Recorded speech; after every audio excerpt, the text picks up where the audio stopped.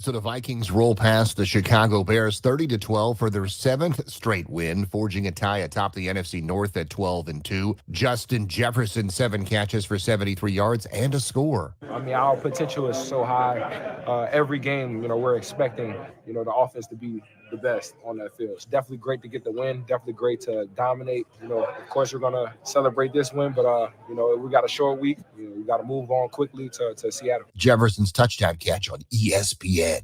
Play action from Darnold, end zone, touchdown Jefferson.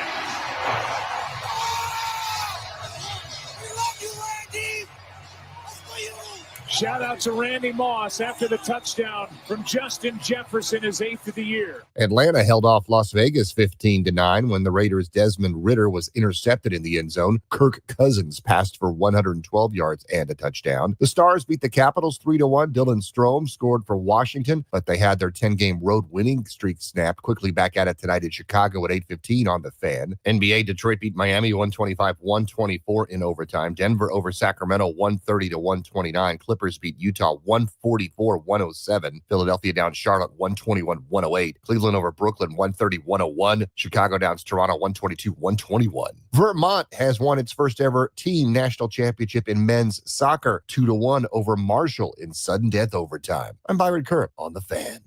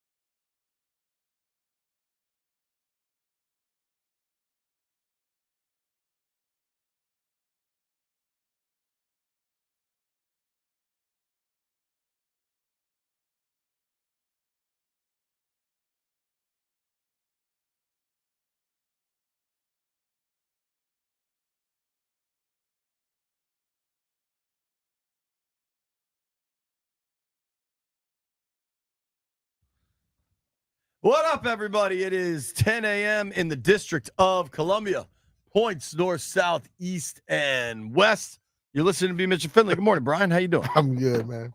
So B. Mitch's daughter sent a Photoshop of his grandson with a mustache on, called it Baby B. Mitch. It's got us all dying laughing this early Tuesday It's morning. actually my head.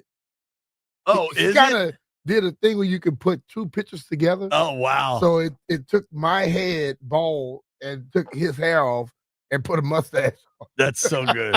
That's so good, man. That is so good compared to the pretty awful football we watched last night. Dude, at this point, let's start with the game that probably has more relevance to Washington, even though this may sound like a reach. Washington plays the Falcons in 2 weeks. Uh-huh. And the Falcons, I think the effort from Atlanta last night was good enough to beat about 4 or 5 teams in the NFL, and they just happened to play one of them. The Raiders stink on ice. Desmond, I don't nail all of my quarterback evaluations, but I nailed Desmond Ridder. I told you that guy was not an NFL player. He's not. But I don't know what Kirk is anymore. He's lost something, bro. Like he started this season off. He had the 500-yard game, 5 touchdowns. He was letting it fly. All of a sudden now he has no zip. I don't know if he got hit in the shoulder somewhere or that Achilles is troubling him so much where he can't drive off of it. But something is going on. Yeah, dude. You wonder if it's in his head a little bit, like if he's just a little bit shook because it's Bijan played well last night, really ran the ball well. They were able to get that. That was Kirk's first touchdown in 5 games, and he now has 1 touchdown and 9 picks in his last 5 games. They can't do anything. A good ratio, bro. And Kirk, for a number of years now, man, like there's a body of work. The second half of the 15 season was the you like that game and all that. Through last year when he hurt his Achilles, you're talking 9 years of football or at least 8, right? If you consider it a half a season, where Kirk was a really good quarterback. Yeah. And more than that, was really consistent and dependable, knew where his reads were going, was willing to fire before receivers were open, like throw to a spot, and just a really quick processor. The processing. You know when your computer is getting older and all of a sudden it takes a while for stuff to open? Yeah. Like that. Yeah, like all of the technology we get here at Odyssey, like that's what it seems like with Kirk. Like we assume veteran players don't have brain farts. They do. Yeah. He could be going through one of those. So here's my question. Talking with people trying to figure out some scheduling stuff. This weekend, Commanders-Eagles locked in for 1:00. And that's because Fox has the game. Fox was able to refuse that game going anywhere else. And Fox does not have the afternoon national doubleheader game. So they don't own the 4:00 window. Therefore, Commanders, Eagles, 1:00. And I know folks want more primetime games, but the NFL has these rules. So I think there's a real case to be made for why Washington and Atlanta should be flexed into the Sunday night game in week 17. I guess, yeah, that'd be week 17, right? Yeah. But dude, I wonder, if like the NFL schedule makers and the NBC executives, like whoever's in charge, if they watched that Falcons game last night, would you have a little pause? Be like, man. But it's not necessarily about how the individual player play. The teams actually are playing for a spot. I think that they can sell it that way.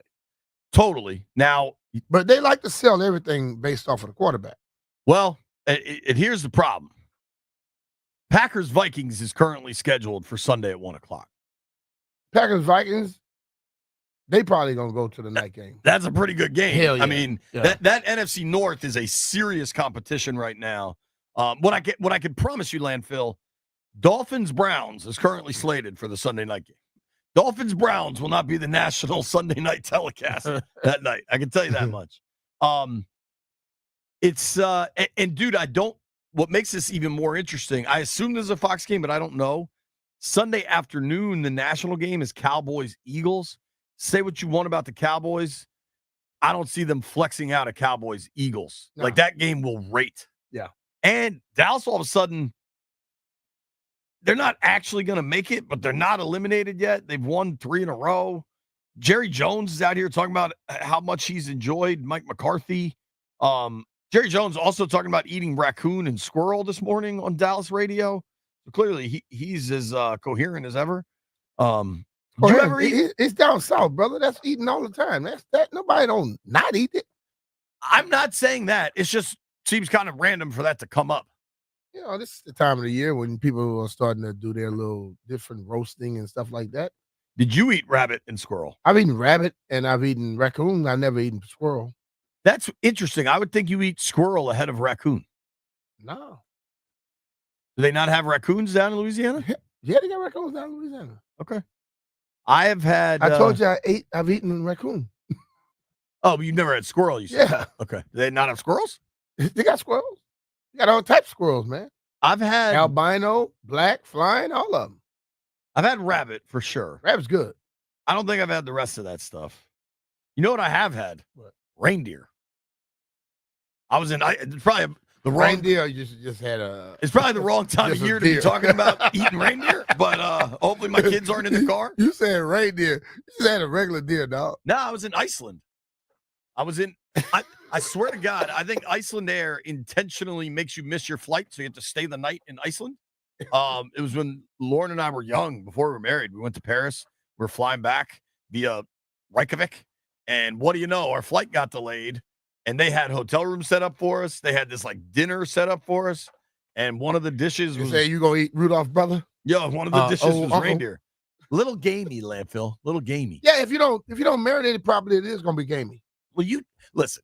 You're gonna tell me you know how to cook reindeer? I know how to cook deer.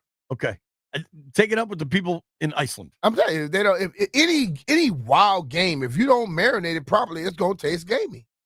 Yo, we're getting a whole bunch of folks, and we really appreciate it. Commander Stud just checked in. The Odyssey app has this feature where it's kind of like the Spotify Wrapped thing that came out last week, 2 weeks ago, where it shows you what you listened to this year and how many minutes and how you rank as far as a listener and all that. It's a pretty dope feature. So if you listen on the Odyssey app, you should check it out. And we're getting like 1 million of these people sending us tweets and stuff. The highest I've seen is a dude listened. I'm trying to retweet him or whatever. The highest I've seen is a dude that listened for 80. This is Grant Garland, 80,314 minutes. Listen to us? The station. Oh. I mean, B, that's a lot. Like, how? Grant, do you have a job?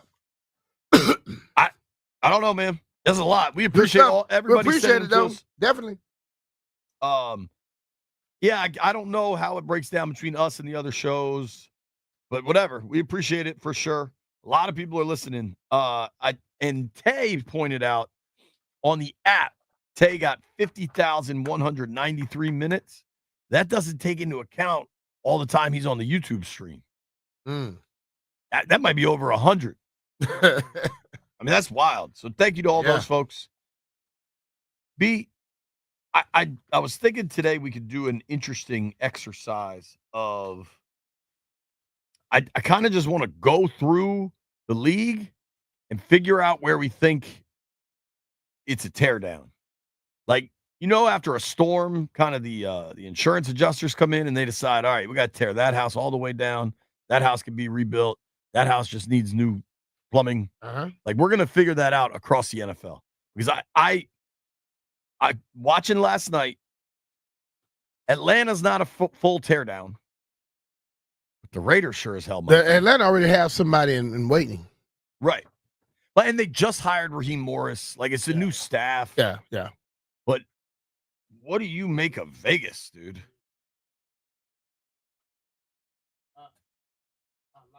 A lot is wrong with Vegas. You basically, I listen, man. I don't trust that whole setup. Mark Davis, PF Chang's. You got Mark. You hire Mark, okay, and then you hire Antonio, and then you bring in Scott, and then you bring his dad in as a consultant. I don't trust that type of stuff like that. The Raiders have the second worst point differential in the NFL. If the draft was today, I think the Raiders would have, I'm not sure if they have the top pick or number 2. It's them and the Giants. Right now, Tankathon took me to the NBA page where the Wizards would at least have the most lottery balls. Right now, it'd be the Raiders 1, Giants 2. Take a Shador or Cam? I gotta look at that. I gotta look closer at both of those guys. Yeah. I think overall, to me, Cam seemed to be the better prospect, but you never know. Shador might have worked himself into it. You know who I think is actually in a really good position? Just looking ahead at the draft. New England right now would get the 3rd overall pick. New England has Christian Gonzalez already. I think Drake May has shown enough that you're at least excited about him as a prospect going forward. Yep. And you add Travis Hunter to that, assuming Raiders go quarterback, Giants go quarterback. That's kind of, you building something there. They have both of those two, that corner. Dude, I mean, they have Gonzalez, and then if you have the 3rd pick, that's pretty legit. That would change some stuff around quickly. I don't know, one, that Mark Davis is going to pay. I think he's still paying John Gruden's contract. Remember, that was a 10-year deal. It was a 10-year deal, but I think some of that stuff doesn't have to be paid because that was John's doing. Maybe. Unless they come to a settlement somewhere. That's a fair. I don't know that answer, but he started that deal in 2018. 10 years, 10 mil a pop. So now he's paying Pierce on top of that, whatever Antonio's making. Now, luckily, they could just, the league changed. So you can just add private equity money in. But that's a lot of money going out the door to blow out another staff. I don't even know what the Raiders structure is. Like, do we know who the GM is out there? They have a young lady. I think is there a GM there, or president, or at least the president of the Raiders. GM's Telesco. That was with and the Chargers. the lady is the president. Okay. That thing's a disaster. And you put Shador in there. Honestly, if you're going to go Shador, I think I would just hire Dion and let him run. Like, just, hey, man, I don't know. But you look at that offense. They hire Antonio, and everything, that whole team was screwed up offensively early. I think Antonio still deserves a chance. Dude, that's the other part of this we forgot. They hired, when Gruden, everything happened with Gruden, remember they hired Josh McDaniels from the Pats. He's getting paid. That's a lot of money. It just tells you that the NFL lies every time they tell us how much they're not making money. You can't fire that many people and be paying all them if you ain't making no damn money. They're certainly making money. Good luck to the Raiders. I texted Bees last night. I was like, yo, the Raiders stink. What do you think of the Vikings? I think the Vikings defense is spectacular. I think they have a lot of, with Aaron Jones and both of the receivers, they got great weapons. It's just whether or not Darnold is going to be on. Because he missed a lot of passes last night. He wasn't good early. I thought he was better late. But, yeah, I mean, he was 24 of 40. Wasn't very good. I mean, Jefferson had a drop early on. Did you see that? Yeah. I was blown away to see him drop one. But a lot of balls he threw that was thrown to him, and he even got his hands on him. I'm like, this dude right here. But the one on the sideline that was just sailed, the one he caught down by the goal line, coming across, he had to lay out for it. That was sweet. I think I might like the Vikings to get to the 1 seed. I don't know. The remaining, the 1, 2, 3 of Detroit, Philly, Minnesota is going to be fascinating to watch down the stretch. The 3 of them all have the same record.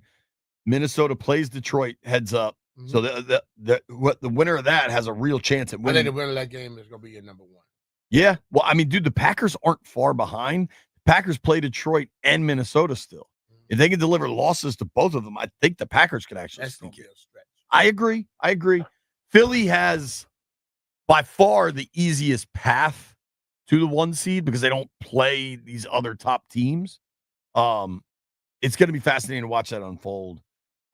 Last night, you were making fun of me yesterday. I had to seriously sweat out the end of 2 fantasy leagues. I ended up winning them both, but my decision, the decision I made to go the Raiders in one league, I was pretty much I made all the right calls. It was just a close matchup against my boy Jed. I ended up pulling it off. Thank you to Justin Jefferson for doing just enough to pull it off. In my other league, though, and you remember we were talking about this leaving New Orleans, Landville, I made the decision to start Sam Darnold ahead of Jared Goff. Jared Goff passed for 498 yards, 5 touchdowns. Darnold finished with 11 fantasy points. Goff finished with 56. Yeah, you should never try to be a GM. I ended up winning. That's what you get. The goal is to win. Yeah, but see, you always go with the advanced stats and all that stuff. So you won by the skin of your teeth instead of winning by like just going downhill. I won by 10. I won by. You would have won by 50. 119.5 to 108.98. What it would have been if you had well, wouldn't even been worried, right? It doesn't end there. I don't know who I would have benched in this situation, but I started T. Higgins and Malik Neighbors, who both did well. They both had 16 points, but I had Brian Thomas on the bench, who went for 27. So if I had Goff and Thomas in, I would have won by 75 points. Yeah. But whatever, a win is a win. We're into the Final Four. Making moves, man. Making moves. I want to talk about an event I went to last night. I don't do a lot of like corporate promotion.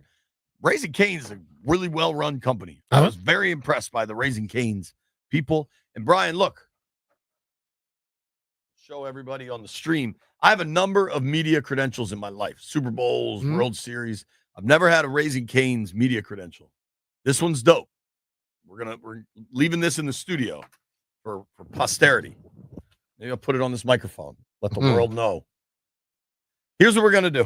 Really busy show. Our boy Barstool Nate. I think Nate might be getting pretty good at Poker Bee. I think he placed in the money again in one of these big tournaments. Also, we got RFK news. I got a text from a buddy of mine, a Capitol Hill source is what I'm going to say. Where are we at here? It said the text on this bill should be out later today. Seems like RFK is happening. Like we'll know. Sounds like for sure today. Which is I've been feeling that way and leaning that way for a long time, dude. Totally, but at the same time, it's cool when it's done. We'll see. Nobody go anywhere. It's B. Mitchell Finley. Hey, it's Brian Mitchell here. FanDuel, America's #1 sportsbook, has all your favorite bets, from who will win the game to how many points a player will score. Plus, check out newer bets like the number of dunks, assists, or three-pointers in the next 3 minutes. It doesn't matter if you're tapping the FanDuel before the game starts or after it already tipped off. You can pick up a W whenever. And now is the perfect time to get in on the action. Because right now, new customers can bet $5 and get $150 in bonus bets if your first bet wins. Just visit FanDuel.com/Brian for your chance to score $150 in bonus bets. FanDuel, official sportsbook partner of the NBA. FanDuel Sportsbook with official partner 106.7 The Fan. You have to be 21 years old and present in Virginia. First online real money wager only. $5 first deposit required. Bonus issued as a non-withdrawable bonus bet, which expires 7 days after receipt. Restrictions apply. See terms at sportsbook.fanduel.com.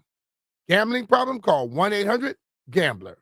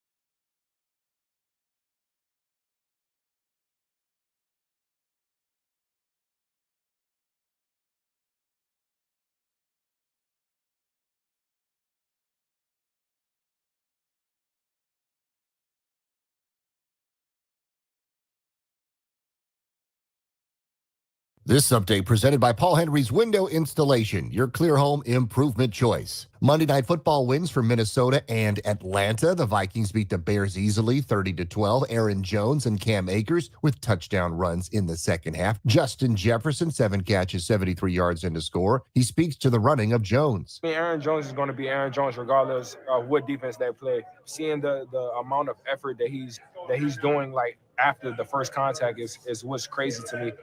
Fighting for those extra yards and getting those first downs. That's the biggest thing. Atlanta held off Las Vegas 15-9. The Falcons are 7-7, snapping a 4-game skid. Dallas Stars beat the Washington Capitals 3-1 in Texas. Dylan Strome scored for Washington. They're at Chicago tonight at 8:15 on the Fan. This month, only get 10% off windows with 5-window minimum and 10% off doors at Paul Henry's Window Installation. Schedule your no-pressure free estimate today at paulhenryswindows.com. Your clear home improvement choice. Byron Kerr on the Fan.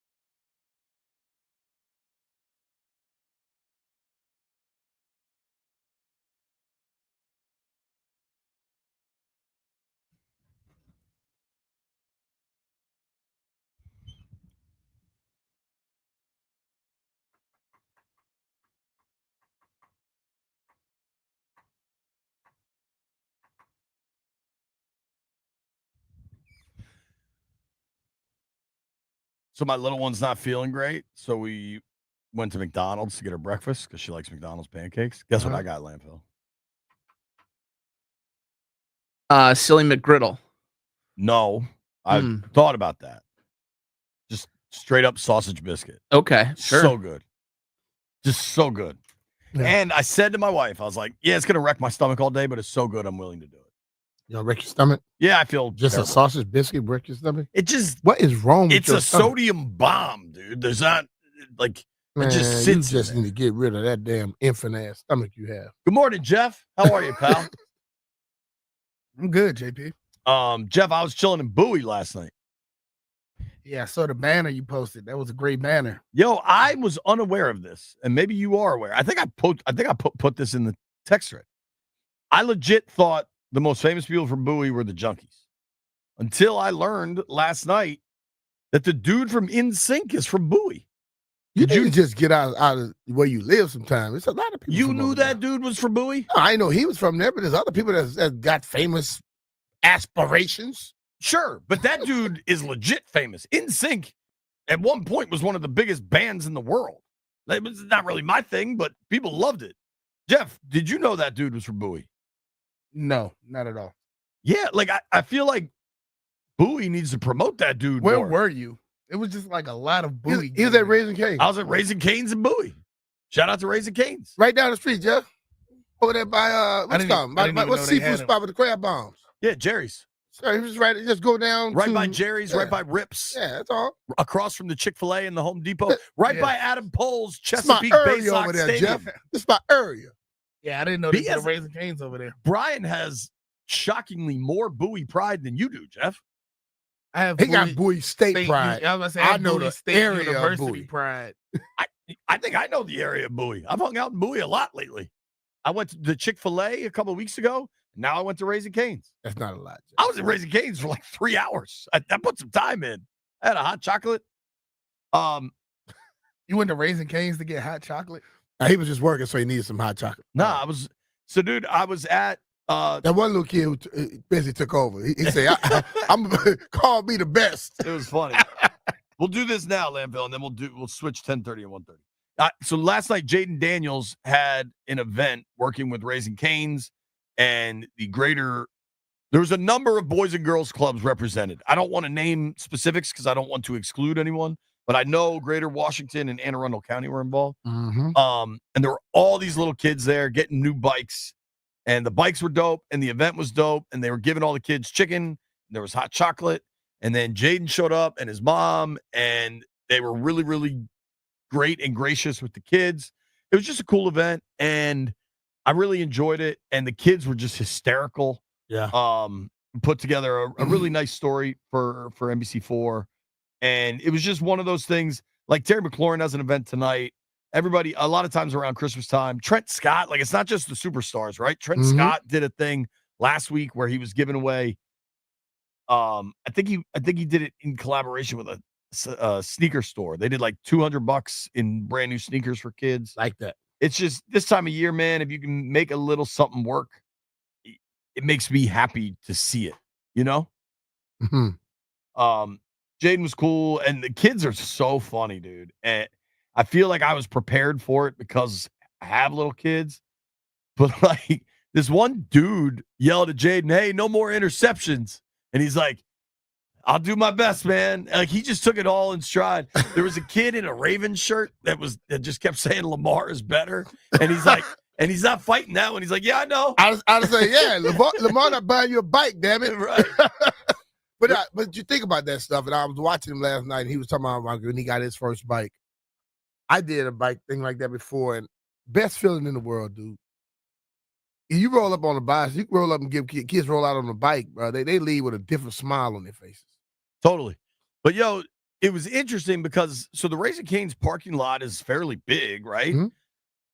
But once you got 100 little kids on bicycles, there's not a lot of space. It kind of turned into like bumper bikes for a while. And like you had to keep your head on a swivel to not get trucked by some kid coming by on a bike. It was a really fun event. And dude, to all the people, man. So I posted this video of it, and Jayden has like a swag, he has a specific gait how he walks. And to all the people that are freaked out, like I got so many replies in my mentions, like, "Oh, he must be limping." Like, you got to relax. Like you got to just ignore. What is it you're looking for in the world? Like, just people relax. are always looking for trouble, looking for something that's not there. He's always walked like that. Right. Before the season started, he was walking like that. That's what I said. God. And it was just, it's so silly how people are looking. You're right. They're just like looking for something to be concerned about or whatever. Looking for the ish. Yeah. There was last night's event. There was zero ish. I got to talk to Jayden's mom, who was really cool. It was just cool night, cool event. And, you know, he said a lot, but he's like, he's done events where he grew up in Southern California a lot. And then he did events in Louisiana where he went to college for 2 years. And that was kind of his first event in Maryland or in the DMV rather. And he's like, "Yeah, I'm gonna be here a while. I got to start putting down these roots." And I'm not saying that that's the only event he's done. I'm sure he's done other stuff, but it was just cool, man. It was fun to see it all. And the kids got a real kick out of it. Some of these kids were wild. There's a girl wearing an Eagles sweatshirt. And I was like, "Why are you an Eagles fan?" She's like, "I like green." All right. Hey, teach them young. Yeah, but this one, I've seen a lot of women that win fantasy football. I said, "Well, how did you pick your stuff?" "Oh, I picked the colors I like." And they win the fantasy football. So never know. Hey, man. teach them early. This one kid broke out this like TikTok rap song on me, Jeff. Have you heard this? Like, from the screen to the ring, something like that. That was a little kid. He was funny. And then he's like, "Yo, you got any more questions?" I was like, "I'm done." He started talking up. Then he asked Jay, like, "Yo, bro, you wasting my time. I gotta go." He said, "I'm a professional." It was really cool. There was this one kid, Abdul, who said he had to like learn how to ride a bike on his buddy's bike because he didn't have a bike. And I asked Jayden specifically about that. It was just, I don't know, man. If you can't smile at something this time of year, something wrong with you. Yeah. Jeff, do you know the song? I was a little worried because I was like, "Oh man, what did this kid just say on live television?" JP, what you just sang sound like everyone who come up in the club and say, "You got that song?" They go, "Dun, dun, dun." It's from the screen to the ring to the pen to the king. And apparently it's by someone named Diarrhea Dude. Yeah, I don't know no diarrhea dude. Yes, you do. You look at him in the mirror every morning. My name is not Liddell. My name is Jeff. My name is Jeff. Landfill, do you remember when Jeff called into the program from the toilet? Yeah, I remember that. That was classy. All right, so that was the Raising Cane's wrap-up. Raising Cane's is also excellent. The chicken, you know how Chick-fil-A like just runs I think from Louisiana. it is from Baton Rouge. Yeah. You know how Chick-fil-A just like runs at a higher level? Mhm. Like when you go into Chick-fil-A, the experience is just kind of different. Raising Cane's, I think, tries to emulate that. Yeah. It's it was Baton good. Rouge Man. started a few little things, like those little sports bar. Walk-ons is another one that's starting to pop up in other college towns. Oh, really? Walk-ons was started by my librarian's son and a few other guys that had walked on the LSU's football team, and they must be for money. And then they ended up starting this little sports bar called Walk-ons. If you ever go to LSU and you go to a tailgate, you'll see Walk-ons. Yeah, I feel like I was somewhere and I saw walk-ons. Right near LSU. Have you ever been to LSU? I I think one might be now in Penn State for sure. And they're making they got a few of them. They're starting to go to different college towns. Was there one in Cincy, maybe? Ooh, I don't know. Certain areas because they told me that over there was murder. So I was trying to stay. Yo, my hotel was in the murder section. I was trying to stay in the right areas, man. I saw one somewhere. Maybe it was whatever. Oh, dude, maybe it was in Tempe when we were in AZ? Arizona. Yo, they got a lot of You locations. sure that wasn't over there. Twin Peaks? Yeah, I'm sure. I know the difference. All right, let's do this. Barcelona Nate's going to join us at 11. Let's talk about the Commanders, get into some football. Before we go anywhere, though, I got to tell you, if you're looking to make a serious financial transaction in your life, if you're looking to buy or sell a house, we live in crazy times. There's about to be an inauguration. Who knows what comes next in the DC area, right? Mm-hmm. Talk to John Leahy before you make any major decisions. Whatever it is you're looking to do, he can help you. You want to sell your house, you want to downsize, you need a bigger house, or if you just need to make some upgrades on your current house to talk through what your options are from an equity standpoint, John is your guy. Well, I'm gonna tell you like this. You know, we talk about John selling houses and people trying to go there to buy a house from him, but this one is a little different. Mike was a landlord in Germantown for over a decade, and no longer wanted to deal with some of his bad tenants. He actually lives in Ohio, so he needed someone who could relocate those tenants, find someone to make repairs, and basically take care of everything else since he doesn't even live here. John Leahy and the Fine Living Group accomplished all that and got the property sold using their VIP seller program. John and his team got a great offer and a great remote settlement, which led to getting Mike's home sold in 13 days and for 100% of the asking price. If you're looking for a seamless home selling experience, John's guaranteed offer just might be for you.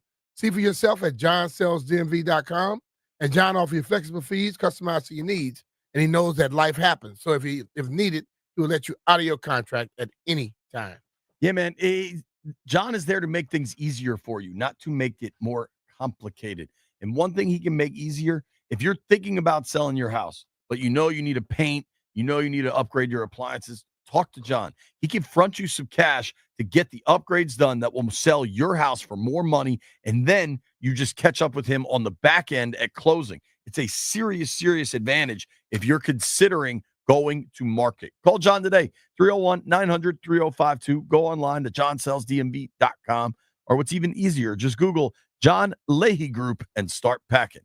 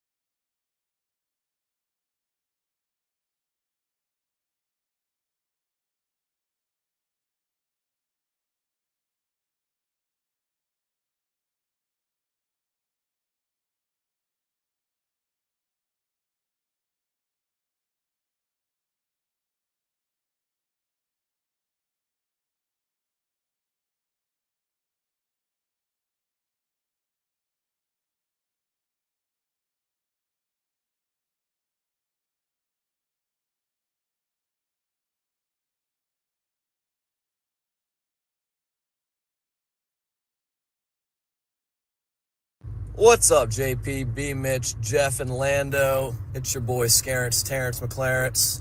I just got one thing to say. To the screen, to the ring, to the pen, to the key. All right, is that all the questions? All right, happy Tuesday.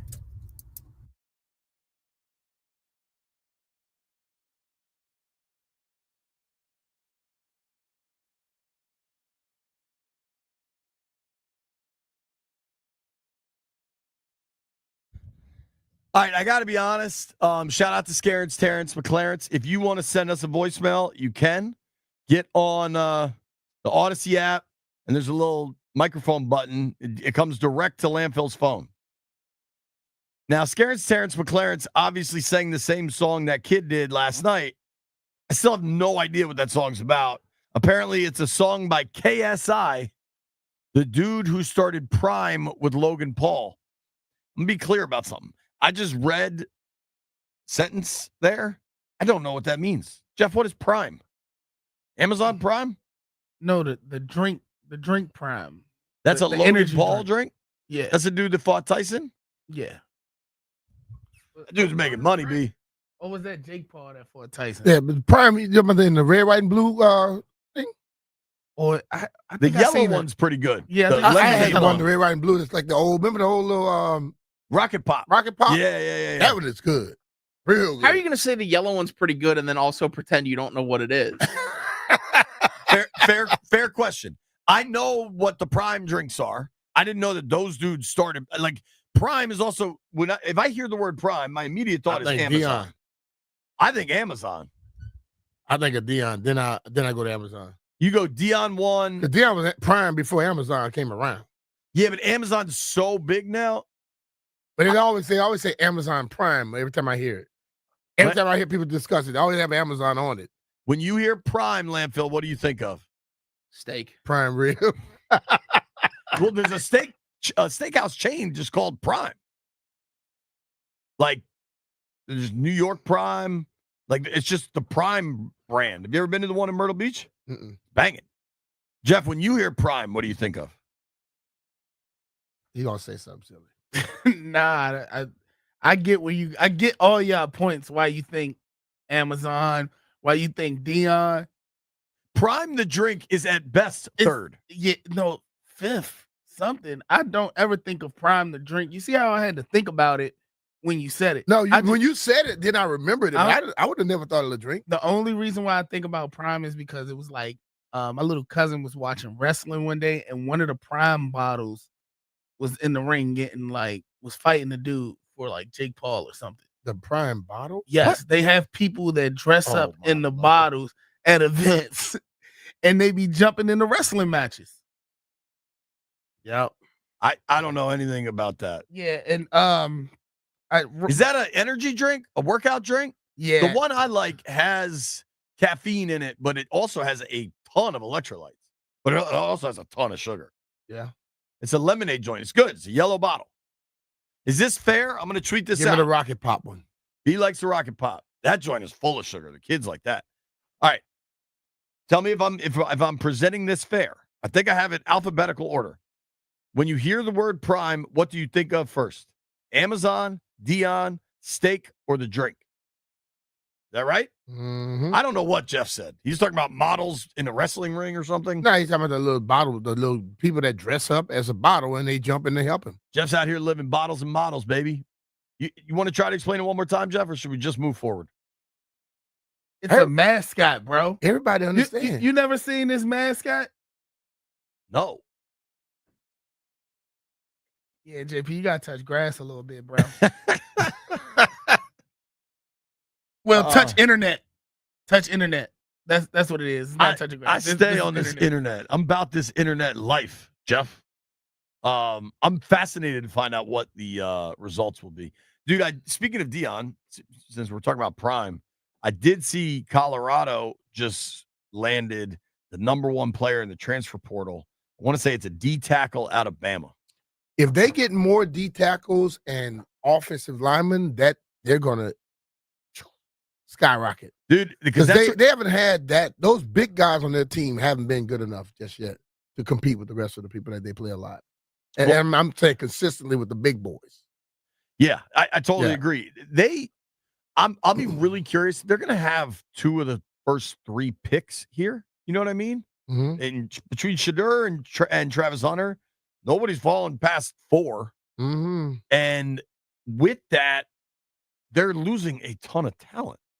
So I think, watching them, it's when like Kansas is able to roll in and just run all over you, it's because you don't have that strength in the trenches.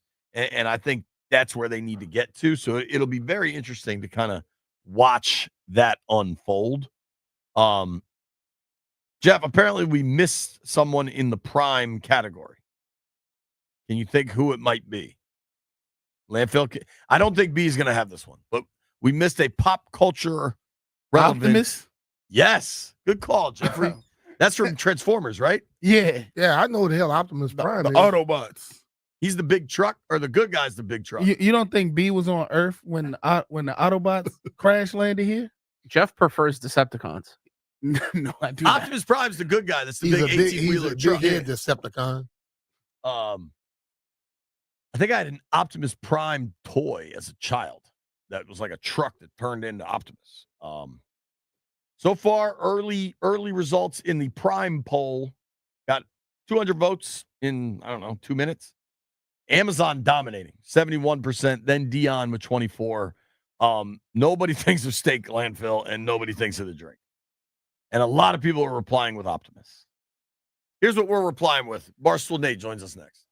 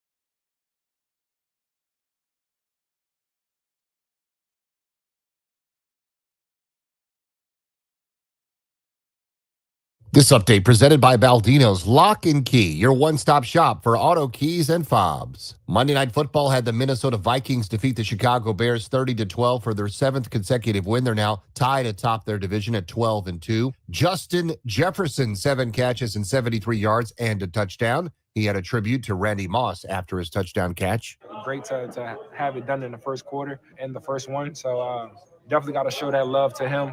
Grateful for what he has done for this game and what he has done for me as a kid. Just watching him and being a fan of him, always got to show love towards him. Atlanta held off Las Vegas 15-9. Raiders' Desmond Ridder was intercepted in the end zone. Kirk Cousins, 112 yards in his score. Falcons are 7-7.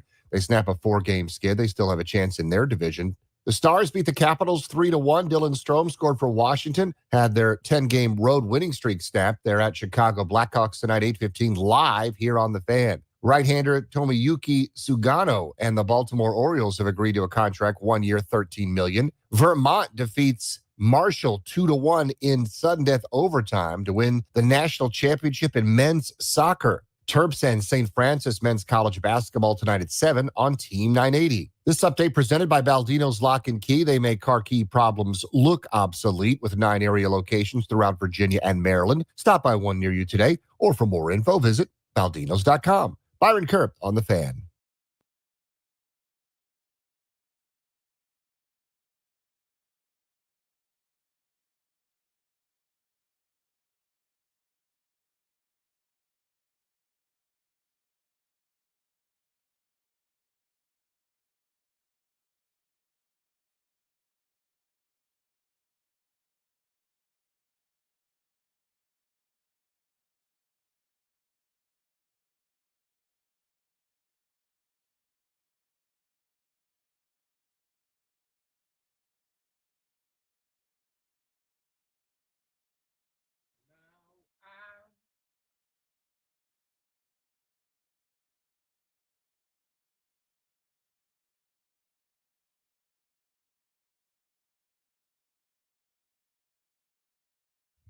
Didn't you love me? Joining us now on the phone lines, our friend, Mr. Eric Nathan, Barstool Nate, Little Nate X. Nate Dogg, what up, buddy? My friends, how are you? I'm good. Nate, I'm gonna apologize. You talk way less than some other people. We had a guest yesterday that asked him a question. He talked for 22 minutes. I'm probably the best guest y'all got, so I appreciate that. I don't know about all that. That is on brand with you. I don't know about all that, but I'm just saying that one was a little. He was very, very interesting. It was a wild ride. It was a wild ride. Hey, let's start. You want to start with the Skins, or you want to start with you? I would love to start with the Washington Commanders. Okay. Pick up an important win in New Orleans. It was butt ugly in the second half, but they got enough done. The refs tried to screw them. What do you make of being 9-5? That is the most important part of the entire conversation. I don't care if you win ugly. I don't care if the refs try to screw you. I don't care if the play calling was abysmal. I don't care about any of that. We got the win on the road in the NFL to go to 9-5 in year one of the rebuild.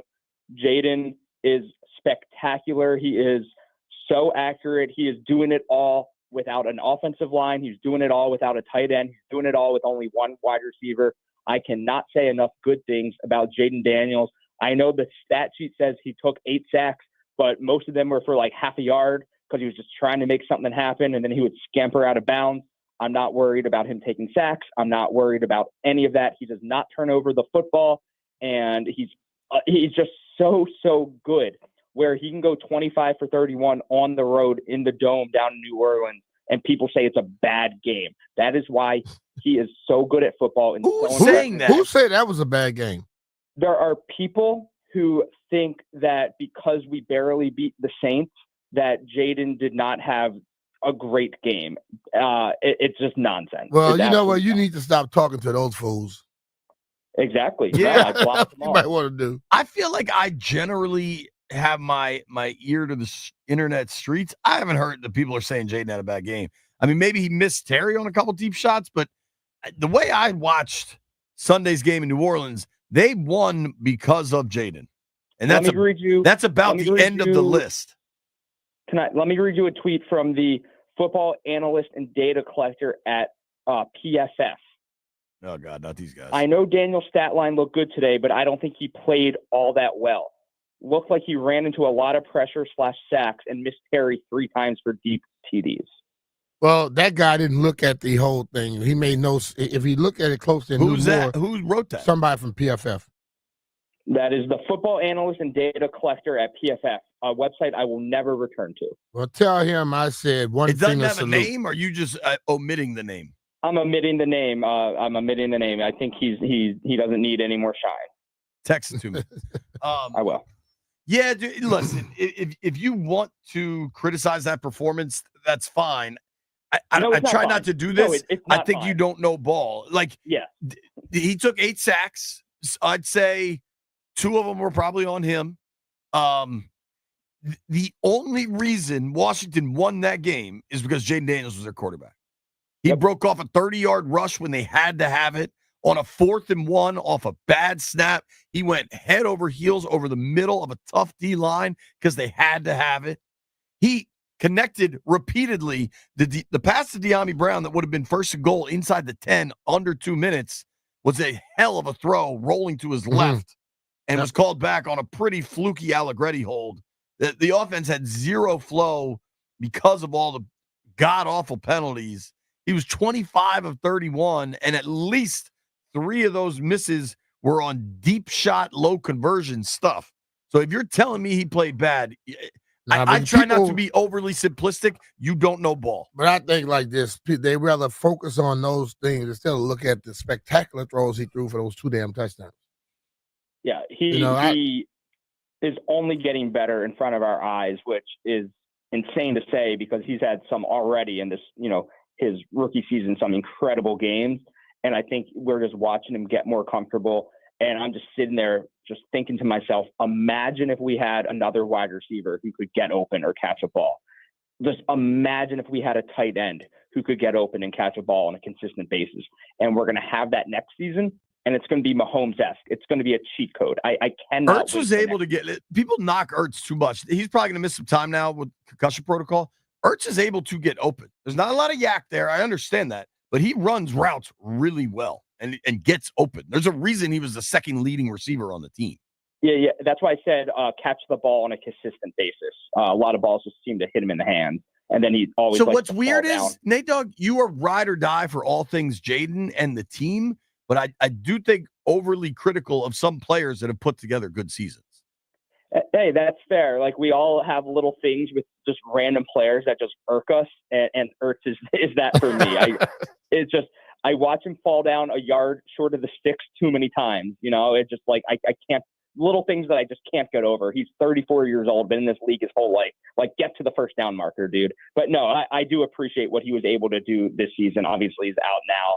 With the concussion, but I do appreciate it. I just wish he was tight end number 2, not tight end number 1. Well, I mean, at some point it'll be not, dude. They're getting to a situation where people are convinced that like somebody else is to blame.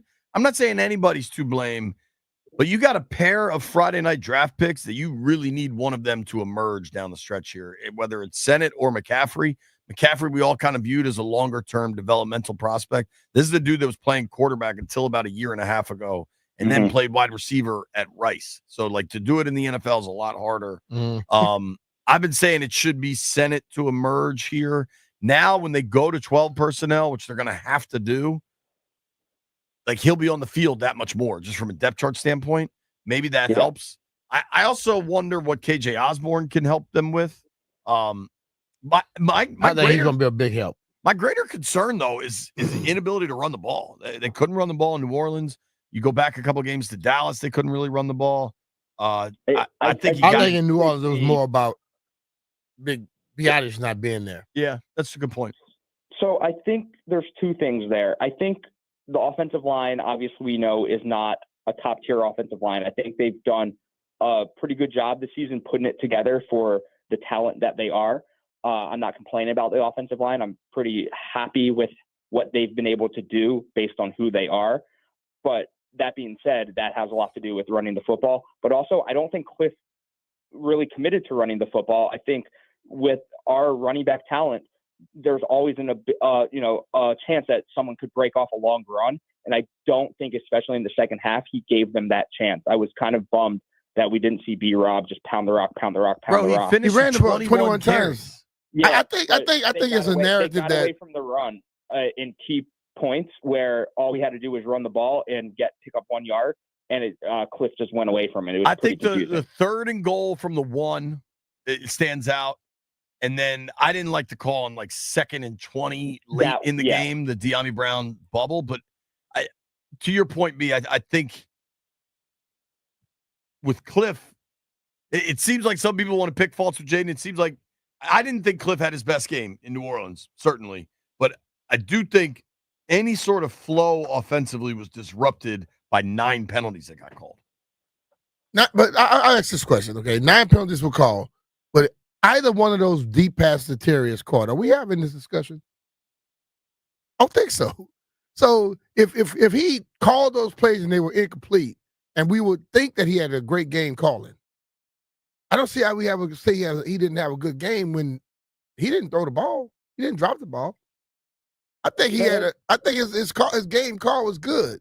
The execution of it wasn't, but it was good. No, I think that's a good point because people like to say that Cliff doesn't have killer instinct. He threw those bombs to Terry, and they should have been called, obviously. And I agree, B-Mitch. We would be singing a whole different tune if those were hauled in. Unfortunately, they weren't. But no, you're definitely not wrong about that. I did enjoy watching Cliff go for the kill shot there. Well, and here's the other thing. Damn, I just had those stats. I believe of B-Rob's 21 carries, like 12 of them came in the second half, and he had a catch. So it's I don't know. You could talk about the deep shots, B. To me, the hold on Allegretti that was pretty damn suspect on a pass that would have been a 20-yard gain. It would have been 1st and goal from the 9, I think, to De'Ami, and that comes all the way back. Brian Robinson on that drive, on the last drive that ended up in the field goal that a lot of people had a problem with, right? They gave B-Rob the ball 3 times on that drive and then connected with De'Ami on the deep shot, and then it got called back. So then they ran the draw to B-Rob on 3rd and 23 just to get it into field goal territory. Like, a lot of that game was ugly. I think you got more defensive questions than offensive in the second half of that game, frankly. I mean, New Orleans was able to really move the ball in the second. They had 37 yards in the first half and racked up 200 yards of offense in the second half of that game. What did you think, Nate? I'm curious of DQ's decision to kick the late field goal that was missed. But, you know, if you make that, you're up 10 and the ball game's pretty close to over. Yeah, it was a 54-yarder from a guy who had not shown any ability to make a kick. It was optimistic. I don't even know how to put it. I don't want to harp on it too much because we won the game. We got out of there. But we went from the 2nd and 13. It came back on the offensive holding.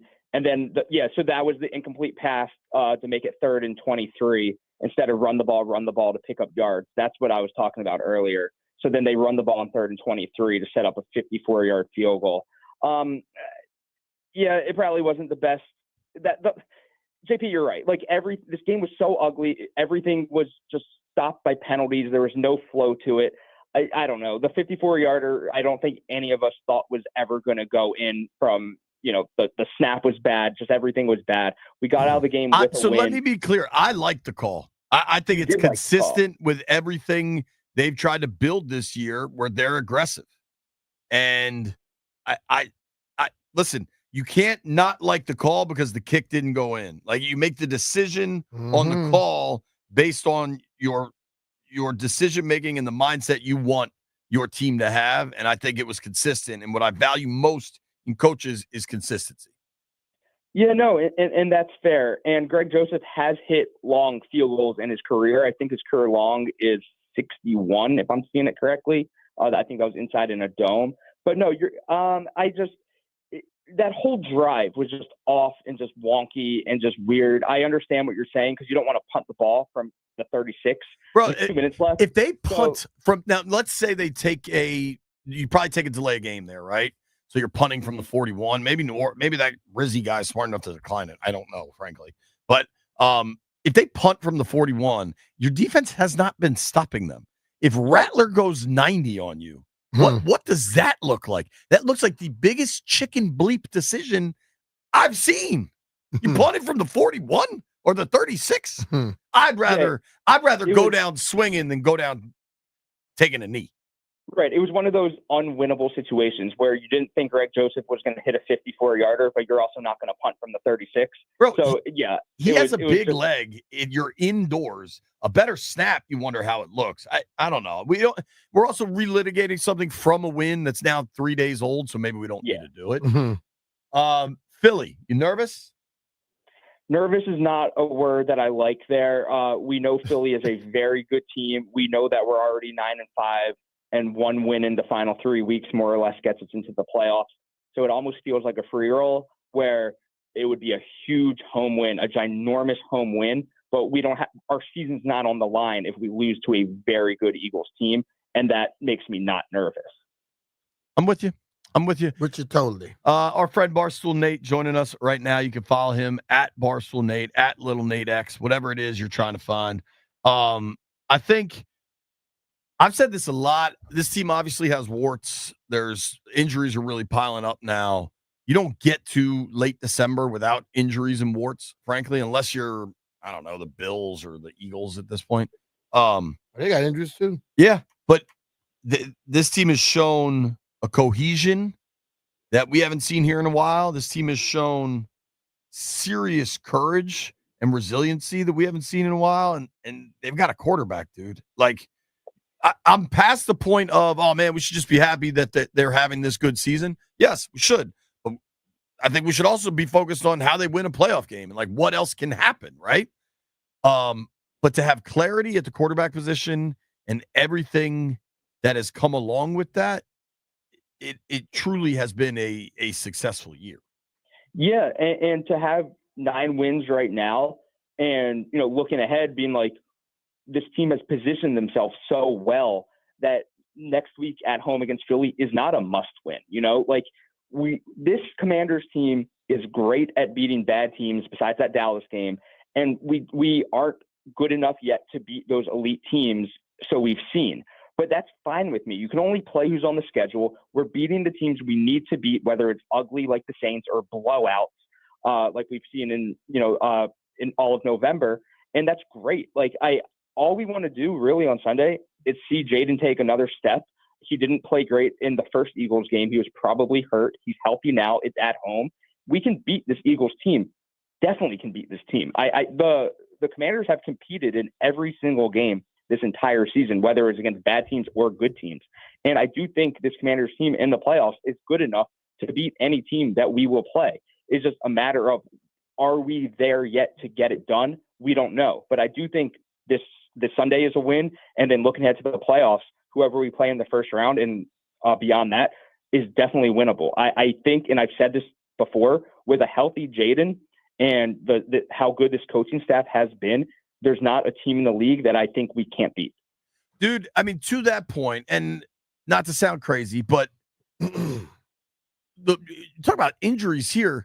The Lions have lost from their defense. Did not play this past week. Like, there's injuries everywhere. Every week, you never know what's going to happen. And playoff football is nuts. I'm with you there. I think it's just so fun to not be talking about the draft or free agency or a new coach or any of that. It's just such a different universe. Caps lost a tough one last night. I was watching. They're not going to win them all. Dallas is a good team. I see that as on to the next. No big deal. Yeah, we're already that spoiled, huh? That we lose one game on the road in Dallas, the first road game we've lost since Nam. And no, there's no reason to panic. Ovi is on his way back. He's skating already because he's a machine. Still the best coach team in the league. Still the most fun team to watch in the league. Still first place in the Metro. Still first place in the East. absolutely nothing to worry about with the Caps. 30 games in, 21-7-2.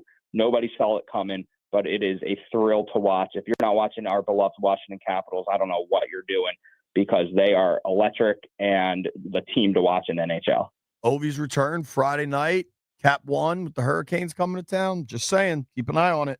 That would be special. Dude, last thing, and I want to give you a chance to brag about yourself. No. You're in Vegas. Did you cash in another big tournament?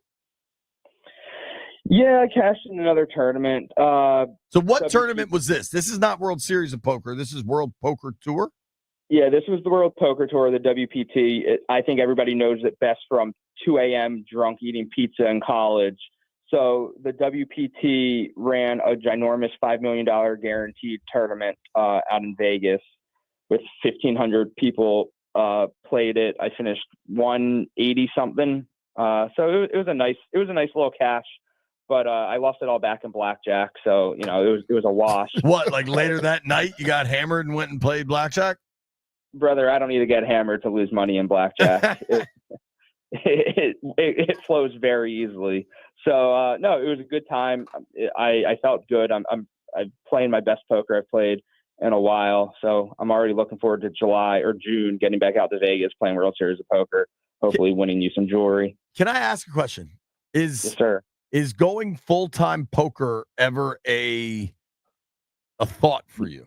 You're starting to do pretty well. No, there's so much variance in poker, and I'll say this: I'm better than the bad players. I'm the Washington Commanders of poker. I'm better than the bad players, but I'm so much worse than the elite players. The elite poker players are so good, and they just when we always say chess and checkers, elite poker players are playing chess. I'm playing checkers. Like, they are so good and so smart, and they just know everything. It's like you marvel at them when they play, because they just play so above the rim. That's so no, I like collecting a paycheck and having benefits and coming to the office. I never want to play full-time poker. You know what it sounds like, B? Like, you and I know some really good golfers, some plus ones, scratches, but the guys that are on tour, different universe. Yeah. Just different universe. Yeah. Hey, Nate Dogg, thank you, buddy. Jeff, Safe you travels. just live in a different universe.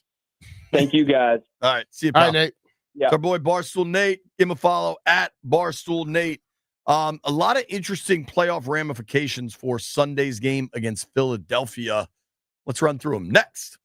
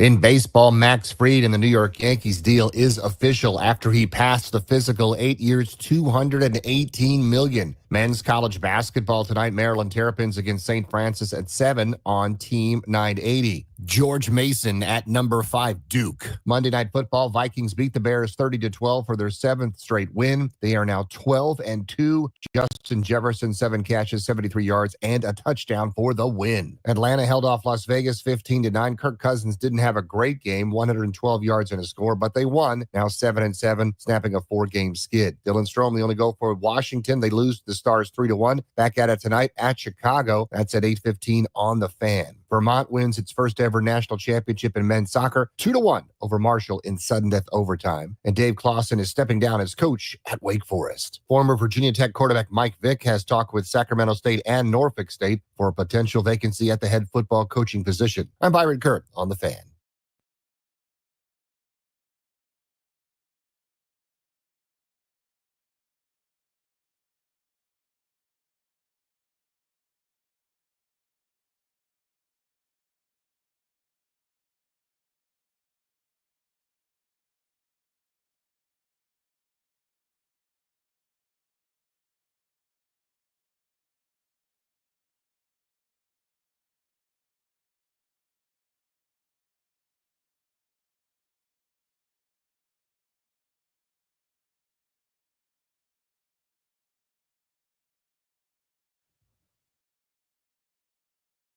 Shout out to all the people sending us their Odyssey Wrapped.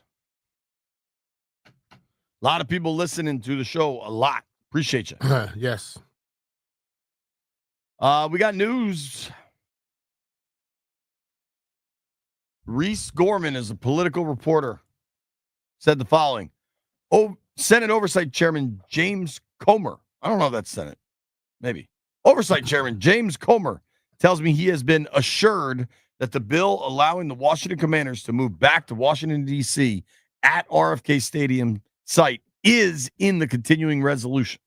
This move would clear the way for the Commanders to move from Landover back into the city. This is a step in a multi-step process. It's important to remind folks of that. I think there's a lot of people that are like, oh, okay, once this happens, it's on. That's not the case. There's still other steps to get through, but it's a big step. I think it's the biggest step, though. I think if they don't get this one, they can't do a damn thing. Sure. So I still think the biggest step is the money. But you're right. Without this, none of it matters. It's like this one to me is like the center. Nobody really thinks about the center until you got to play the backup and all the snaps are bad. And then all of a sudden the offense just cannot function. Yep. Like, you got to have a good center, man. Yes, you do. And you got to get this out of the federal jurisdiction. And it sure seems like it's going to happen. I've been told. So this continuing resolution is how they come up with the money for the following year. And as long as they get this thing locked in there, my boy texted me this morning saying it looks very, very good. It's one of those things where we keep being told it's cool, it's good. Let's get to the finish line. And then we know for sure. Mark Seagraves is all over this story. He'll join us at 1:00. We'll get kind of all the information we can on that. Maybe, hell, it might be official by then. Now, Brian, I got some playoff scenarios for you. If Philly wins this weekend, they clinch the division. Is that correct, Landfill? All right. So if Philly wins this weekend, they clinch the division. That would put the Eagles up to 13-2, drop Washington to 9-6. If Washington wins this weekend, they would then be 10-5, and Philly would be 12-3, and they'd each have 2 games left. So the division ain't closed yet. It might not be probable, but it's not closed at all. Nope. Now, if a whole bunch of other stuff happens, Washington could clinch a playoff berth this weekend if they beat the Eagles. And if who loses? Atlanta loses and Seattle loses. They could also get in if they beat the Eagles, Atlanta loses, and the Rams lose. And there's some tie scenarios that, frankly, I just don't care to go through. I think if they just keep winning, they'll be okay. Landfill, do you need me to go through the tie scenarios? You do? if they tie the Eagles and Atlanta loses and Arizona loses and Seattle loses and the Rams lose, I'm about to go to the bathroom. I got one more tie scenario. Because this is running me crazy. We're not gonna get into the tie scenarios. If it was week 18, maybe we had to deal with all that. But I think let it play out, and when they get in the playoffs, let's see what they're gonna play, and then go for it. I don't think it's that complicated, and sometimes we try to overcomplicate this. Washington's at 9-5. The two teams in first place in the NFC South and NFC West that are going to get in right now, both of those teams are a game behind Washington. Mm-hmm. The Rams and the Bucs are 8-6. Seattle's also 8-6. So ideally, the pressure between Seattle and the Rams is to win the division. Yep. And Atlanta last night, they won, and they get the Giants. So it's entirely possible Atlanta's coming to Washington on a 2-game win streak. That team has some serious problems. I think they should be more focused on getting back into first place in the NFC South than necessarily chasing down a wild card that you're a game behind. But, dude, people are constantly asking, who are we rooting for? Like the Sunday night game, Seahawks-Packers, I had about 100 people text me, who are you rooting for?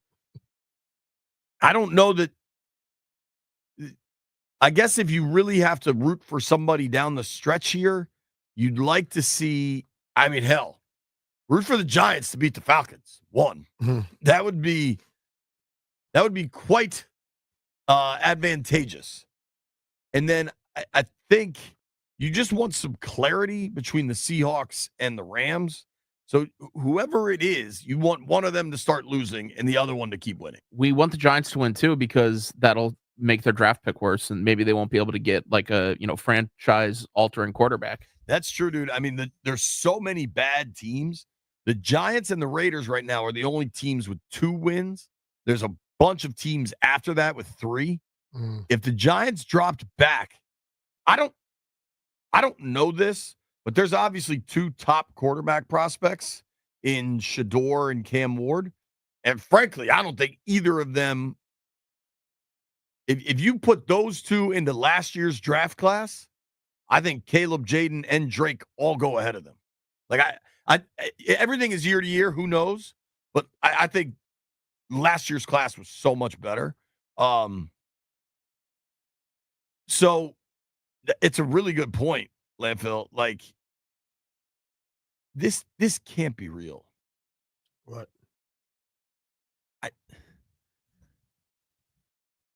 I think you could debate if it's Shador or if it's Cam Ward as the best quarterback prospect, right? Mm-hmm. Do you agree with that? I agree. Is there any way you'd put Milroe ahead of both of them? No. He's too inaccurate. Milroe is basically Anthony Richardson, an athlete. I think he's a better passer than that, but I think he's a better passer, but he's not a great passer. Right. For the next level where he's got to read defenses, he's nowhere close to what he needs to be right now. But he can run. Guess who has Milroe rated as the top quarterback prospect? Who? Your boy? The dude that's been doing this forever? No. Who? PFF. They on crack, man. Dude. People on crack. They go Milroe, Ward, Shador. They are crazy as hell. I'm blown away by that. He's faster. He's fast. But he is nowhere close to being a passer like those guys. Yo, I think Shador is the best passer of the 3. I just like Cam's game because he's a playmaker to me. Mm-hmm. And I might like Cam because I'm not dealing with all the other craziness that I think will accompany Shador. I don't think they'll deal with a lot of craziness. They win. They work their tails off and they win. Deion is who he's going to be. Right. But I think when you start choosing, you better choose a better player. Sure. Not worry about all the other stuff. I am blown away by this, man. They have. No, y'all put a lot of stock in them. I don't put much stock in them. I'm putting less and less, dude. All right, ESPN rankings.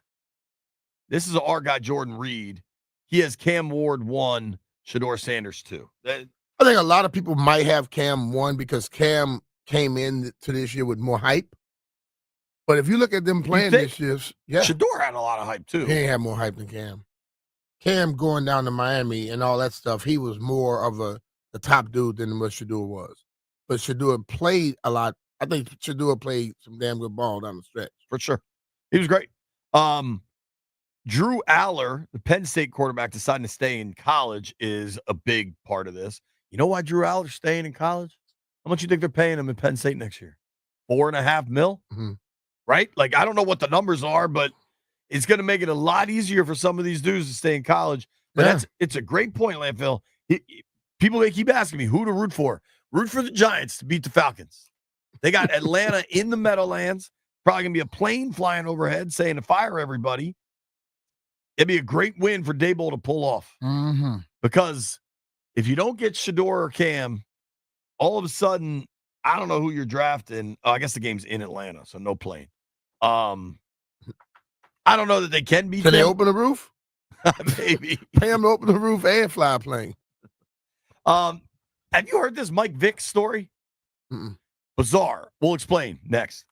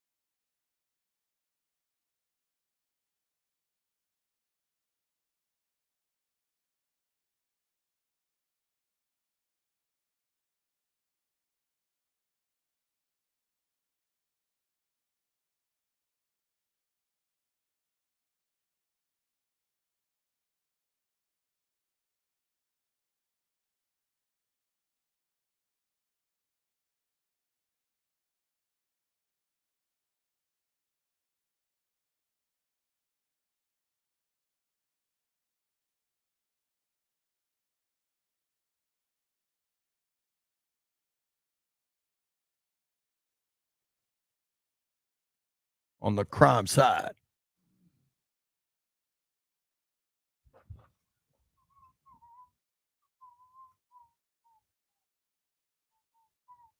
Have you seen these yard signs that have been popping up about Wu-Tang? Says something like politicians change all the time, but Wu-Tang is forever. Yeah. I like that. Also, shout out to Tay. He was first in the chat this morning, 10 a.m. Appreciate you, Tay. Way to go, Tay. All right, B. So I saw this yesterday. I want to say it was David Teal, I think, who was a longtime ACC reporter, knows what he's doing, especially within the Commonwealth of Virginia. And David Teal yesterday had a report. I believe I got this right. He said that Mike Vick, a native of the Norfolk area, was talking with Norfolk State to become head coach down there. Now, that to me adds up on 100 levels. He's from down there. You're seeing a lot of former players go back to coach at HBCUs. They're starting to have real success. Eddie George is another latest great example of it. These are people that are from that area reporting this information. Like, a lot of this tracks to me. Now, later in the day, Adam Schefter, who tends to be correct, reported the following. Sacramento State is in discussions to hire former Pro Bowl quarterback Mike Vick as its new head coach, per sources. Sacramento State plans to move up to FBS, is building a new stadium, and has over $50 million in NIL. Sacramento State would build an experienced coaching staff. Now, a lot of people took issue with this reporting, that it just seemed crazy for Sacramento State to all of a sudden have 50 mil, and they're going to build a new stadium, and they're trying to move up into D1. Basically, the thought is some people with some cash in or around Sacramento see an opportunity to get into the Pac-10 or whatever the hell it's called, Mountain West, whatever. And if they can put some money together, they make a real run at it. Now, a Sacramento-based newspaper shut that down. Said a Sacramento State source shoots down the notion of Mike Vick as the program's next head coach. But Schefter not backing down. Doug Gottlieb. You familiar with Doug Gottlieb? He's always kind of a twerp. I don't know if you agree with that, but that's always kind of been my read on him. Quote tweeted Schefter and said, Jesus, Shefty, edit what the agent tells you. 0.0% chance Sac State has 50 mil in NIL. Now, are you aware that Gottlieb still has I think he does Fox Sports Radio, still has his radio show, but he's also now the head coach at Wisconsin Green Bay basketball. Really? He's doing both, which I find it pretty hard. Doing a daily radio show and the commitment required to coach a basketball team, a D1 basketball team. How many hours is his show? The 1 hour show, he can do it. No, I think it's. See if you could look up how long his show is. But, Schefter fired back. Ready? Schefter fired back. He said the Sac-12 leading the school's NIL efforts already announced it has reached its initial goal of raising $50 million in NIL funds to strengthen the school's case for an invitation to the Pac-12 or Mountain West Conference. So that's strong enough factual, right? And then he replied with this. And Jesus, Doug, a 7-game losing streak and last place in the Horizon League, less time on social media and more time in the gym. Now, he went for the juggler right there. He went for the juggler right there. And he screenshotted the Horizon League standings where Wisconsin Green Bay is dead last. Oh, yeah. But you know what, though? When you put your nose in other people's business, you got to deal with whatever comes back at you. Yeah. And I think especially the insinuation that he's just reading, he's just regurgitating whatever the agent says is pretty, that's a pretty big insult. And I think this thing had some confusion to it kind of regardless. But to be honest with you, there is some truth to what he said, but when you say it, you better make sure the other person have nothing to come back with you on. According to the website of 1510 a.m. in Midland, Odessa, Texas, the Gottlieb show is 3 hours. All right. 3 hours and you're coaching a basketball team full time? Probably why they last place. I get for him why he wants to keep both because he's not sure how long the coaching gig will last. Well, based off being last, it won't last very long. It's gonna be interesting, man. It's gonna be interesting. What do you think about Mike Vick maybe coaching? A lot of guys starting to get into it. And I think what happens is you see the success, Eddie George, Dion, and people feel like, okay, I'll get involved. But you got to realize coaching is a commitment. I get people all the time, B-Mitch, man, why you don't coach? Because I love other stuff in life. You don't have much time when you're coaching. Bro, like, everybody knows the head coach's name, usually the play caller, offensive coordinator, whatever. The assistant DB's coach in the NFL is logging, what do you figure, 6 a.m. to he logging some hours. 6 to 5, 6 to 6? It's longer than that, more than likely. And that's because they meet after everybody exits out the building. Right. And that's not a glamorous position, right? No. Like that's a dude probably working his way up, or frankly, a dude on the other end of his career arc that's kind of hanging on. Like the coaching is a grind. It is serious grind. And that's why you have to have some level of respect for those when that's in it for a while and been doing it for a long time. Totally, dude. That's not easy. Scouting, you know how hard that is? I mean, those dudes are on the road this time of year, just nonstop. Nonstop. All right, here's what I'd like to do. I'd like to go through the NFL and figure out who's done, who's getting fired, because it's easy. The Bears are, right? But, like, there's a lot of situations where I don't know what they're doing and what the plan is. Maybe we'll figure it out. Nobody go anywhere. It's Bishop Finley.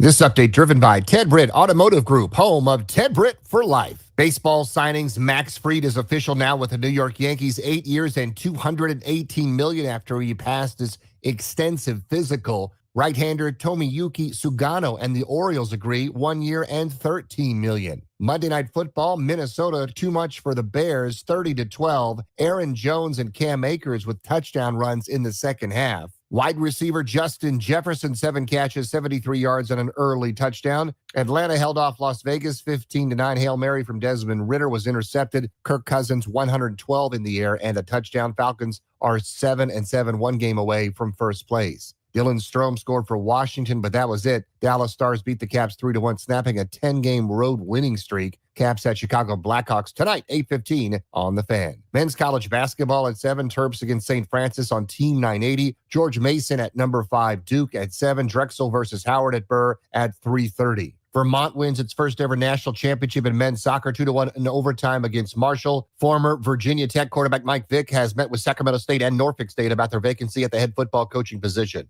For 65 years, Ted Britt has set the bar for the best car buying experience in the D.C. area, hands down.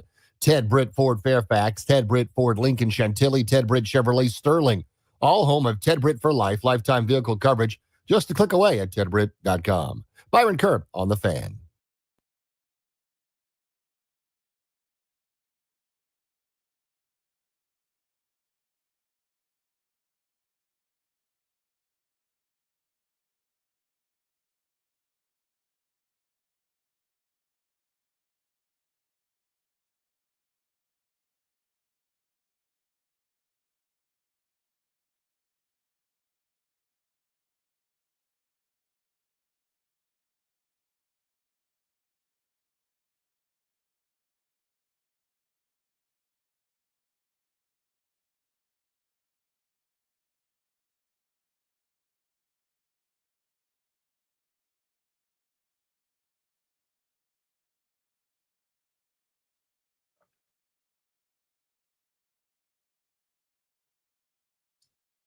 This means I love you and I'll always be here.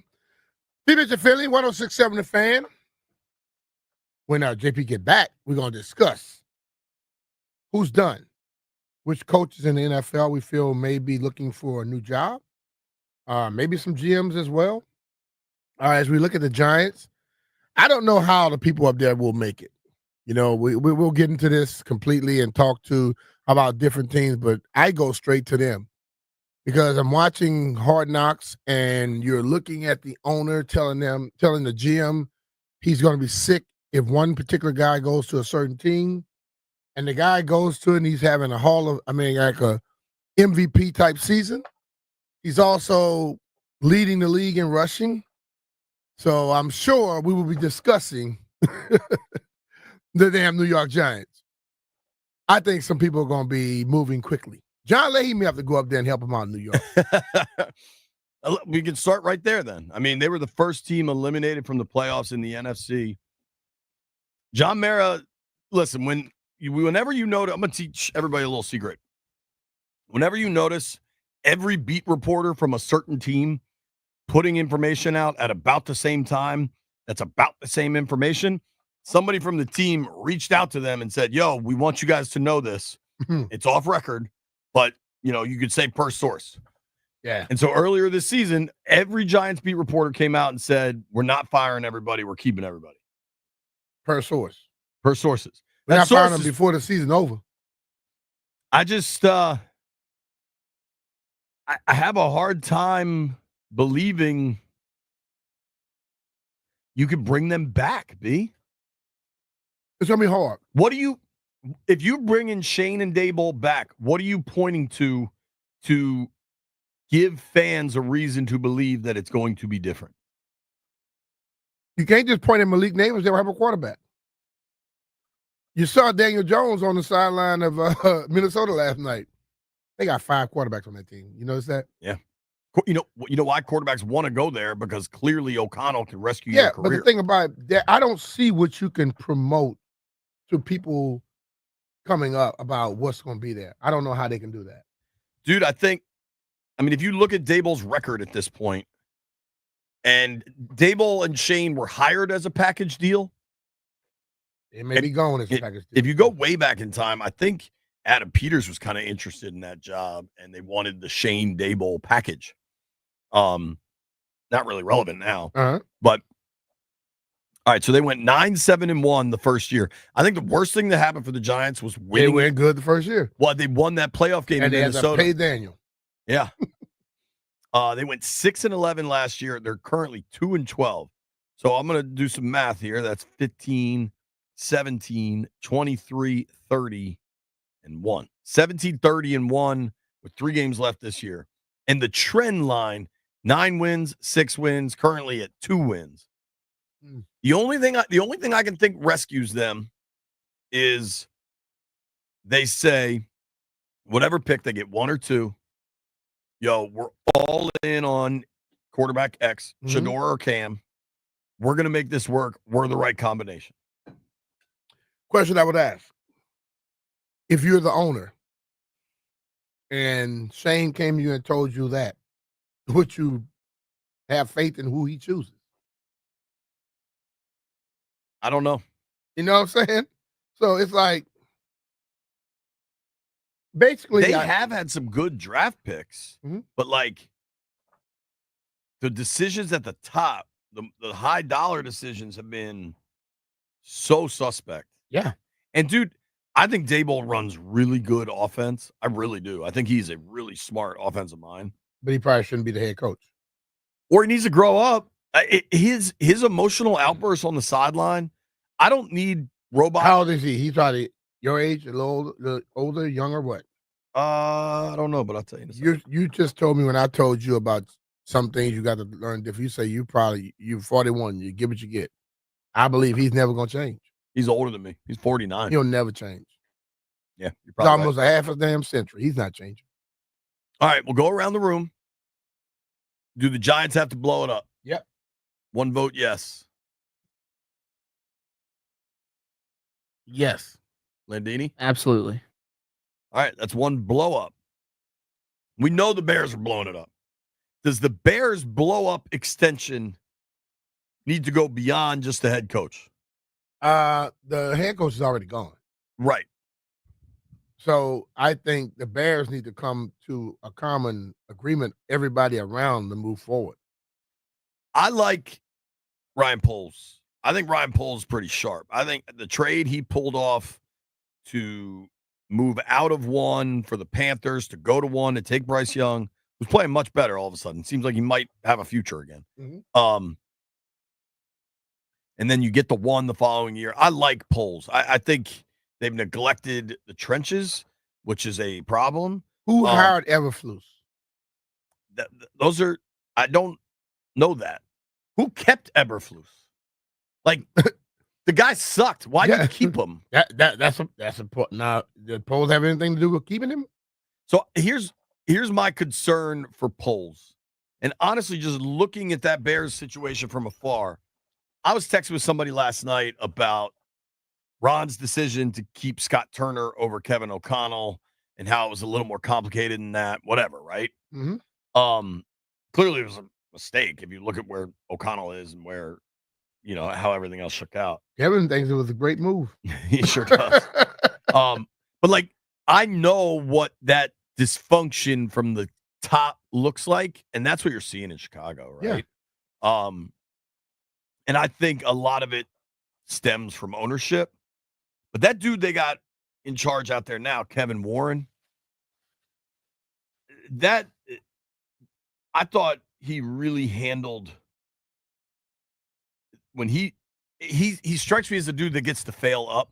The way the Big Ten handled football during COVID compared to the way the SEC handled it. Those are the 2 big heavyweights in this country. Yeah. And one of them handled it well and kept everything going. And one of them was a total disaster. And I recognize those were hard times for everyone in the country. But like how that dude goes from that to becoming the president of the Bears. And now a lot of the reports out of Chicago are that Warren's the one making the calls and Poles is kind of just along for the ride. Well, if that's the case, Poles is only there for a short period. He'll be gone soon. I kind of feel bad for Poles, honestly. Maybe we get somebody on from Chicago that can give us a little insight on that. Big bigs. Yeah, I mean, Brad would know. I don't know, man. I wouldn't want to work for a dude that seems power hungry in a football capacity when he was brought in to build a stadium. Mm-hmm. Kind of sounds Bruce Allenish to me. But why would you bring a guy in to build a stadium and then allow him to make those moves? That's on ownership. Yeah, totally. Once you get the ear of the owner, I don't know. To me, the Bears is a mess that may just stay a mess. I am not ready to close the book on Caleb. If you look at Bryce Young having a resurgence in the second half of this season, look at Darnold. Look at Baker Mayfield. Like, some of these elite prospects, it takes a little while. It took Darnold and Mayfield some years. And if you stand in the same place, and if that ownership is meddling like that, that's going to be tough. I agree. I'm just saying, I'm not closing the door on Caleb. I don't know about Caleb in Chicago. I don't know. I'm not closing on him, but I'm saying we've seen and we understand now. We could blame the quarterbacks all we want. If you got garbage at the top in ownership, it's going to probably be garbage going on in your whole place. Is that a complete blow up? Or is it? It's not going to be a complete blow up because they have talent on that football team. Well, do we have to create a new category of none of it matters, ownership's broken? But the ownership got to be able to hire some football people and get the hell out the way. The Snyder tier. Yeah, dude. It's the Snyder tier. The Bears have kind of been in that tier for a long time. Yeah. I think the Browns are in that tier. I don't know that any of it matters. I don't think the Browns owner is going anywhere. No, I don't either. But he gave them talent on the football team. Now, he screwed up with the quarterback. And at this point, we look at it. Cleveland just announced they're going to Dorian Thompson-Robinson this week. They're benching Jameis. Okay. Can't throw 4 picks, dude. Or 3, whatever it was. Yeah. Let's go to New England, Brian. All right. Patriots are 3-11. Broke in a rookie quarterback. It hasn't been great. I think that's the thing that's going to keep things moving as it is. The rookie quarterback? Rookie quarterback. They went to the rookie quarterback because that's what they wanted. I believe that you have a guy that's been in your system underneath your tutelage and stuff for a whole time. They're gonna roll with that next year, expecting to have that jump from having the rookie quarterback. Yeah. Well, and like we said, you could like some of the pieces in New England if May continues to evolve, and then you get Hunter and Gonzalez. Defensively, you'd like them to be better. Mm-hmm. I don't think it's a full rebuild, but I have one caveat question mark. What's that? Mike Vrabel.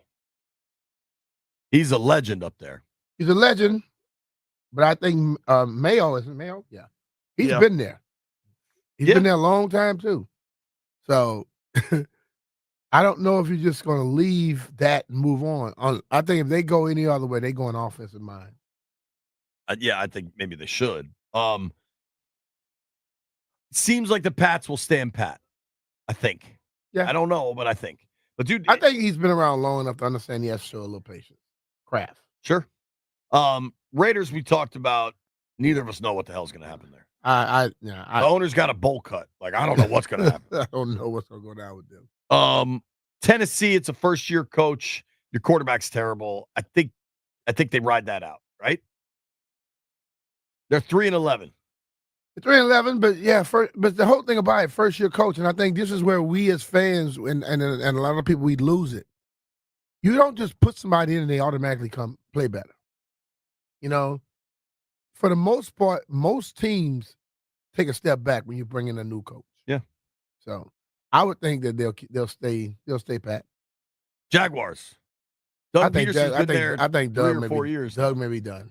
I think like right now, the way his teams are playing, his message has gone stale. Now you got Mac Jones out there, who seems just like a straight up punk, honestly. The GM there, does Peterson have control of that thing? I doubt it.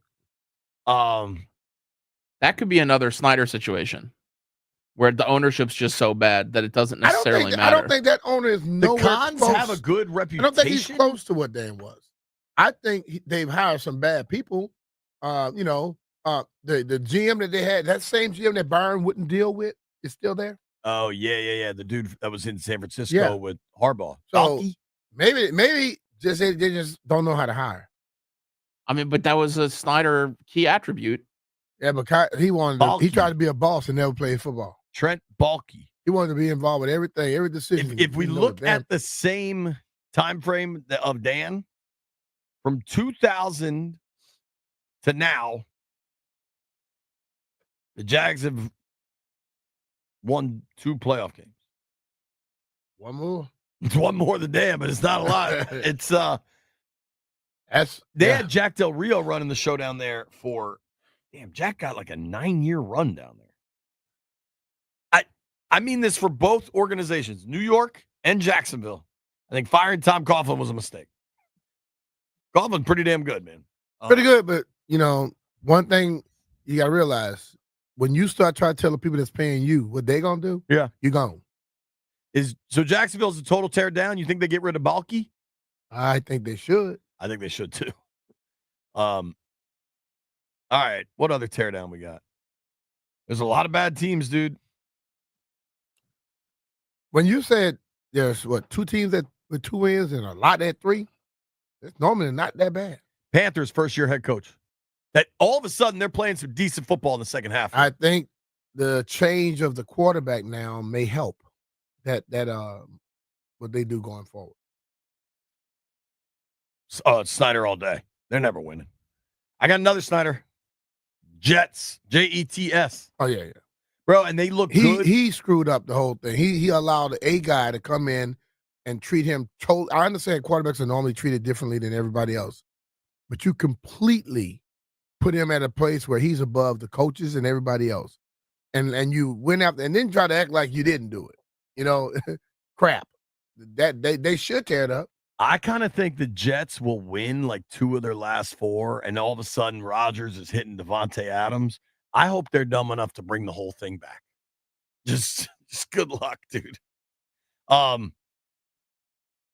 Who is the right coach for the Jets? They already fired their coach. They're gonna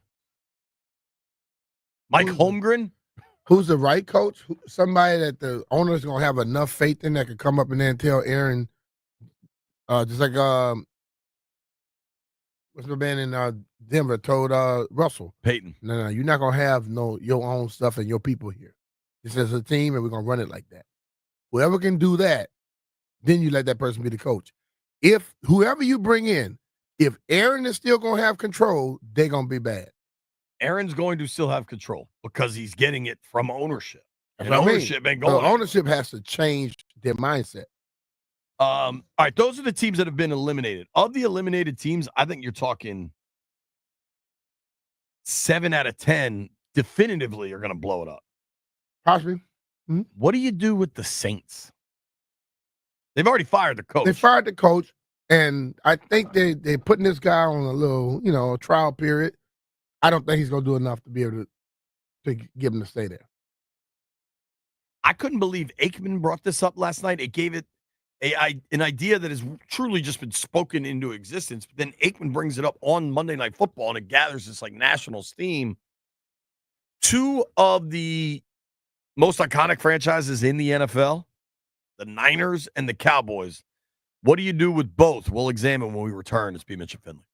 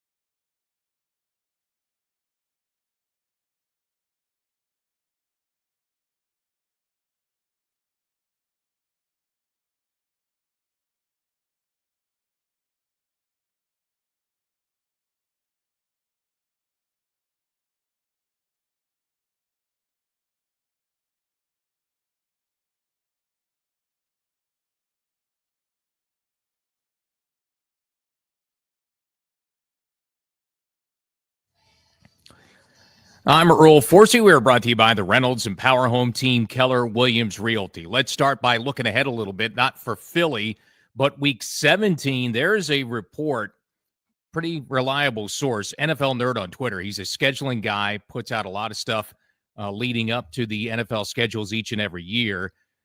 The report saying that the Commanders game against the Falcons Week 17 is going to be flexed to Sunday Night Football, so we're waiting for confirmation for that. Obviously, the Falcons, one of the teams trying to chase down the Commanders for a playoff spot. We'll keep our eye on that today, but it looks like that game is going to be flexed next week to Sunday night this week. Commanders take on Philly, their second matchup of the season. Philly a 3.5-point favorite. Also, multiple reports today saying the RFK Stadium bills included in the continuing resolution on Capitol Hill. That would, of course, clear the way for a possible return of the team back to the city. Want to hear the fastest way to know what your home would sell for? Reach out to the Empower Home team. Simply text your address to 800-763-3000. No phone call. Just text your address to 800-763-3000. That's 800-763-3000. From the Crop Metcalf 5-Star Sports Desk, I'm Earl Forsey on the Fan.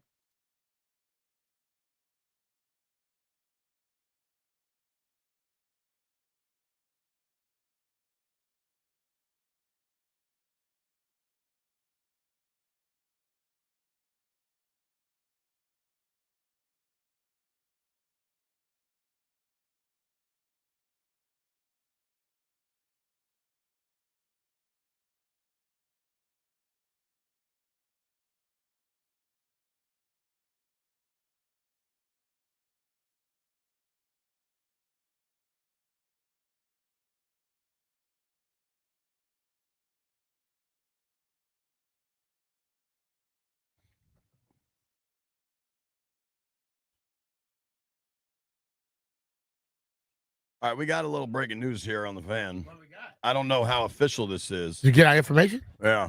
Yeah. There's a legit NFL website. It's called NFL. You call it NFL Jesus. It's GSIS. Mm-hmm. And it's where you get official stats updated during the games. And for Week 17, NFL Jesus is now listing out the games. Saturday games, Chargers Pats at 1 o'clock. Broncos Bengals at 4:30. Cardinals Rams at 8:15. Browns Dolphins flexed out of Sunday Night Football. Falcons Commanders flexed into Sunday Night Football. Uh-oh. Now listen, this could just be a mistake. It could not be one. Nobody expects you to be perfect. You telling us something off of a good site? It's on their website, dude. Hey, I'm with it. Hey, listen, I'll take that game. Watch it. Sure. I mean, it'd be exciting. Give me a little bit more time to just do some stuff around the house on that Sunday morning. Well, and I think, honestly, one thing I want to see, they've made a lot of improvements, and a night game, they would get to show off all the lights they've done, which would be really cool. I don't know that we'll get it, but I would not say this is official. But this is a pretty damn official website.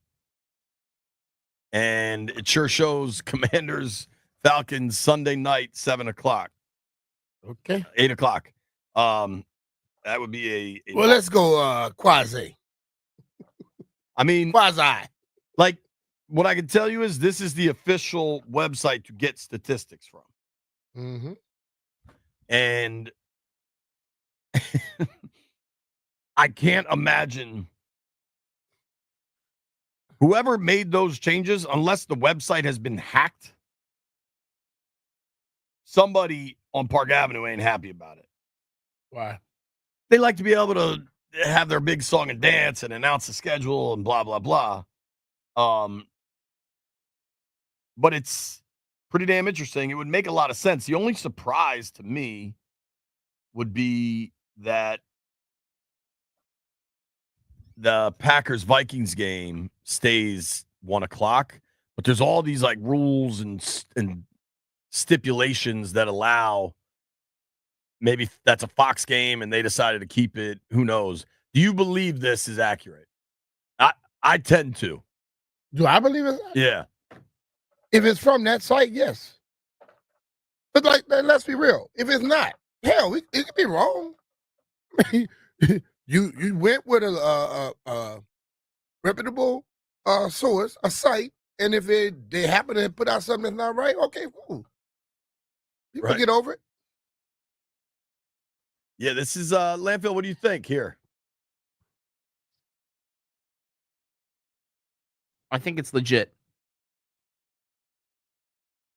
I mean, this is game stats It's information. MC Hammer, too legit to quit.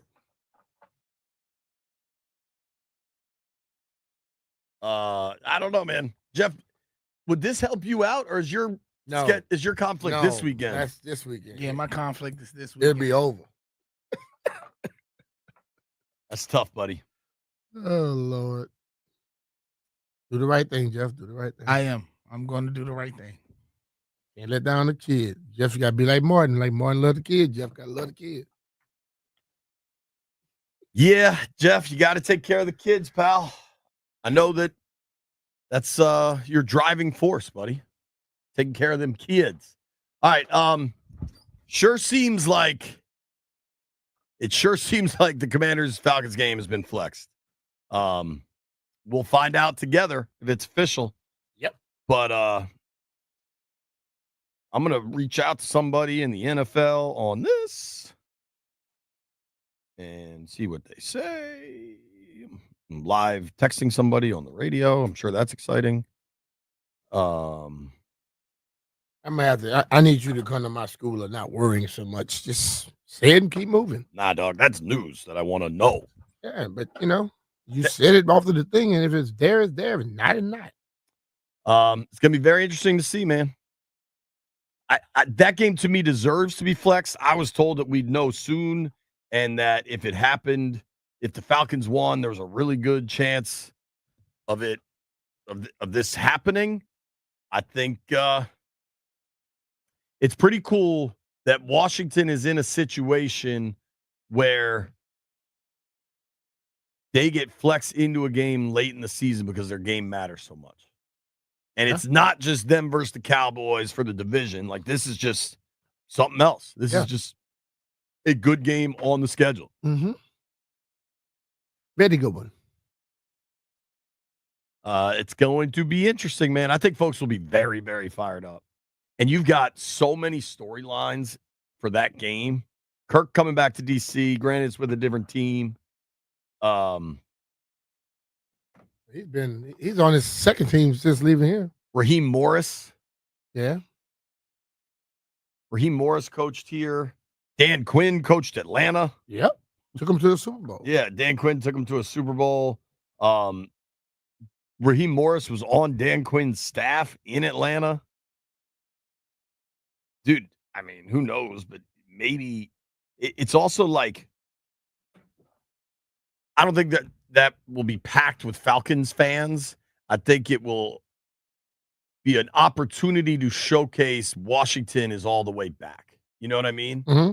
And I think they'll have a really good opportunity to kind of flex on how much they've built this thing. Jayden Daniels. Mm-hmm. Dude, have you seen, remember the conversation around Jayden and Bo Nix for that couple weeks? Mm-hmm. Jayden's numbers at winning Rookie of the Year are now something like minus 2,500. Like, it's not even close. Well, but this is...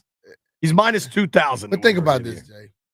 In the middle of the year, it had gotten to a point where it looked like it was just a one-sided thing.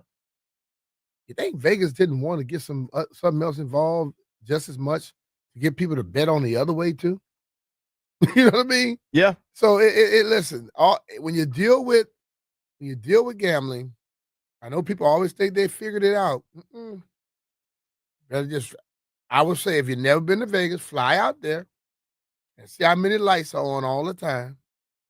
See how big the buildings are, how quick they pay for them.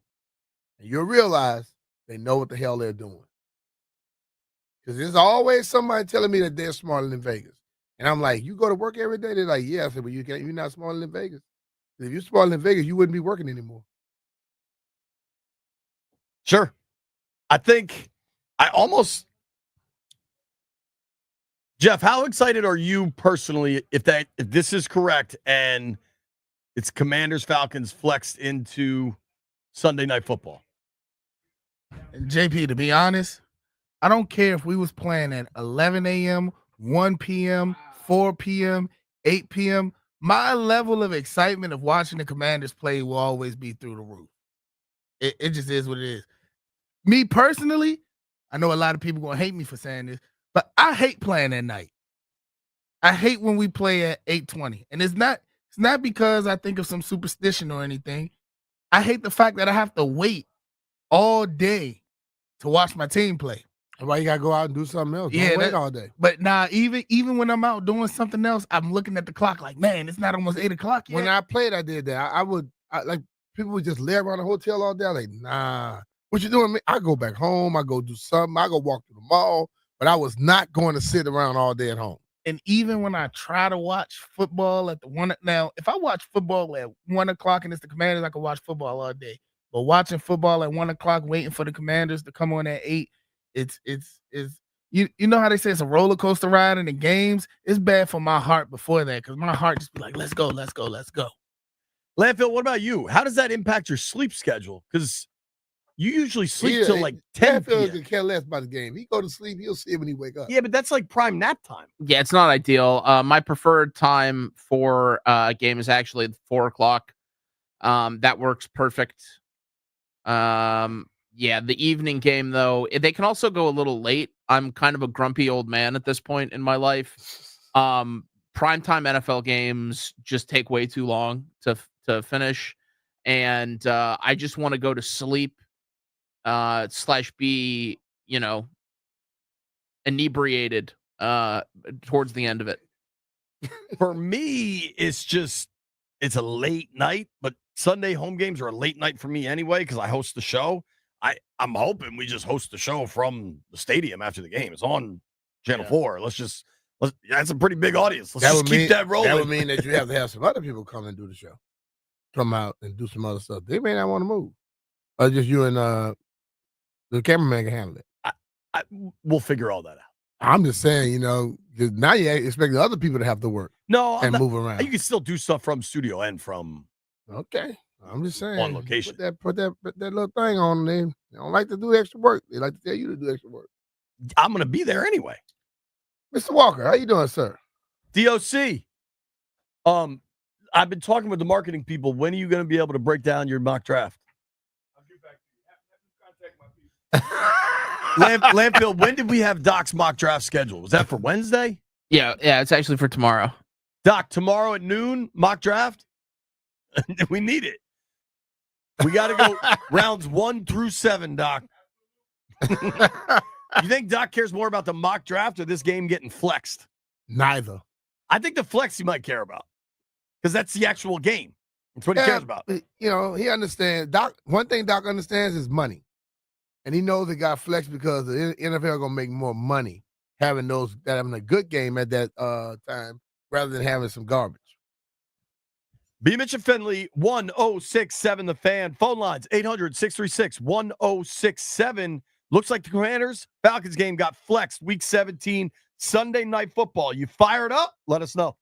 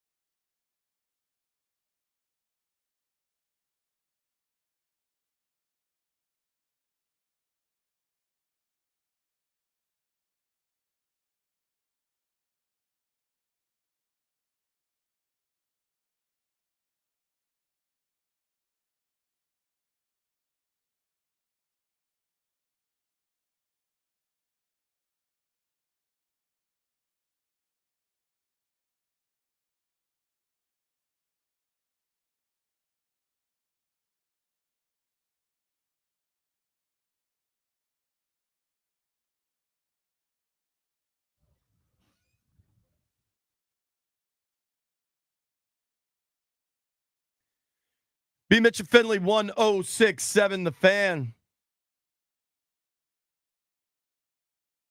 Just talked to somebody. This game is flex, baby. Sunday Night Football. Yeah. Week 17, Falcons Commanders. It's going to be wild. Now, I got people asking me about Week 18 against Dallas. You're not going to know that for a while because nothing is scheduled for Week 18, and they only play games on that Sunday. So chill on Week 18. You just found out Week 17. I think it's pretty dope. I think folks are going to be really excited. I think the stadium has built. I just want to see like the light show when it can really flex and do everything it wants to. And I think there's a pretty good chance that heads up, you need to beat the Falcons to secure your playoff spot. And I think a lot of fans will enjoy the chance of Washington, Atlanta, Kirk on the sideline, win and in, you know? Yep, they would love that. I think it could be pretty damn fun. Landini, what's your reaction to flexing? You good with it? Landfill's good. Jeff, oddly, is all over the place. What about you, B? All right. Making this the national night game. I'm cool with it. Do you think players get fired up for it? Yeah.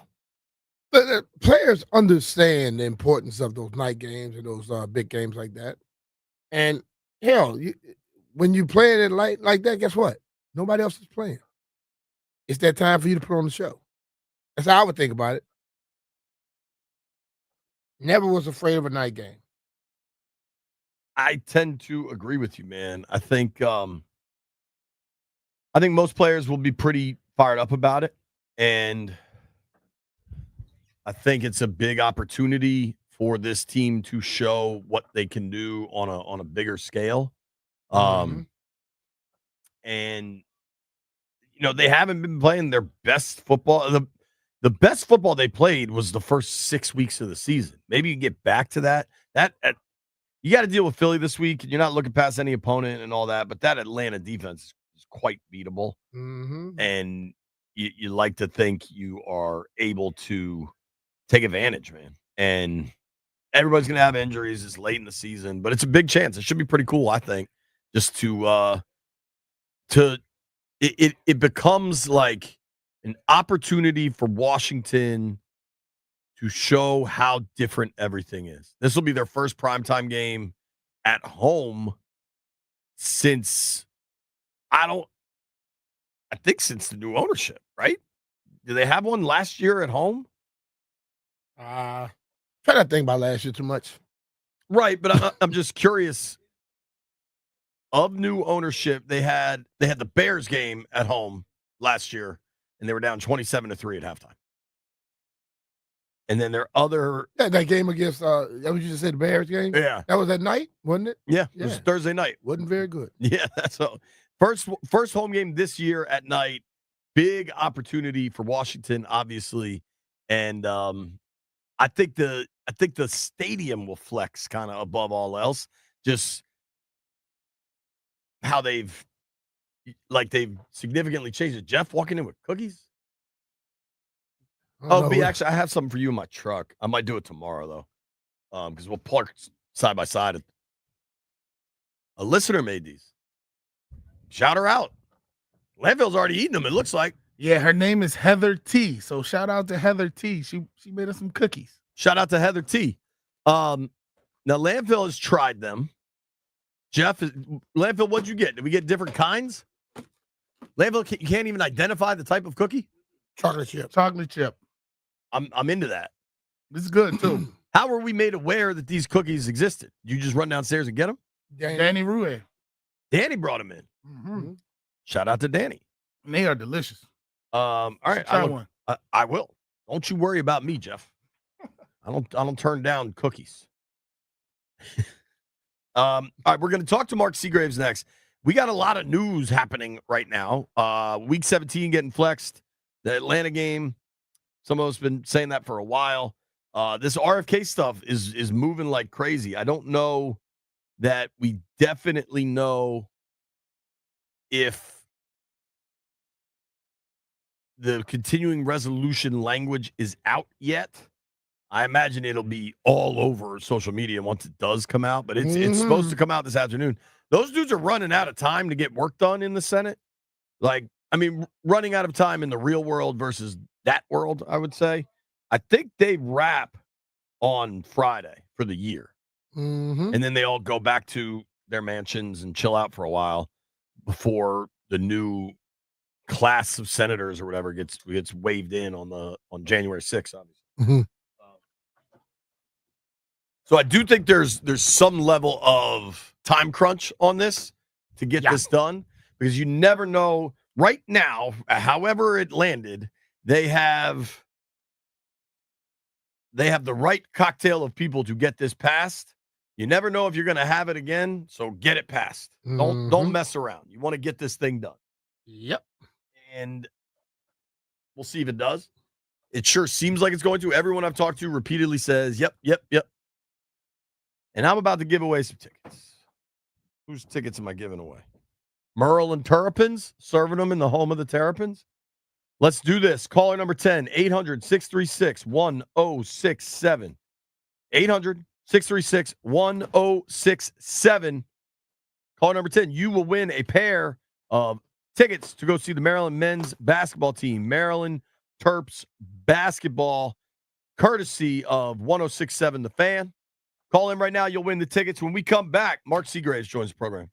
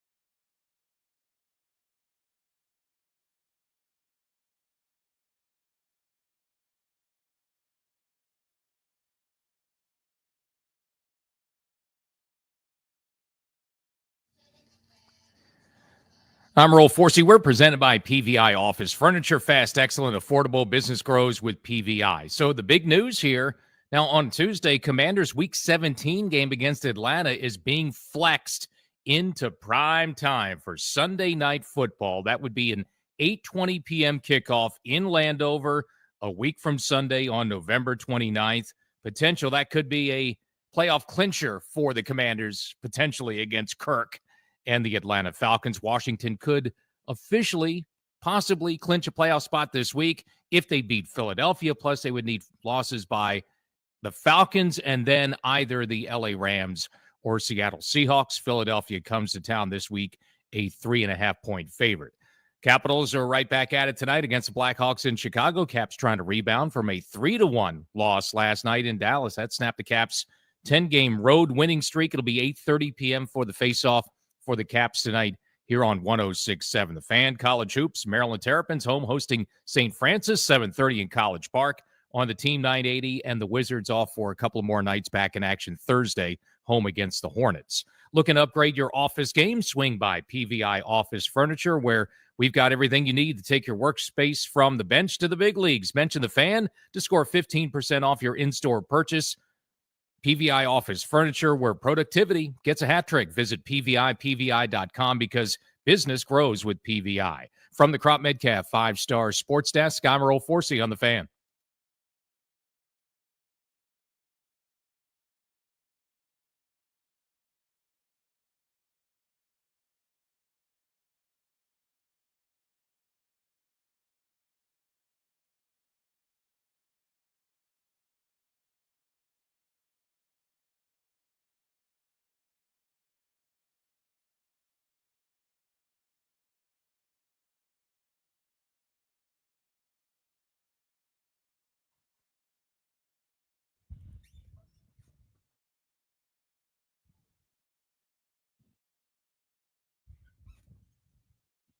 B-Mitch likes this song.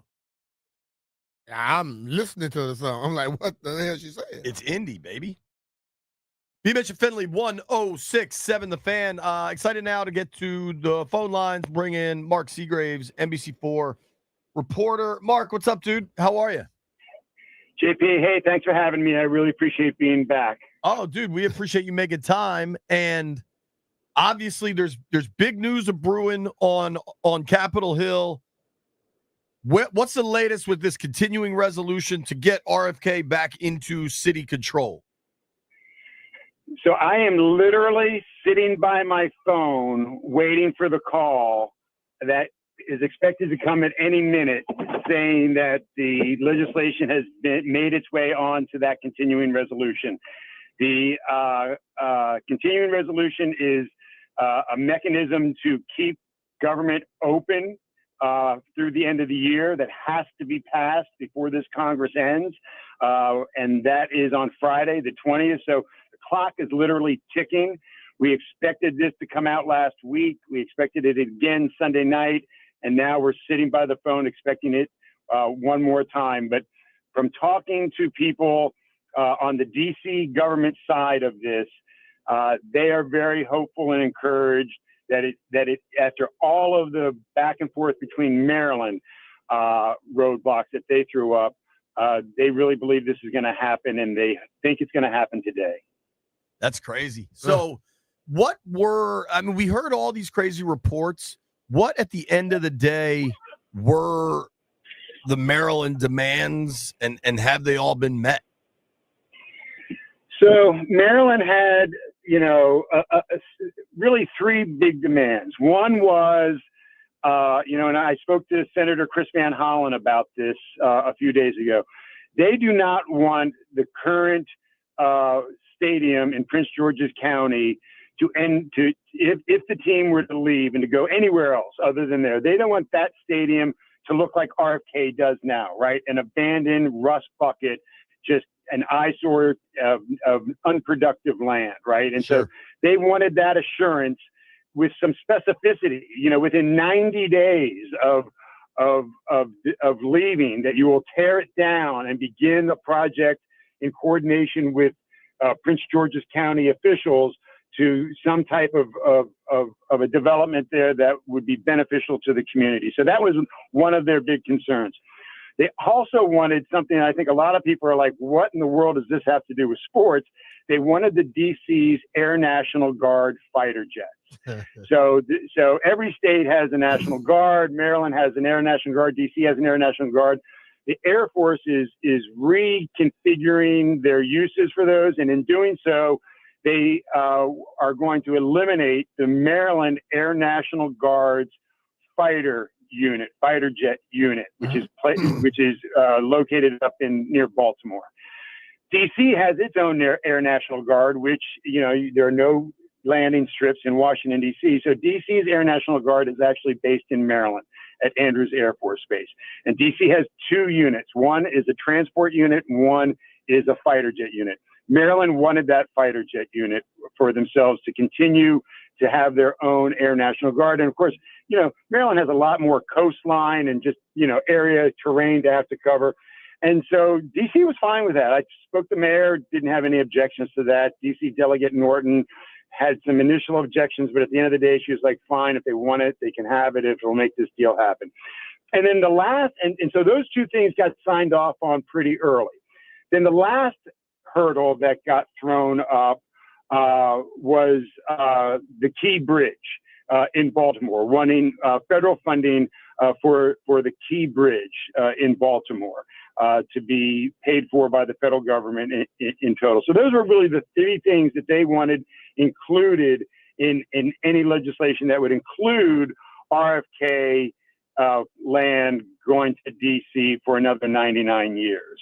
And they seem to have gotten assurances. We know that Josh Harris signed that memorandum of understanding. The Washington Post did some very in-depth, very good reporting on this.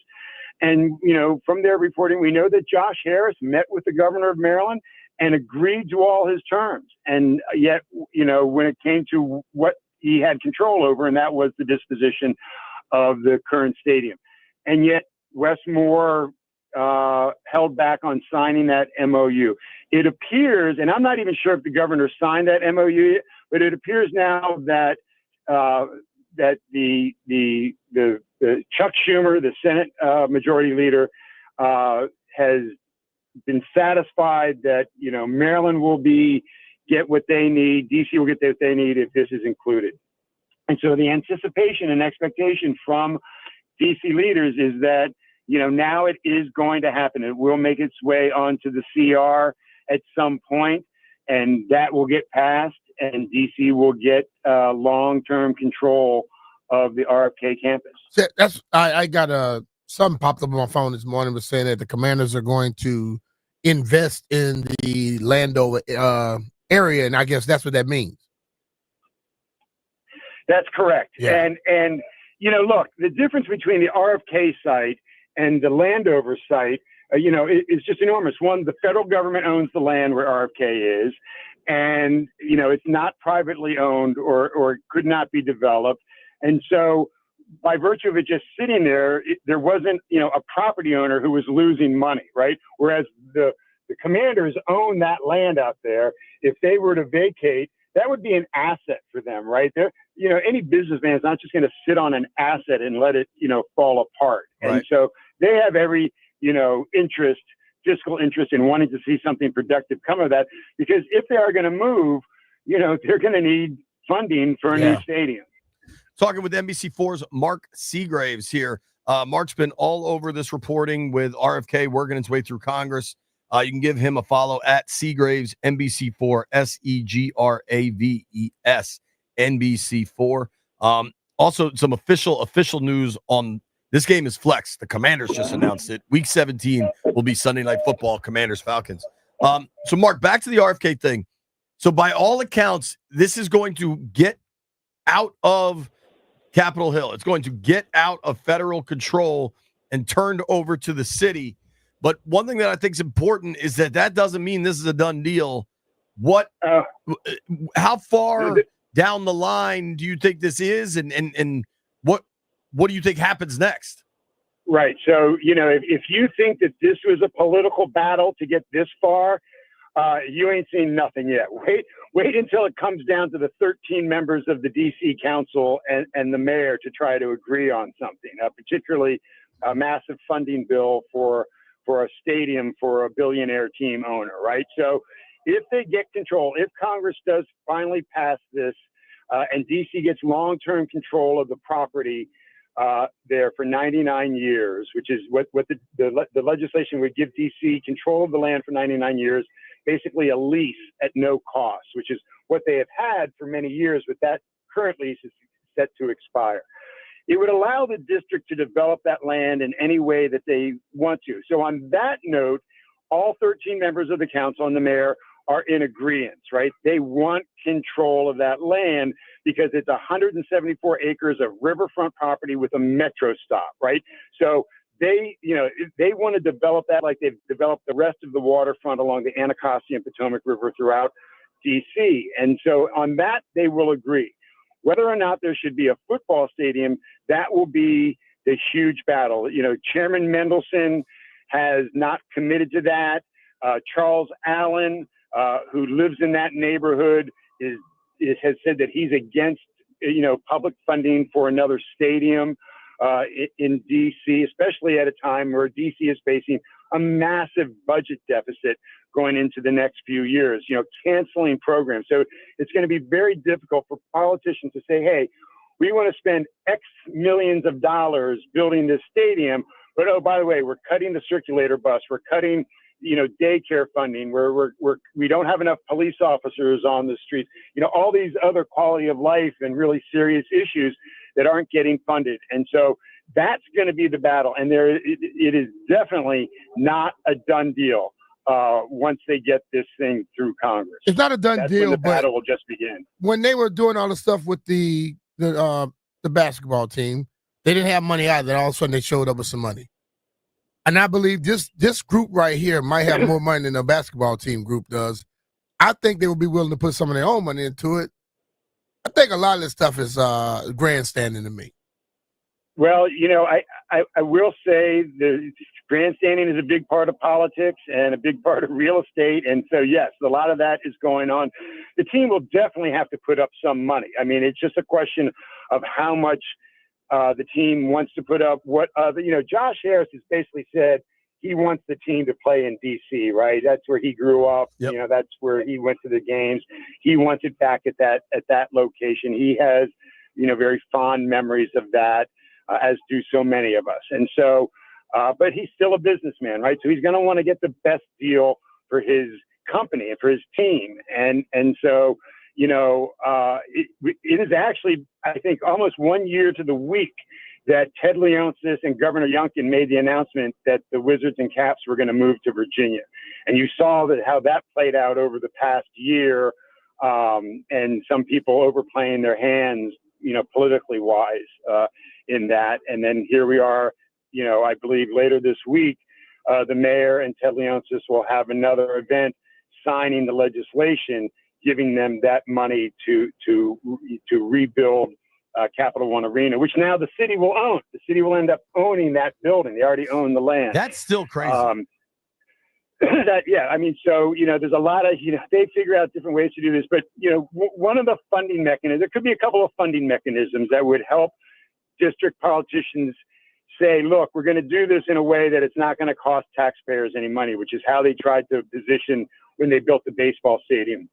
Baseball stadium was built using what is called the baseball stadium tax.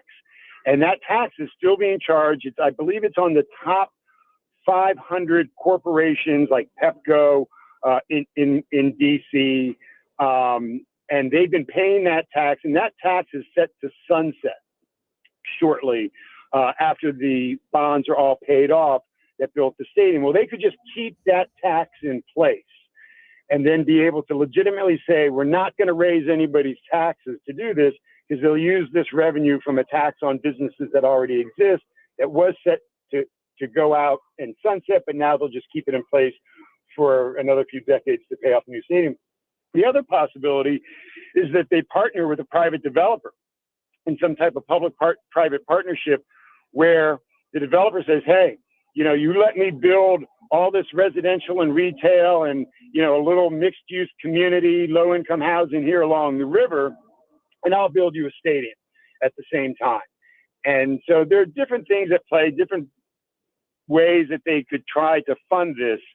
But that is going to be the next battle. And I'm telling you, I went through this with the baseball stadium years ago. Yeah, I remember that. And it was a circus. It was an absolute circus. I don't know. We're talking with our friend Mark Seagraves from NBC4. He's been covering the city and Capitol Hill and all of it for many years. He knows how the sausage gets made. I don't know if this is a question, so I'm just going to perhaps make a statement here. The great cities of the world tend to have great stadiums and in turn tend to have tremendous events. Is it obvious enough to the city council and the people involved that this isn't just about 10 football games a year? This is about far more potential Olympic bids and Final Fours and Super Bowls and WrestleMania, but Taylor Swift, U2, like whatever else could happen back downtown. Does everybody understand this, like the scope to all this? They do. And now you are channeling your inner Jack Evans, the former DC council member. Who was indicted by the feds, right? Never indicted. Okay. No, yeah. Undefeated and unindicted. But he did step down because there were ethical problems that he ran into. Yes, you're somewhat remembering that every correctly. time I talked to him, he was awesome.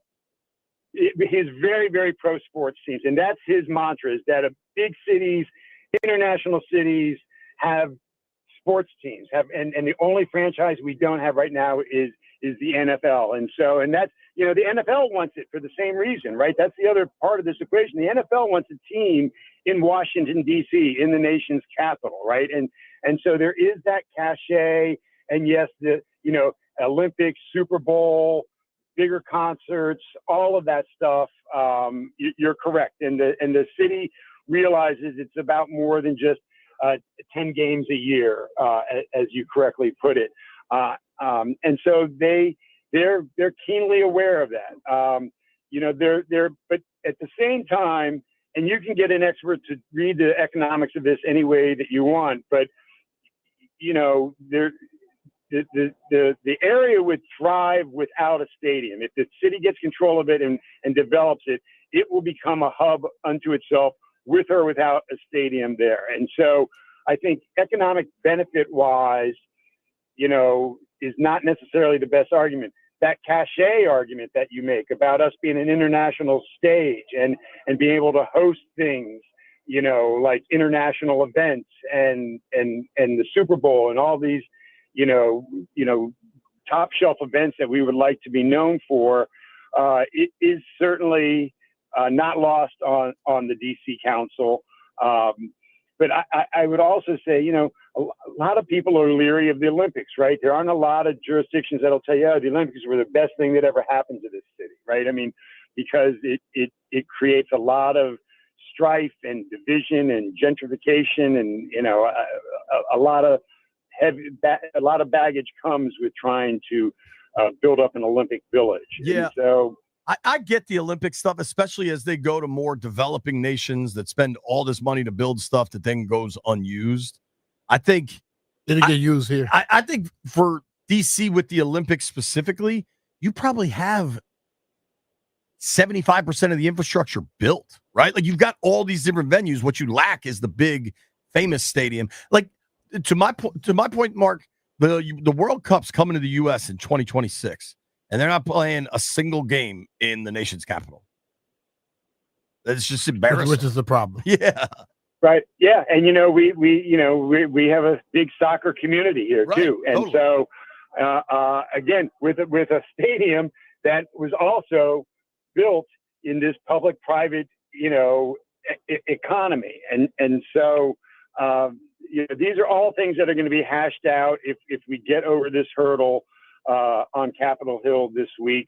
And then, if we don't, then we have to, that's the other question. If it doesn't make it into congressional approval this year, and we have to wait and we come back next year with a Republican House, Republican Senate, and a Republican president,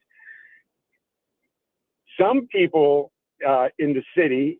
Some of the mayor's advisors believe that's actually advantageous to D.C., that a Trump administration and Republicans would be much more friendlier to doing this deal and making this happen. I will tell you, when RFK was first built, you know who the contractor was who built RFK Stadium? It was the federal government. So, yeah, it's not like they haven't built their own stadium before. And so you could see a scenario, even though Josh Harris has said it has to happen this year for his timeline. He can't wait until next year to figure out whether DC's in the running or not. If he feels like it could happen under a Republican administration, and it does, it could take on a different type of dynamic, but still happen then. So that's wild. Isn't that? I'll wait and see. Isn't that how they got the then Redskins to integrate? Was they built this stadium and said you guys can't play here until you have black players? Like that is correct. That they were not going to build, and I'm just trying to remember if it was the Senators or the football team that was mandated for. No, because the Redskins had this old racist owner, this dude, George Preston Marshall. That was like, it made him do right. it. Well, yeah. And you'll remember his statue sat out in front of RFK. That's true. For many, many, many years. It was defaced a few years back, and then by protesters for that very reason, and it was finally taken down. Wow. But look, let's not forget the Senators in the early days playing at Griffith Stadium. Clark Griffith was not going to win any Humanitarian of the Year awards from the NAACP either. So, crazy, yeah. What a All world. right, man. Mark, Appreciate you, Mark. Appreciate it, man. Such a wealth of knowledge, dude. Thank you. Anytime. I really appreciate being here, you guys. Thanks for having me. Thank you, man. It's our guy, Mark Seagraves. Give him a follow at Seagraves NBC4. Got a lot of news. Game got flexed. RFK might be happening. I'm going to say it. I'm going to speak it into existence. It's happening. Same thing I did with the damn flex game. It is happening. Nobody go anywhere.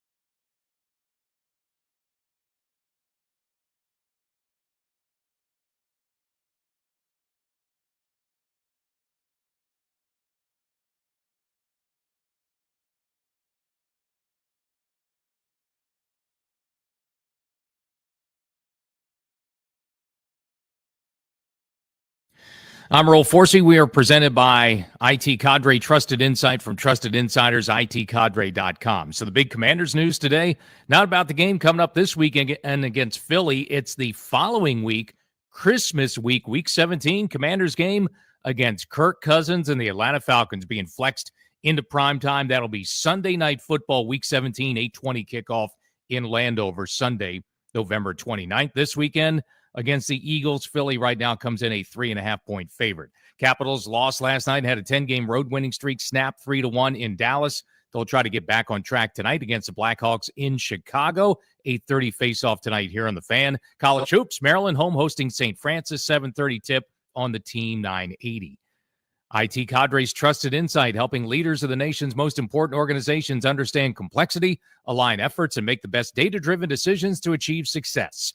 IT Cadre, your vision, our purpose. To learn more, visit itcadre.com. That's itcadre.com. From the Crop Metcalf 5-Star Sports Desk, I'm Earl Forsey on the Fan.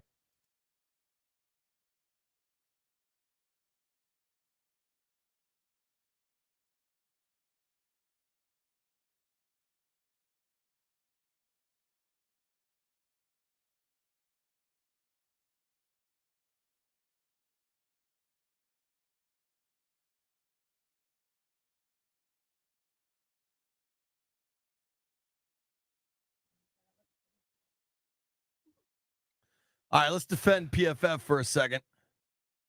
Highest rated rookie in the NFL after 15 weeks. That would be Jayden Daniels. That's correct. There's no contest about Jayden Daniels. I knew that before they said anything. I'm still mad at them. Now, here's something that is new. This is a change. This is a departure from the norm. Wendy joins us, as she does every Tuesday, for Wendy Knows Sports. Hi, guys. And Wendy said said she wasn't ready today. She was ready. She came with a hair dugger. She knows you gonna put you on the street. Wendy said she, in the last 5 minutes, Wendy just told us she was both ready and not ready. She ignored Jeff's text message, which I support. I generally ignore Jeff's text message. I didn't see his text message. That's fine. But you came to us with a sports talk story about something. Yes. And the way you said is, I want to talk about that boy. Yep. Okay. Really that girl that hang out with that boy. So we have since deciphered some of what you mean. You're upset with, do you know who the player's name is? No. Do you know what award he won where you saw the reaction that had you upset? The Heisman? Yeah, all right. So Travis Hunter is the Okay. fella's name. Yeah. He's a really good player. You're upset about his girlfriend's behavior. Do you know what position Travis Hunter plays? Nope. Do you know what college he went to? Nope.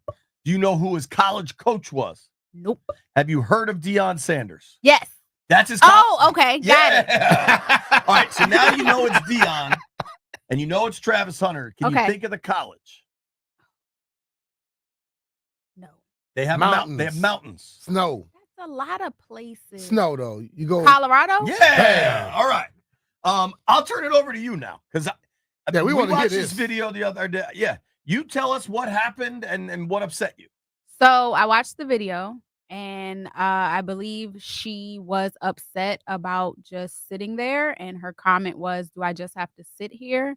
And This is at the Heisman Trophy presentation, correct? Correct. We'll have No. no award for you, ma'am. so they said it was two incidents. They said one was the trophy presentation where I think Deion Sanders told her that she needed to stand up, Yep. or something like that. When the mom, with his Somebody mom, told her that she needed to stand up. And then the last one was he was meeting with fans and was like taking pictures and signing autographs and things like that. And she was like bored.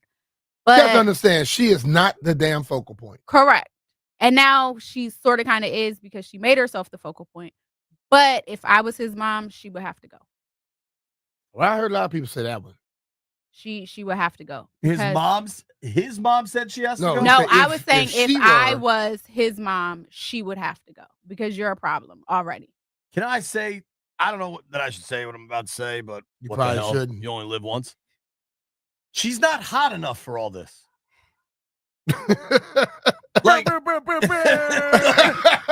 Like, like First of all, I don't think if you hot enough, you're hot enough for all of this. Correct. The thing you got to understand, no. I hate when people choose someone of that caliber or even a doctor.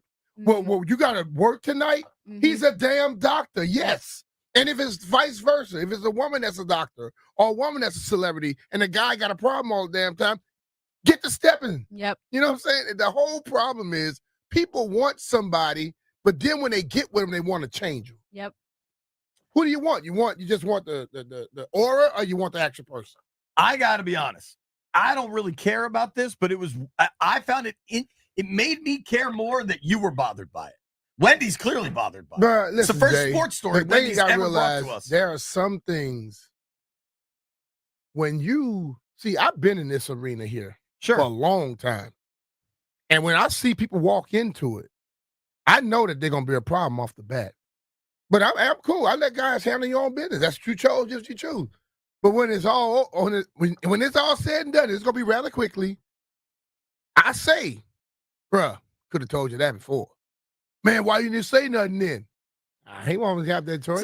It's not your spot. It's not my spot. But you know, if you ask me the question, I will tell you. But I'm letting you know that one right there is a problem.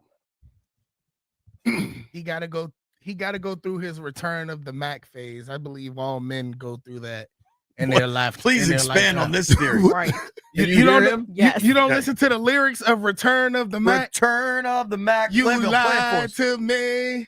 Sometimes I said that I love you. You lied to me. Yo, look, you could tell this is probably the first woman of that. That's probably his baddest girl he ever had. He's been with her since high school, so that's like his only girlfriend. That's what it is. But she claimed he wasn't her type. He wasn't her type. When did he become your type? When you realize he about to make some meals? Exactly. Yeah, I'm just saying, bro. It's a lot of crap out there. And guys got to listen, dudes. Stop being caught up.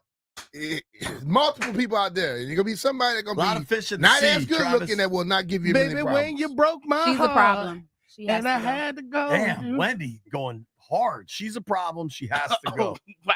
I will at the be stream. honest, and I'm not going to name names here, but I have seen, and I was weirdly texting about that. Why are you going to highlight that, Jeff? What?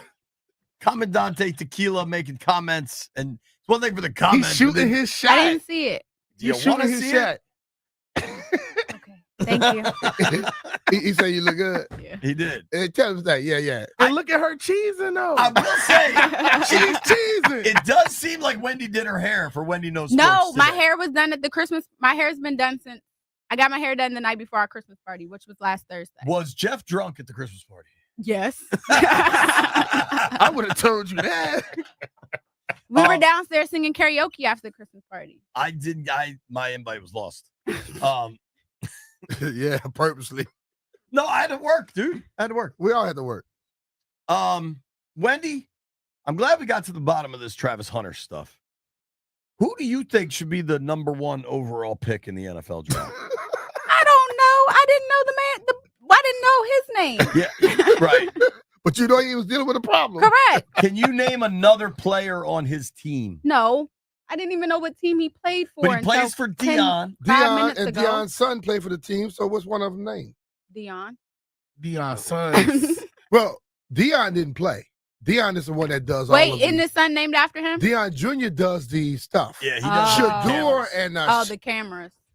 Jeff, what did you? Shador and the other one, they played. Dude, she doesn't know Shador. There's no way she knows the other one. Is that Shiloh, maybe? Yeah.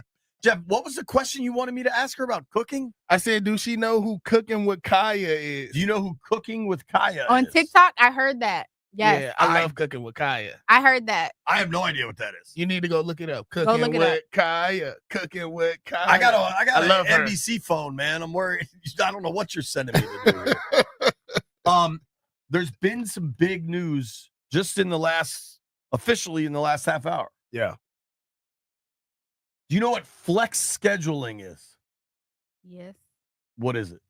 Means they can change the schedule, right? Yeah. Or like update it. What scheduling news just happened in the last half hour? This actually affects you. Yes, it does. It affects the whole station.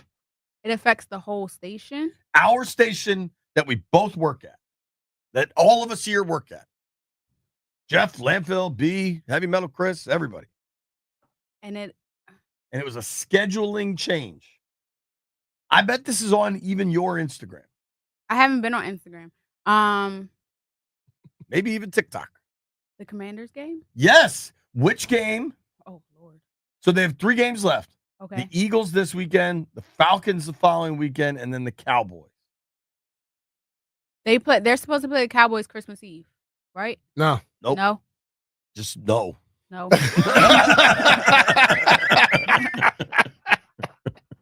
Yeah, she don't know that one for real. The Cowboys is the last game of the year. I Okay. think it's January 5th. Okay. But it's Close. tis the season. Yeah. The Falcons game is going to be flexed to Sunday night football. What was it supposed to be? It was TBD. It was never Oh, clear okay. where it was Yeah. going to be. Do you know who the Falcons quarterback is? No. He used to play here. He started here for a while. He's probably You like that? You like that? You remember anybody saying that? I remembered it, but I don't remember who said it. So man, if your aunt has a kid, what is that person to you? Cousin? Oh, Kirk Cousins. Yeah! Well done, B. Well done. That was a good context clue. Who do you think is going to win Rookie of the Year in the NFL? I don't even know who the rookies are. Let's Jayden? Yeah! Now we're talking. Okay. What's the Well, head? you gotta just like think a little bit. I bet you know most of them. Yeah, dude. She get overwhelmed when you actually ask for that. What? She started thinking about everybody's name instead of one. Correct. Commander Tequila is offering to take you to a comedy club. No, thank you. Jupe also said every time you come on, Wendy, he sneezes. I want you. We're not gonna listen. We're gonna cancel Wendy Knows Sports if it continues like this. All right, we're gonna cancel that. What did it say? You chill out, JP. All right, maybe if Wendy wants shooters to shoot, that's fine. I'm not here to gatekeep. I'm good. I'm okay. Okay. Wendy, Jeff shaking his head no at me. you work Wizards games, correct? Yes. The Wizards, I believe, have played 22 games. Can you And confirm they've that? won 3. Whoa! She shut you down, Jay. Yo, you were all over that one. Yeah. How many games have the Commanders won?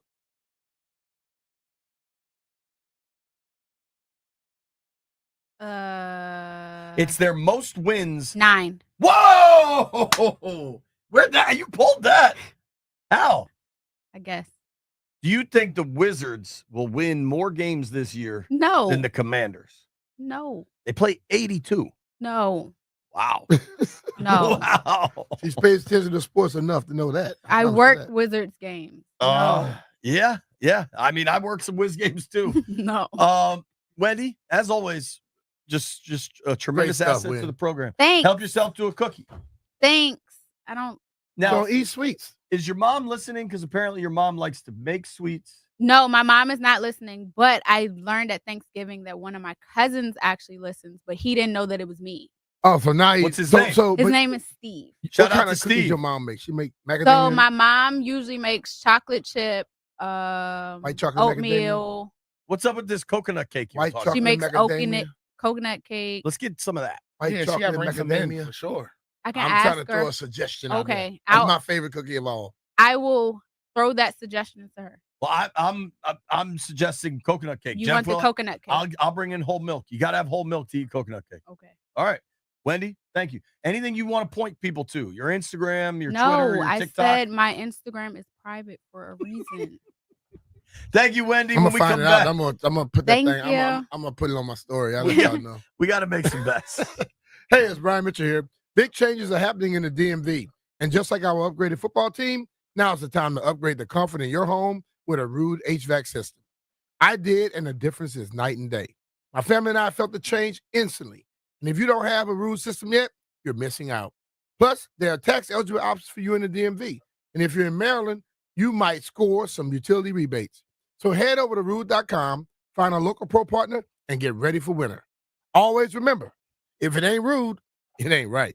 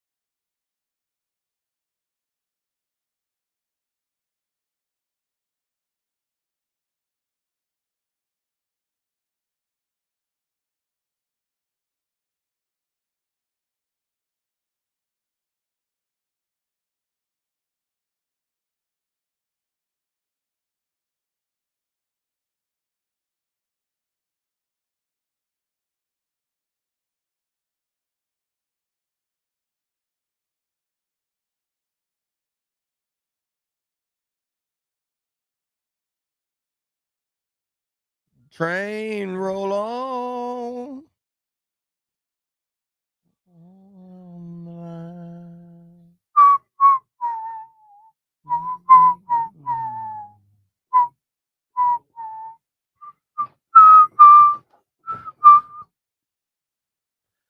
It's just so well done every week.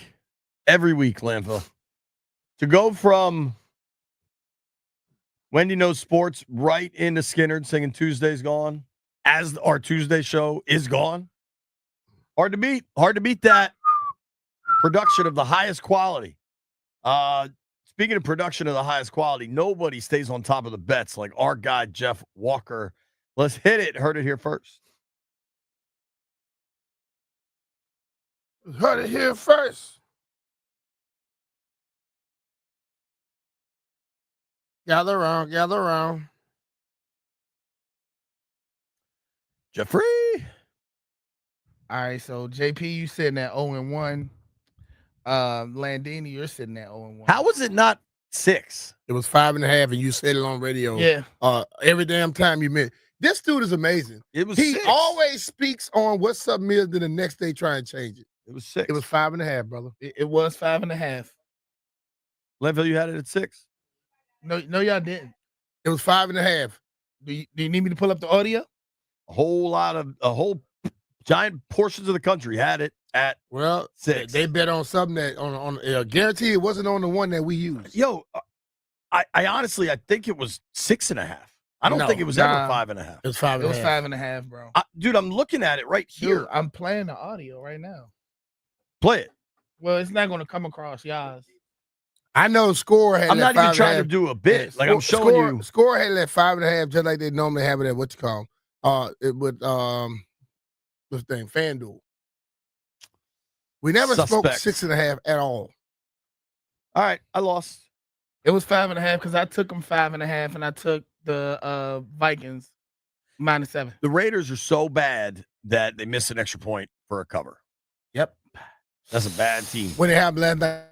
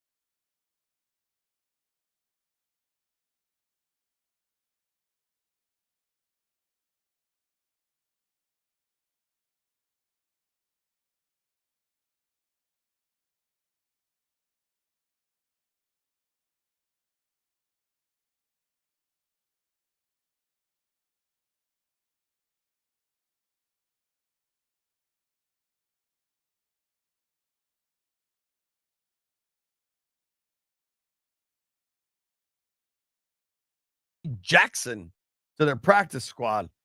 You can read what you want about Tyree Jackson, but that sure seems to tell me that doesn't seem great for Zach Ertz's concussion. Tyree Jackson, tough to deal with, so you gotta. What's that? The way he went back down when he came up, yeah, man, it's gonna be a hard one. Tyree Jackson is huge. Played quarterback, I believe, at Buffalo in college. 6'7", 250, big fella. Been both with the Eagles and with the Giants. I would expect Colson Yankoff might actually move up to the active roster, but we got time to figure all that stuff out.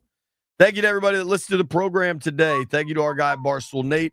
Thank you to Mark Seagraves. And thank you to Wendy Knows Sports.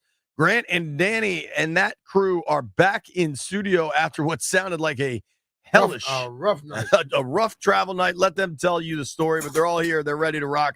They're coming on next. If you made it this far, Jeff owes you a beer.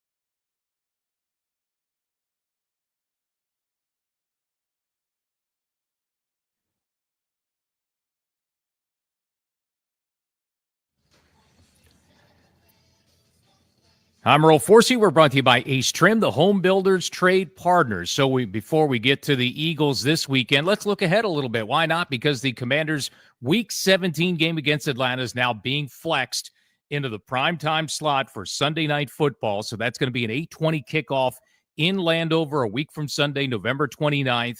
Big reason is that's got huge implications, potentially a clinching game for the Commanders. They could actually clinch this week if they beat Philadelphia. Eagles a 3.5-point favorite early in the week. If the Commanders win, the Falcons lose, and either the Rams or Seahawks lose as well, Commanders could theoretically clinch this weekend, but it could come down to that Atlanta game, Week 17, which is now going to be on Sunday night.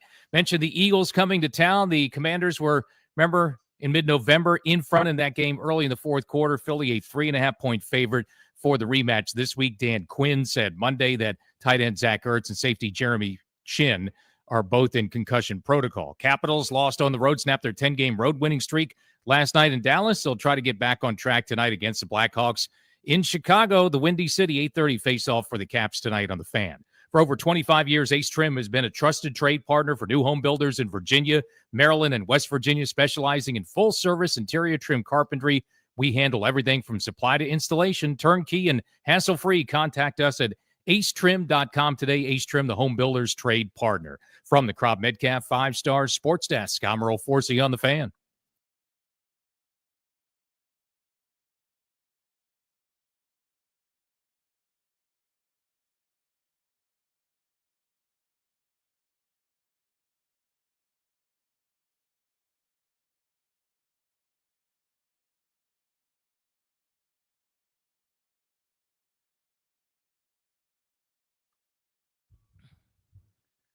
Good morning. I didn't know what day it was. Tuesday? That's how the travel went. Monday? I literally was like, "What? Shoot, what day is it? Is it Tuesday? Is it Wednesday? Is it Tuesday? Is it Wednesday?"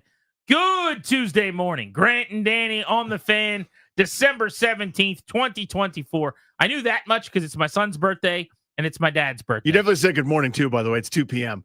I'm telling you, we are fighting it. That's a great point. Good afternoon. We are delirious, man. It is 2 o'clock. That's true. I thought we were doing middays again. I thought it was 10 a.m. to 2 p.m. I promise you guys we will get our act together. It's going to be a fun show. It will be good. I got to pop a cough drop. Yeah. We got in last night a little bit late. Here's how I would describe our travel in a sentence. Are you ready for this? Our flight that was supposed to have landed at Reagan National at 11:30 landed at about 1, and you're like, oh, that's too bad. At Dulles Airport. Mm-hmm. That's a different airport than the one that we were expecting to land at. And that's not the end of the world, because when you land at Dulles and you're supposed to be at National, a little bit longer Uber, a little bit of an inconvenience getting back to your car. It is after 1 a.m, so it's not fun. But you think you just pull up to a gate, you walk off the plane, you walk into the airport, you go your separate ways. Except that we were basically held hostage on the airport. On the airplane, rather, on the tarmac, on the jetway, for about an hour in like a loading area, while they decided whether or not we were going to be allowed to go into the airport, or if we were just going to have to get on buses off of the plane so that they could bus us to DC. That's initially what they told us. At 2 a.m. Yeah. I mean, what a shabingus. It was a hot buttered mess. And listen, it's an incredible trip. With a little bit of a sour ending, I would say. Like, New Orleans was incredible. It was awesome. Oh, I'd redo it every cool. time. Small price to pay for, like, you get 5 amazing days and a little bit of a pain in the butt on the back end. I'll do that trade every week. Like, I'm not saying what it is. I'm not going to use the words, but there's an analogy that we use all the time. Like, there's a fan, right? And then the bad stuff that comes out of humans right next to that fan, that's our travel. The cab driver I had last night at about 2:40 a.m. said, yeah, they've been diverting. I'm not going to say the name of the airline either, but if it was a baseball league, it would have the Orioles, the Yankees, the Red Sox, the Blue Jays, the Rays, the Twins, the Guardians. You know which one I'm talking about? Anyway, he said, yeah, they've been diverting those flights since 8 p.m. out here. Well, really? Yeah. He said, none of the other ones have. So we, the cab guys all talk to each other, and there's been a steady line of just, going and getting all these diverted air flights, which is very interesting because some of the other airlines had no problem landing. So I don't know what's going on. I know that I'm not thrilled. Obviously, it's better to be safe, blah, blah, blah. But I'm not sure it was a safety thing. I'm not going to question the pilot when he comes over the speaker and tells me he's not comfortable landing the plane. If that's the case, I will defer to you, sir. You land that plane. Just get me on that ground. It's funny that this all happened because when I got on the plane, I looked into the cockpit. I always do just to see, like, who's got my life in their hands. Who's controlling whether I live or die? And it was two very seasoned professionals. Mm-hmm. These were white-haired old gentlemen who have flown around this earth. They've seen it. And I was like, I am psyched right now. Like, this is not the flight where it's going to end for me. Not with these guys, right? But I always just kind of look in and see. I don't know what I'm looking for. Like, is there something that would make me nervous? Probably not.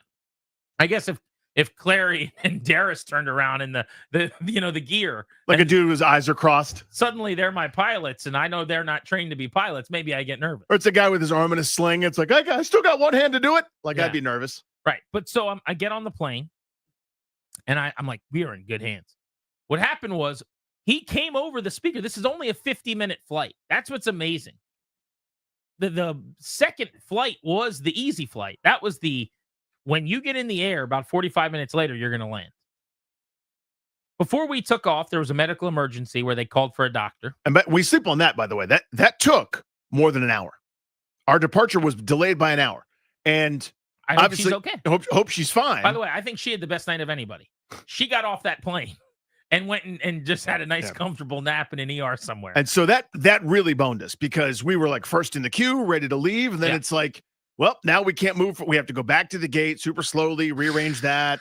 Looks like we're about at 8th in line here. We should be taking off any minute. Apologize for the inconvenience. We were 8th for about 31 minutes. Sit back and put your feet up. Now, I do expect some turbulence. We won't be doing any drinks or peanuts, so screw you guys. But in the meantime, just enjoy the flight.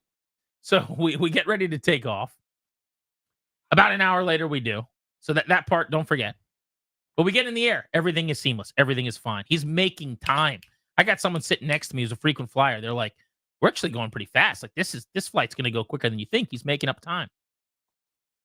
He comes over the speaker and tells us, we're about 142 miles away. We should be touching down in about 19 minutes. And looks like everything's going well over at National. So we'll have you on the ground in about 19 minutes. 5 minutes after that, I don't fly a lot, but I fly enough to know when he hits the boosters, the plane gets loud and starts speeding up. We have been slowing down and going down. We are now speeding up, and the front of the plane is higher than me. Like, we are ascending again. And I'm going, this is not normal for a landing.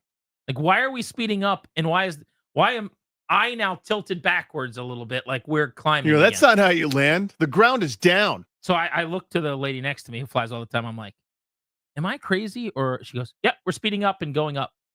I said, okay. She goes, I think we're going to circle the airport for a while. I said, I knew it.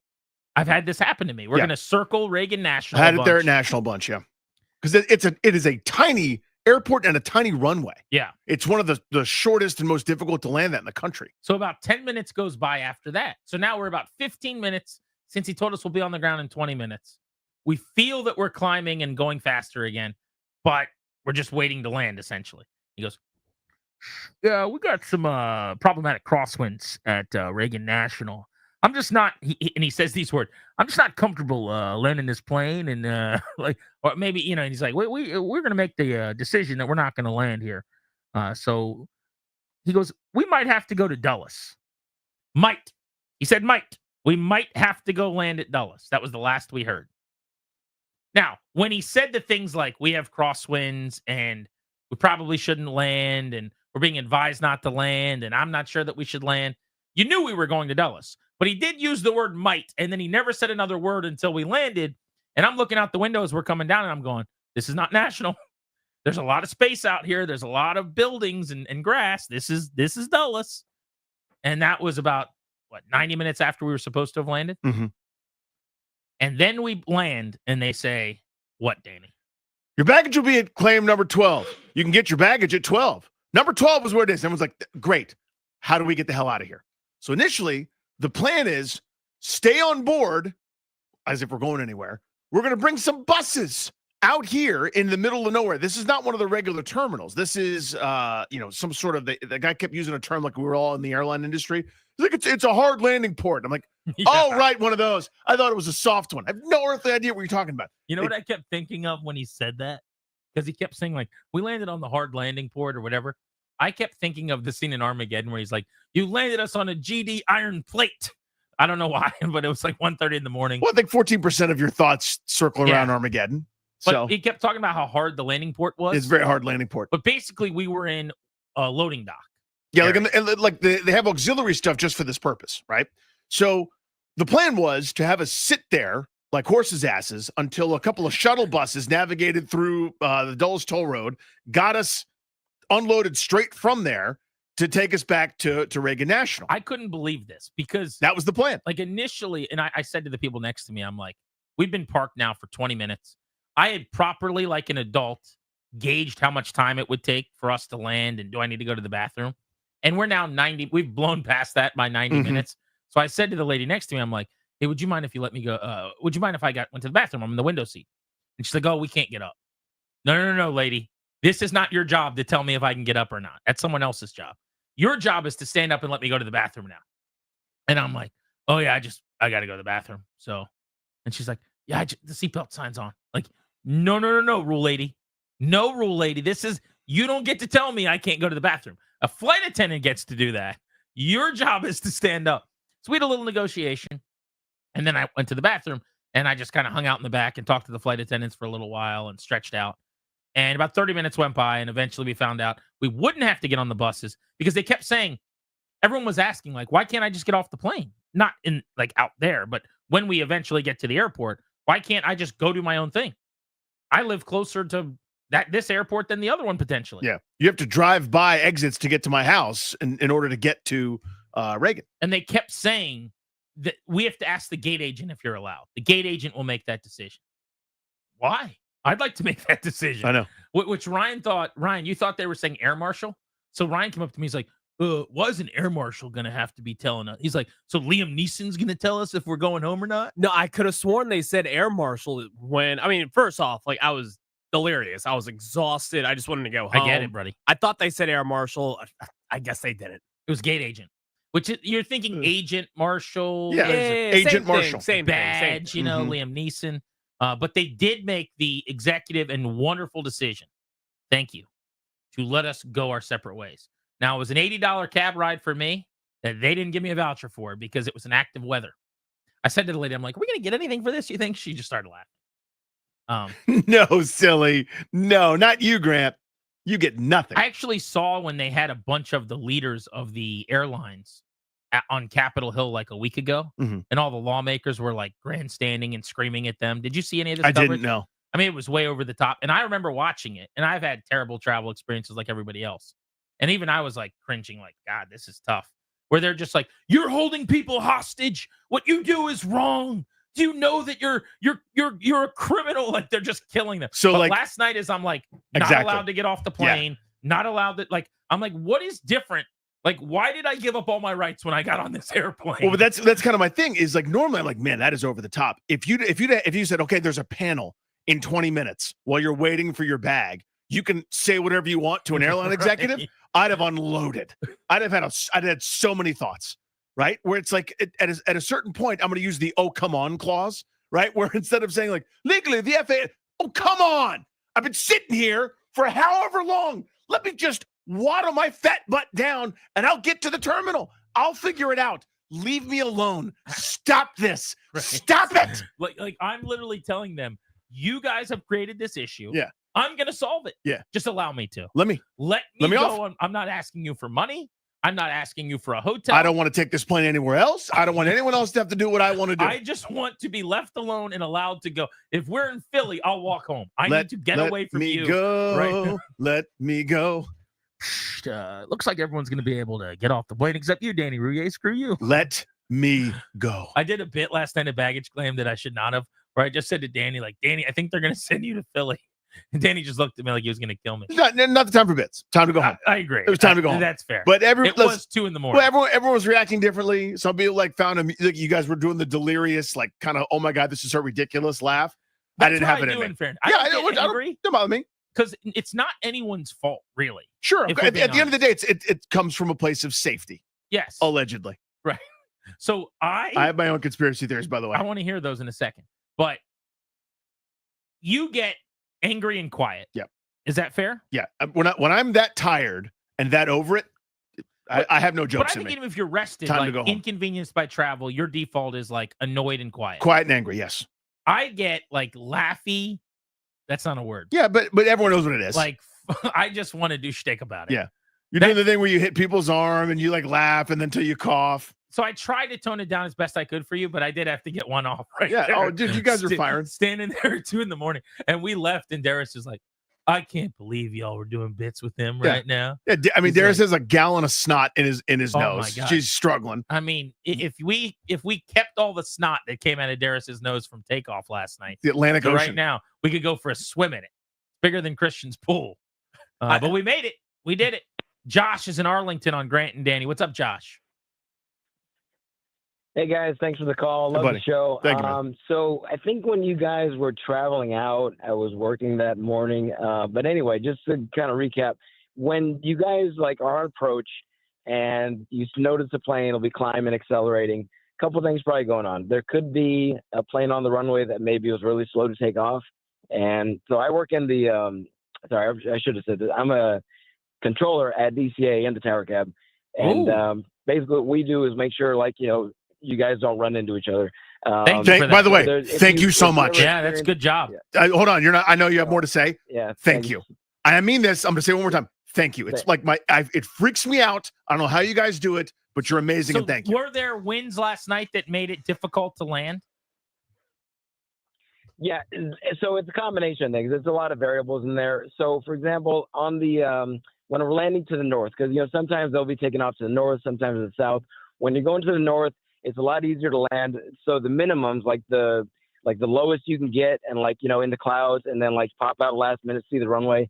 It's a lot easier to do that if you're landing to the north. Now, if you're landing to the south, what we call that is the river visual approach. That's a little bit trickier because normally you'd have a instrument that would kind of line you up to the runway, but because you got the White House, you got the monument, all that just north of DCA, they can't do it in a straight line. So you have to come at an angle. And when they do that, it's a little bit difficult, as far as getting into the runway. So the weather has to be a lot better. So for example, when the weather's bad, you might be trying to land with a tailwind, and it could be really difficult trying to make it in. So in days like that, where you just got bad weather, and the winds aren't favoring you, and it's just kind of a mess. A lot of times, we just got to send them around just because, or when the plane kind of diverts to somewhere else, called sending them around or go around. Well, so let me ask you two quick questions then about last night specifically. The first is why, when we landed, why couldn't we just go to a gate and get off in the airport immediately? Why are we out there for an hour in a landing zone waiting to find out if we're going to be allowed to go into the airport or if we need to be bussed to DC? So that all depends on the airline you're flying. If you're flying American Airlines, they subcontract a lot of their flights to different airlines, which have the same paint color. But if you're flying on one of the smaller regional jets, it's being operated by Republic Airways or by a call sign called Blue Streak. And depending on whether that gate's available, you could land, but you might not be able to get to that gate for an hour because somebody just landed in front of you and they've got to deplane, and then they got to, reload that plane, and then they got to take off again. So that's probably the most likely explanation. Now, if you're landing or if you're flying with Southwest, for example, Southwest is really good about when they land, they deplane quick, right? And then they have a super quick turnaround. So if you're on Southwest, you're not going to be waiting very long. But American Eagle, it's going to be a while. All right. Well, good nugget. Yeah. We appreciate So, that. I mean, and also, I understand, not it's 1:30 in the morning, whatever time it was. Not every gate is going to be active and open. Sure. But I know there's got to be some way. You can figure one out. Yeah, there's got to be some way to say, because everyone who's been to Dulles knows the stupid couch buses, whatever you call those dumb things that you have to ride to do anything. People movers. Yeah, dumb Dulles. Instead of waiting for those to navigate across the entire airport, I bet you there's an open gate. It's 1:30. There's a place I can go. There's a 30-minute heads up between when he goes, yeah, we're going to go to Dulles, and when we land, we're like, we could get moving on a plan here. I bet you there's an Antonio Gates. Let's go to Derek in DC on Grant and Danny. What's up, Derek? That voice is really. Hey, how you doing? Hey, man. Good, man. How's it going? I'm great, man. I was on that flight with y'all, man. That was crazy, man. You were on the flight. So what I was on the flight. What was your highlight of the flight? What was your favorite? What was your moment? favorite part? Was it the waiting? Yeah, it was waiting, man. They set us on the tarmac, just made us sit and wait when the lady, whoever was had the medical emergency, they tied for the doctor. One guy next to me, he hit the buzzer. I guess they had a doctor up front already. Yeah, there was already a doctor in that first class region, which was nice. Yeah, he got up one seat. Yep. I like that there were multiple doctors that said they could help. Yeah, and then, so that when they got off, then they made us sit a while for a minute. And then when we finally got in the air, we got to go on. And then when we were coming, the pilot said he was about to land. And then I told my wife, I said, he's saying that we got to go to Dulles. She said, nah, they not saying that. And then next thing you know, we landed in Dulles. And then we sat on that tarmac for a while. And I'm like, Willie, what's going on? What time did you get home? I got home at 4:30. And the thing about it, I had to have my ride come all the way from DCA to come all the way out there. Oh. Luckily, I had a friend of mine that he was out there too, so we both got a ride back in because he does an Uber Black service. So, you know what I mean? So it was a great thing, man. But we got home at 4:30. But the highlight, we won the game, man. So I was happy. That's right. There you go. He came back with a win. And shtick aside, I mean, we had one of the great trips as a show we've ever had. I mean, this is a fun little icing on the cake, I suppose. Because it all happened at, in between 1 and 3 in the morning last night. So exactly. we're a little bit, we're scuffling today. Yeah. Let's go to Marty in Alexandria on Grant and Danny. What's up, Marty? Hey, guys. Love the program. Look, so I came back from New Orleans as well, flew into National on Southwest, landed at 8:18, nothing, no problems, no bouncing, nothing worried. So what they told you, the guy said he's uncomfortable. I think that's all about talent. That's not about anything else but talent. Oh, he's calling out the pilot. I mean, that was, in fairness, 3.5 hours. I bet some winds could whip up in 3+ hours, right? Because it would have been 11:50 something. No, it would have even been after midnight when we were landing, actually. I think we took off. I could tell you because I got a phone call. Yeah, it was supposed to be 10 something. I got a phone call as we were taking off. 11:43 p.m. for a 50-minute flight. So we're talking about right around 12:30 we would have been landing. By the way, just think about that. The Charlotte airport packed to the gills at midnight on whatever day it was, Monday. Great point. It's just like, what world is that? Because when you land at Reagan or most of those places, like even last night at Dulles, it's a ghost town, right? You're just walking through and there's no one around. Everything's closed. But in Charlotte, everything was humming like it was noon. We are back and we are ready for a Tuesday. It is Tuesday. Afternoon. It is afternoon. I got those two things squared away. Radio program. Let's get to Commander Survivor. There are only 4 players left.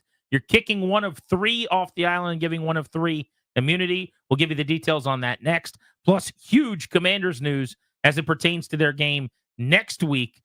Could be a playoff spot on the line, depending on how things go this weekend. We'll explain as soon as we return on Grant and Danny.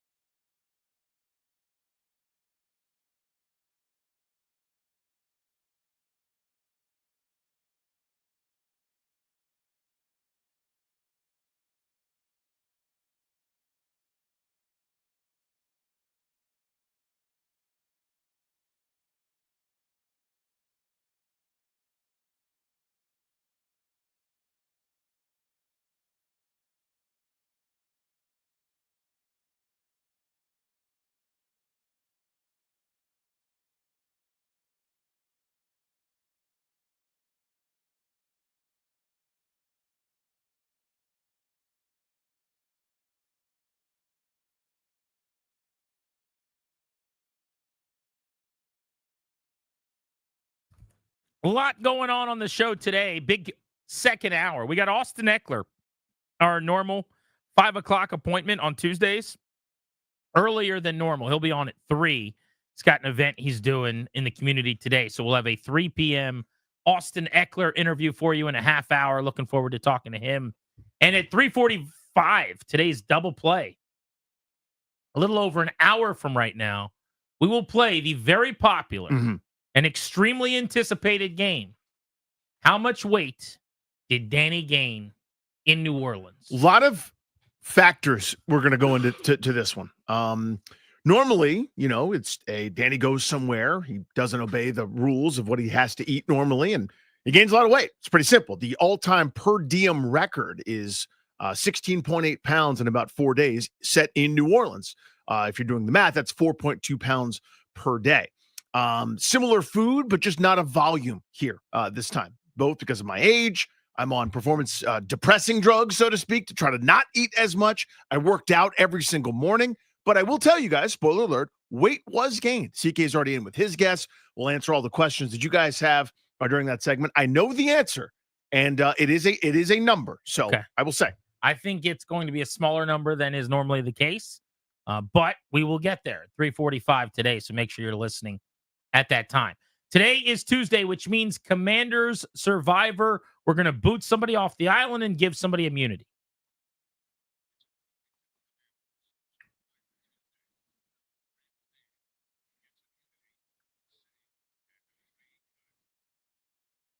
There are only 4 players left this season to try to win Commanders Survivor. Jayden Daniels, who has immunity going into this week, so he will be one of the final 3 players remaining.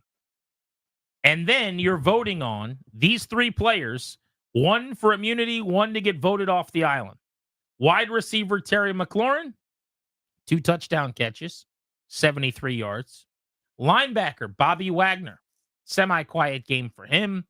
And linebacker Frankie Louvu. Really quiet for him. He had a defended pass, like a PBU in the middle of the field on a near interception, but he kind of dropped the pick. Yeah, a couple quarterback hits, and that's your ball game. So if you're not voting, let me try to put it this way. If you're not voting off Frankie Louvu, it's probably this year's been pretty awesome. He's been great in every capacity. It wouldn't be based on this game. Probably same for Bobby Wagner. Daniels was already immune, and McLaurin had a couple of touchdowns. So you kind of you have your eyeball towards maybe who might get voted off this time. Go vote Facebook.com/Grant and Danny. Immunity and someone's going home. The 3 players you're choosing between McLaurin, Wagner, Louvu, Daniels, immune into next week already. Next on the to-do list, news of the day. The Commanders have had their week 17 game with the Atlanta Falcons flexed. So this is not this coming weekend where they will play at home against the Eagles at 1 o'clock on Sunday afternoon. But a week from Sunday, they were due to play the Falcons at 1 o'clock. They have been flexed to Sunday night football. And this, to me, was a pretty easy decision for the NFL based on this weekend and what's expected. Washington plays Philly. The Eagles are favored to win the game. Atlanta plays the New York Giants. The Falcons, despite struggling on offense immensely, are favored to win that game. If both of those things happen, Danny, Atlanta will be within 1 game of Washington in the wild card hunt for the 7th wild card spot going into the head-to-head matchup in Week 17 in Landover at Northwest Stadium. A Falcons win in Maryland in going on, 12 days, whatever it is, would mean that they have the same record as Washington and now the tiebreaker with the head-to-head win. So that game is effectively for the 7th wild card spot if Atlanta holds serve and beats the Giants this weekend to get back over 500, and if Washington can't upset Philly, then the Falcons would be playing in D.C. for the chance to control their own destiny in Week 18. Contrarily, here at home, if the Commanders, even with a loss to the Eagles and a Falcons win, they'd only be 1 back. Play Atlanta at home and beat them in that primetime Sunday night football game, they will clinch a playoff spot almost certainly at that time. There's a chance maybe that Seattle and LA could, Be a fly that. in the ointment there, yeah. But it makes perfect sense that would be a primetime game next week. So there are other options, certainly. Green Bay and Minnesota, for seeding and for, potential, I wouldn't say the division, but you never know with Detroit's injuries. Maybe they fall down a little bit. That's a pretty meaningful game. If Washington beats Philly, beats Atlanta, then you have a chance to run the table. The 6th seed's still on the table. Absolutely. Arizona and the Rams, which, maybe not quite as marquee, but that could be for a potential playoff spot as well, given the events of the next week or two. But yeah, this one to me is twofold. One, everything you just laid out in terms of playoff implications. And two, Jayden Daniels. So that's kind of just as a reminder, this is the national audience now cares, right? This is the flavor of the month, flavor of the season, whatever you want to call it, that you've got a game with the backdrop and intrigue of a potential postseason berth, and Jayden Daniels is involved. That's going to get flexed. Yeah, no doubt about that. This weekend, the Commanders could actually lock up a playoff spot, and then the game with Atlanta, even on primetime, wouldn't matter. Although in that hypothetical where it doesn't matter, it would mean the Falcons lost. And I would imagine we would see Michael Penix's first start probably against the Commanders if they've been eliminated. And that's kind of a fun matchup at that point, where you'd have 2 top 10 picks, Daniels, who's your Rookie of the Year candidate, Penix, who was a Heisman Trophy candidate last year when Jayden Daniels won it, making his first start potentially. That would mean the Falcons lost to the Giants, which they absolutely should not do. But here is how Washington would clinch the playoffs this weekend. There are 3 different paths to that, so I'll make it as least complicated as possible. The first option is a Commanders win with a Falcons loss or tie and a Rams loss. Who do the Rams play this weekend? I had it right in front of me. That means Washington beats Philly, which is unlikely but could happen. Atlanta loses to the Giants, which is unlikely but could happen. And then the Rams have to lose their game. At the Jets. Very unlikely. So I would say that if that happens, miracle's too strong, but there's probably less than a 10% chance that all 3 of those things happen. Number 2 way that the Commanders could clinch a playoff spot this week. The Commanders win, again, over the Eagles, unlikely but possible. The Falcons lose or tie, unlikely but possible. And then this one I actually think will happen. Seattle loses or ties. They play the Minnesota Vikings. They may not have Geno Smith. It might be Sam Howell. We watched a little bit of that game at our buddy Christian's house on Sunday Night Football. Watched about 6 minutes, and we saw Sam Howell get sacked 21 times, I think numbers approximate. Don't forget the picks as well. Oh, that's right. That's but right. Squeeze otherwise, I thought he played a really good football game. Third and finally, the way the Commanders could get into the playoffs this weekend and not have to wait till the primetime game against Atlanta. Washington ties, Atlanta loses, Arizona loses or ties, the Rams lose or ties, Seattle loses or ties. As long as the Rams and Seattle don't both tie. Yeah, that one, respectfully, I'm not paying much attention to. I'm going to just cross that one out. Look, so this is basically Washington wins and a couple of things happen. They're done. Okay, they're in. It's good. Yes. But about this? The key central takeaway is the Washington winning. Commanders win, Falcons lose, and one of the NFC West teams lose. Washington's in the playoffs. Yeah. Very simple. Yeah, it's pretty much it. And this, by the way, isn't just for this week. This is at any point, right? And I think that's an important clarification. Washington gets one more win, and the Rams, Atlanta, or Seattle at any point loses, you now have Washington in the postseason, as I understand it. This weekend, probably not going to be with the weekend they clinch, but it's on the table. But it does set up for a awesome home game on Sunday Night Football against the Falcons, winning your in scenario. Pretty much. That could be the 2012 game against the Cowboys. Yeah, that's if everything holds serve this weekend, as it's, again, looking at prognostications, Washington, tough opponent in Philadelphia. Atlanta, a terrible opponent with the Giants. It sets up that matchup. Grant and Danny with you on the Fan.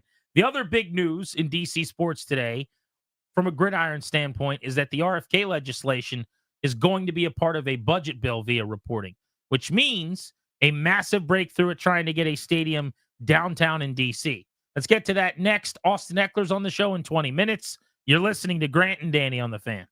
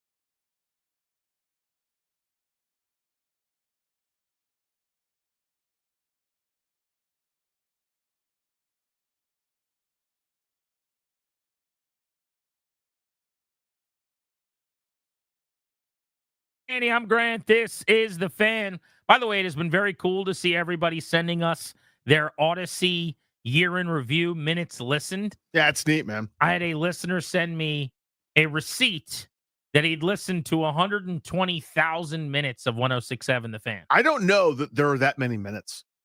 You know what I'm saying? Like, if you're awake, that's pretty much every waking second of being a person, right? And that's like all the time, like our whole broadcast day from start to finish, every day that we do it. I think that's like 85 days. Because if you think about it, so we got 24 hours in a day, so 24 times 60. So there are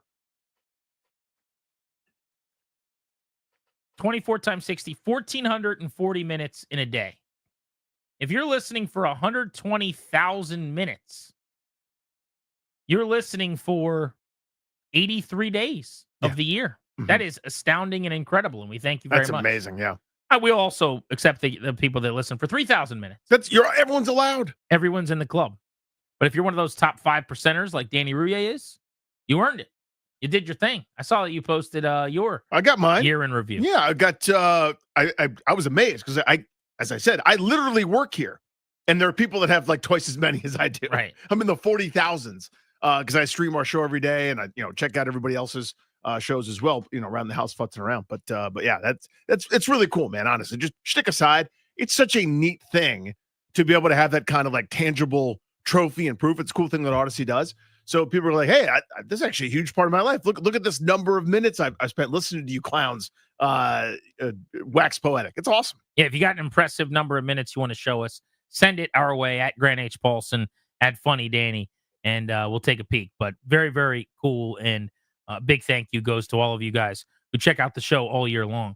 Danny, the Commanders today, in their quest to get their stadium back at the RFK site in D.C., took a gigantic step forward as we found out legislation for the RFK land to be given back to the city will be a part of the budget bill. It had to be attached to, clothes pinned to, or else we were going to have to wait another year potentially. It sounds like that is absolutely happening. Yeah, so here we go, right? The big hurdle, again, assuming this all goes according to plan and the reporting is correct, I have no reason to doubt it. Well, I mean, this was the biggest one, right? Yeah. You can't. I was trying to come up with an analogy for this. Talking to somebody, I think it was one of my wife's friends, where you can't prepare the meal without the restaurant. There are no ingredients yet. There's no cookware. But you can't the ground that you're going to put the restaurant on. That's what this is. Any idea of, we could try to do this, or we could put this on campus, or we could add this metro feature, or put this Champion Square, or have this kind of parking. That's all just philosophy about what you want to do and how you want to do it until this part happened. This is the biggest thing. Now, do not underestimate DC's ability to screw it up. Do not underestimate a grandstanding council member or somebody else being a fly in the ointment, or some ANC commissioner making it about themselves. Who knows what? Okay, and again, I'm not criticizing anybody. I think what you think. I agree with you. I hate the bad thing. I love the good thing. We're on the same team at all times. I never differentiate from that, or deviate from it, rather. But I'm telling you, it's not done. You can't have any conversation until this happened. So if this all goes forward, this was the biggest and largest obstacle to the team playing football games at the RFK site. What I have always been told by high-ranking officials on the team side is that when DC got the land, it would be a layup, essentially. That getting the land to DC was the challenge. That was the game that was being played. That's where they would win or lose. That when DC got the land back, that there was a fairly clear path to victory and to the RFK site. Now, I'm understanding what you're saying, and I agree with you. Like, nothing happens easily. We're just going from federal politics to local politics. But I think that the local politics is going to be a lot easier, and it might not be seamless or without impediments, but I would imagine that as soon as this becomes official, and the reporting that we've seen today, that the legislation's part of this budget bill becomes a finality, that for the most part, this thing's over. You get your stadium in the city. That's kind of how I am viewing this. Hopefully, I'm not overstating that. I will say, having just got back from New Orleans with my pal Danny Huhe, walking to the downtown stadium with a massive fans that are just walking from the French Quarter to the urban city stadium that we went to. Hard to top that, man. That's the blueprint. We talked about it yesterday on the show a little bit, but just to double down for folks who might not have heard it, there's not a ton. There's a parking garage. There's parking options if you want to drive in and around the stadium, but it's not what you're meant to do. Does that make sense? Like the way that they've got this thing constructed is there's a thing called Champion Square, and the logistics of it are outstanding. There's nothing that's perfect, by the way. There's nothing that's ever going to have all the parking you want in an urban environment, to have all the different places to go and eat. You're never going to get the perfect storm, okay? But there are trade-offs, and this is the best of the trades, in my opinion. So instead of the normal, hey, I can go to this place and get something to eat, then walk over, and there's choke points where there's lines. No matter how seamless you make it, it still takes forever to get into the stadium proper, right? That's always going to be a thing. They eliminated that. Around a giant perimeter with a bunch of access points, that's where you show your ticket. That's where you go through security, and you're still hundreds of yards from any entrance into the stadium. So once you've done that, you're now in the approved ground. Music, beer, liquor, whatever you want is all there. Music festival. It's a big party at that spot. So that you fork over your cash or you don't, you do whatever you want. Yeah. And the part that logistically I thought was so incredible is once you're in, now you got free reign. I want to walk in the stadium. I could have walked back out and go, you know what? I found my seat. I'm going to go back out and listen to this band. They're playing a cover of a song I like. You could do that. That to me was perfect. Everyone's just having a grand old party, and it was amazing. Yeah. Loved it. I thought it was really, really cool. I did not realize that. Are you saying that you could leave the stadium? Yes. And go back out there? You could do whatever you wanted. And that was incredible to me. So the story I told yesterday, and this was amazing. At halftime, there's the logistics of trying to get to the restroom. This was a little bit complicated. I didn't love this, but whatever. You have to go around this big long queue and around this corner, and then I'm sitting in this line for the men's room, and it's long. A person that worked there came right up to me and said, you can go outside, go over to we're gate B. You can go all the way over to gate A. Right. There's multiple restrooms there that are bigger, and the line is always shorter. So I can go outside the stadium. It's crazy. And go back in. She said, absolutely. It's the fastest way to do it. Yeah. And so I did that and walked over there, and I left the doors of the Superdome, went back in, seamless. So that that was doesn't awesome. surprise me because like the path just around the doors I could see. But the idea that you could walk down those steps and go back out to basically just like during the game and listen to the bands and drink, and really, really cool setup. Yeah. But being in the city has its perks. There's no doubt about it. Next on Grant and Danny, I should let you know Austin Eckler. I just reached out. We have gotten in touch with him. He's not going to be on at 3. We're going to have him on at 6 tonight. So he will be on coming up in 3 hours. We will have him on for his weekly appointment, sponsored by IT Cadre. So looking forward to talking to him about the big win and closing in on a playoff berth, how he's progressing. Is he going to be back before the end of the season? We can talk to him about that on Grant and Danny today. That gives us a chance next to go around the NFL with our fastest 16 minutes.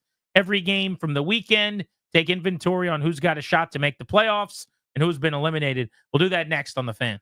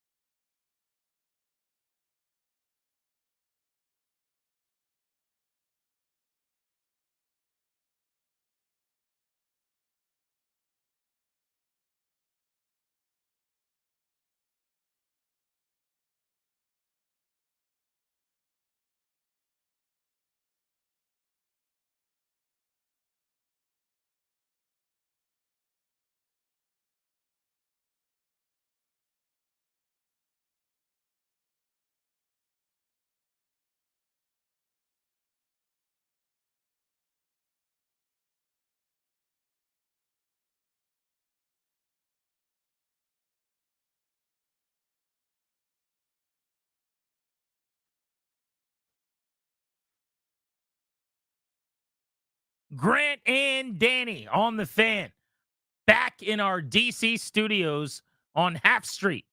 Brought to you today and every day by our friends, the law firm Kandori and Murad, who will help you update your last will and testament or set up a revocable trust for you and your family. Schedule a free consultation with their estate planning attorneys at kmlawyers.com.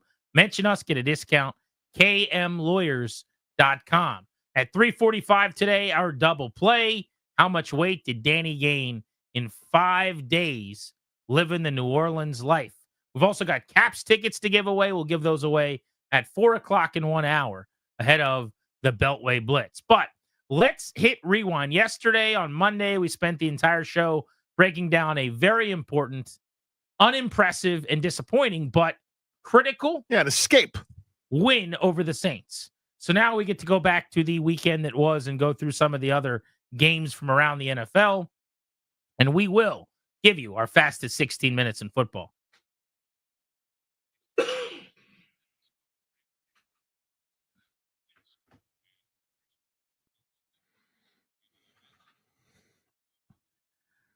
We start with the Cowboys and the Panthers. These are two teams that will not make the playoffs. Dallas is 6-8 now. Carolina is 3-11. This was a game where when Bryce Young had started to play a lot better, we kind of were giving him his roses. Couple of picks in this game, not quite as good. It's not going to be linear for him, but he certainly looks like he should get a chance to be their starter next season, perhaps. On the other side, I know this is an unpopular opinion. I think Mike McCarthy's doing one of his better coaching jobs. It's literally what I was about to say. The undermanned Cowboys have gotten better and better as the years gone on here. Rico Dowdle can run the football. They had no running game. He ran for $150. Cooper Rush threw for 200+ yards and 3 touchdowns. CeeDee Lamb went for $115 and a score. Dallas blows out Carolina 30-14.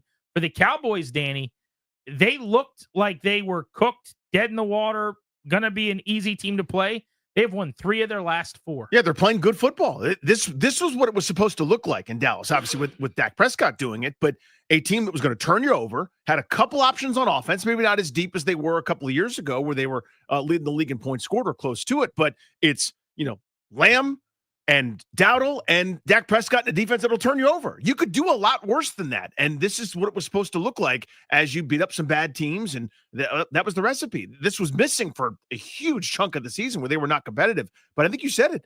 They're playing their best football now when everything is swirling around them too little too late, and this is great. It's honestly, probably fool's gold and affecting their draft spots. I hope they went out the rest of the way with the exception of playing Washington just to fool everybody. But yeah, this is actually kind of impressive. When the Chiefs play in 2024, they win, and they do it without style points.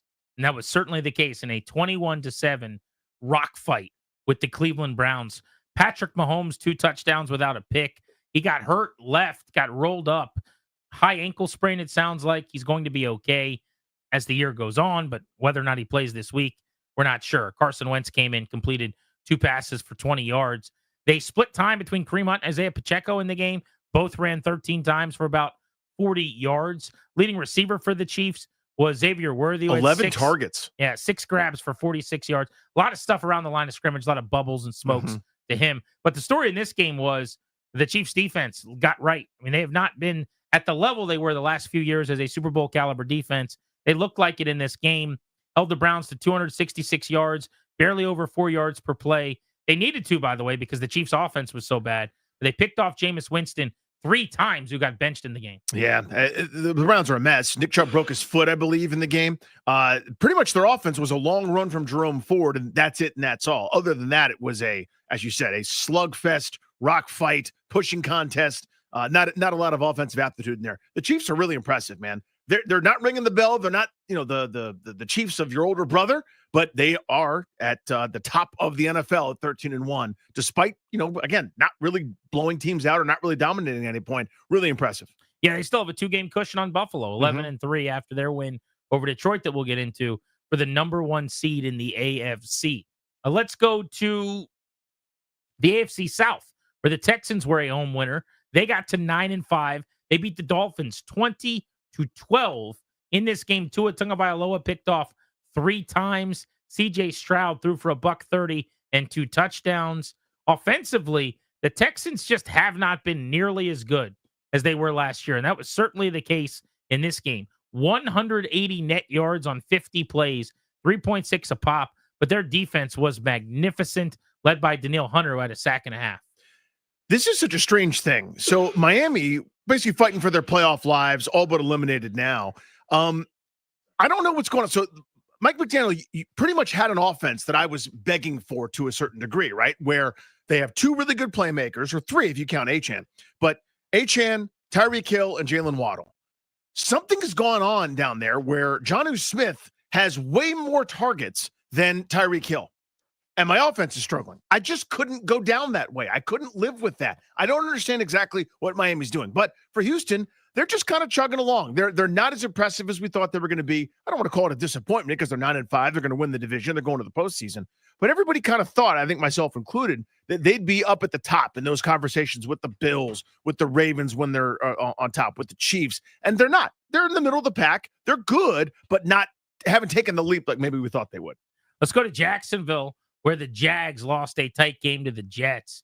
For the Jets, that's a couple straight wins now, 4-10 on the season. And Aaron Rodgers starting to look a little bit more comfortable in that offense. Threw for 290 yards and 3 touchdowns a week after going for 300 yards for the first time since 2021. Rodgers, this is weird, also led the Jets in rushing. 45 rushing yards. That was something. Devontae Adams had a massive turn back the clocks game, 9 catches for $198 and 2 scores, had a 71-yard catch and run, splitting the middle of the field in the second half. I love the Jaguars' young wide receiver, Brian Thomas Jr., LSU product. He went for 100 on 10 grabs, scored twice. And Mac Jones threw 2 touchdowns, but was picked off 2 times. Jets, a 1-touchdown winner, 32-25. Neither of these teams going anywhere but up to the top 10 of the draft board. 4-10 New York, 3-11 Jackson. Yeah, you alluded to it. My only talking point from this game is that Thomas is a star. Like, he's got something pretty special in with an offense that's struggled at times, with some problems at quarterback, coaches probably on the way out, different system coming. That guy can play. Has he outperformed Malik Neighbors and Marvin Harrison Jr. this year? I'd have to look it up. I mean, Neighbors, I think, has more catches, certainly. I don't know about yardage totals. I think Brian Thomas might be the guy having the best season of that trio. Let's go to the Ravens getting a much needed and pretty emphatic win over the Giants. This was never really a game. They led 21-7 en route to a 35-14 win. Lamar Jackson threw 5 touchdown passes. Lamar's a 2-time MVP, was probably not going to win the MVP award this year, was having his best year of his career statistically. Like, this year is better numerically than his MVP years were. He ran for 65 yards, including a 21-yard gain that he ripped off. In addition to the 5 touchdowns, 2 to Rashad Bateman, 1 to Justice Hill, 1 to Mark Andrews. Among them, for the Giants in this game, we saw both Tommy DeVito, he left via injury, and then Tim Boyle, who went 12 of 24 for $123 with a touchdown and an interception. Malik Neighbors, 14 targets, 10 catches. Thomas's LSU teammate, who played with Jayden Daniels, 82 yards and a touchdown for the G-Men. Well, this just tells you, this happens in sports all the time. Like, there were years that Michael Jordan didn't win the MVP. They gave one to Barkley or gave one to Karl Malone or everything in between. Lamar Jackson is having, as you said, his best season that he's ever had. He's on pace for, maybe the second or third highest rushing total that he's ever had. Will end up probably around 800-900 yards with 5 rushing touchdowns, give or take. He's got 34 passing touchdowns to only 3 interceptions. Will throw for over 4,000 yards for a team that's good. They're not as good as maybe the Bills are. I'm not going to say probably. They're not as good as the Bills are, maybe a couple other squads. But we get fatigued sometimes where it's like, yeah, he's already done it. But Josh Allen, what a year. It doesn't take anything away from anybody else. But Lamar Jackson is having a patently absurd season. Speaking of absurd seasons, Joe Burrow's probably had the best year as a quarterback throwing the football this year. This was not his best game. He turned the ball over 2 times, but he did throw for 271 and 3. The Bengals got a road win in Tennessee, 37-27 over the Titans. Cincinnati improved to 6-8. They kept their very slim playoff hopes alive. The Titans fell to 3-11. In this game, Will Levis threw 3 interceptions on 12 passes. That's tough. Was benched. They went to Mason Rudolph. He was much better. 21 of 26 for 209 and a pair of scores. He also was picked off, so 4 interceptions for the Titans. This was by far the best defensive game of the year. For the Bengals, with all those takeaways, including a defensive touchdown. Jamar Chase continued his all-pro season, 11 targets, 9 catches, 94 yards. T. Higgins was looking for a contract at the end of the year, caught a touchdown and went 5 for 88 on 8 targets. And Chase Brown, who became their number one back about a month and a half ago, now is a bell cow. He's like the only guy that touches the ball to the backfield for Cincinnati. He can play. 25 carries for 97 yards, and he caught a touchdown. So my highest profile wrong call about the NFL this season was predicting the Jets would beat the Bills in the AFC East. That was just stupid and horrendous. But Ryan and I got to wear this one right here. We both predicted. I think he may have actually predicted that Tennessee either wins the division or we're a playoff team. I said they would be frisky. That's what I thought. I thought, not that good, but like a 6 or 7 win team that would play folks close. They're not. I was wrong. They stink. They're making a quarterback change. You know it's not going well when you're going to bench Will Levis for Mason Rudolph. I'm sure, by the way. I don't know what answer is good. You can point to anybody on that roster at this point to play quarterback, and it's the wrong answer. Well, it also means very likely that the Will Levis experience is over. Hey, that's enough of that, I guess. They have the number 6 pick in the draft right now after 3 straight losses.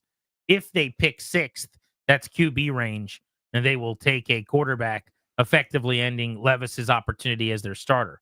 A team that just took a quarterback, the New England Patriots, was in Arizona taking on the Cardinals this weekend. Cardinals beat the Patriots pretty decisively, 30-17 the final. Drake May played really well again. 19 of 23 passing, just 4 incompletions with a touchdown and interception, couple hundred yards. So can I note real quick on that interception? It's the most Patriot situation interception possible. A great throw from Drake May. I'm not saying, pretty good. A great throw from Drake May, a dime that I can't remember who the receiver was. I don't know if it was Bourne or it was Booty. I mean, he vomits this ball almost as if he was trying to set a volleyball player for a spike. He just sort of, whoopsie daisy, pratfall, does a Dick Van Dyke and just basically shovels the ball. It was even weirder because he kind of turned around while he was doing it. It was so stupid. Normally you see a pick off a receiver's hands and it hits their hands and goes to the DB. Yeah. He kind of turned and slung it toward the DB. Like if you conduct an investigation and found out that he was point shaving and you found some sort of proof that some money went to his friend's account or something like that, you go, well, there's the evidence. That play, that's impossible to do what he did and have it be reasonable. Yeah, but May looked really good again. Kyler Murray, no touchdowns, but was 23 of 30 for 225. He also ran 5 times in the game. James Conner was the story for the Cardinals, scored 2 touchdowns, went for $110 on 16 attempts. And one of the best players in the league that nobody talks about in this area, I'm sure in Arizona, all they do is talk about him, is Trey McBride, the tight end for the Cardinals, who's going to end up being one of the league leaders in catches and yards. 10 targets, 9 catches, 87 yards for the big tight end. Arizona was up 23-3 before winning 30-17. And 0 touchdowns. It's the weirdest statistical season I can remember. He has no touchdowns, and he's going to be, as you said, one of the league leaders in receiving. He is really, really good. He even has 13 red zone targets with nary a touchdown. Not a single one. I'm going to double down real quick on just how crazy this is. He has 90 catches on the year right now. That's preposterous. Yes. Already has 90 catches. To not have a touchdown. 938 yards and 90 catches and no touchdowns for a tight end. For a tight end. Who is a factor in the red zone. In fact, he caught a touchdown that was taken off the board. They ruled him out at the 1 foot line or something a couple of weeks ago. Simply incredible. Just amazing. Speaking of incredible, how about the Broncos having a pick 6 on a trick play against the Colts to break the game open? If you didn't see this, Indianapolis has the ball. They're down 17-13. They're on the move. They throw to a receiver on a screen. Throwback pass supposed to go to Anthony Richardson so that he can rumble behind blockers. It is picked off and returned for a touchdown by the Denver Broncos for 50 yards. They end up blowing the game open and winning 31-13. Anthony Richardson, 2 more picks, no touchdowns, 172 yards passing. At some point, someone's got to show me why this is going to work. We made the decision on Will Levis pretty quickly, right? Mm-hmm. I need so much more out of Anthony Richardson other than just he's fast and he can throw it 70 yards. That's not really what quarterbacking in this league is all about, as far as I'm concerned. Michael Pittman, 6 for 58 to lead the way for the Colts. Jonathan Taylor ran for 107 yards. But the turning point of the game, yes, Jonathan Taylor did the thing that has happened, I think, 6 times in the NFL probably this year, twice this weekend, and I will never, ever understand it. It's the Deshaun Jackson play. It should never, ever happen in Pee Wee football, where you drop the ball to celebrate the touchdown the moment you get to the goal line, except he dropped it before he got to the goal line. No one around him, no one reaching for the ball, no one slapping the ball out of his hands. He's just in such a rush to drop the ball as his celebration the moment he crosses the goal line that he loses a fumble. Just a game the Colts let get away with mistakes, man. Bo Nix trying to keep up with Jayden Daniels in the Rookie of the Year race. Not so much, man. He did throw 3 touchdowns, but he was picked off 3 times. Only 130 yards, too, through the air. That could put the Rookie of the Year on ice for Jayden Daniels. Just another note on the Taylor play, and it ends up, whether you like the rule or not, I hate it, but that's beside the point. It's the single most punitive thing a player can do. In other words, he fumbles the ball before the goal line, and then because his momentum, it takes the ball through the end zone and then out of bounds. So now you not only lose possession of the football, punitive, terrible, awful. You give the opponent 1/5 of the field. Again, the only pass interference penalties can go for more yards. There's nothing else like it in sports. It's the single most devastating thing that you can do is to fumble the ball on the way to a touchdown. It takes points off the board for you, gives the other team the football and 1/5 of the field. It's incredible. That was the turning point. And you keep seeing it. Keep seeing it. Yeah. It is so confounding. Mm-hmm. Game of the day was the Bills and the Lions. The game, I did get to go back actually and watch on Game Pass late Sunday night because I got to tell you, the numbers are so gaudy. Jared Goff made some throws in this game. He went for 494 and 5. Kept the Lions in it, but they were down 28-14, 38-21, 45-28. I mean, they were down 17 in the fourth quarter. Mm-hmm. So a lot of the numbers were garbage time numbers, in fairness. The Bills kind of blew the Lions out. Josh Allen, 362 and 2 touchdowns through the air, ran for 68 yards and 2 touchdowns. He's going to win the MVP award. Mm-hmm. James Cook's come on like gangbusters, ran for 100 yards. He scored 2 times. The leading receiver for the Bills, by the way, was Ty Johnson, their running back, who went for a bill on 5 catches. They had a 64-yard catch by their rookie receiver, Keon Coleman. Bigger story might not be that the Bills are 11-3. We knew they were really good. The Lions losing more and more players to injury. They're up to, I think I saw somewhere like 18 guys on IR. David Montgomery's done for the year. They're starting running back. He only ran the ball 5 times in this game.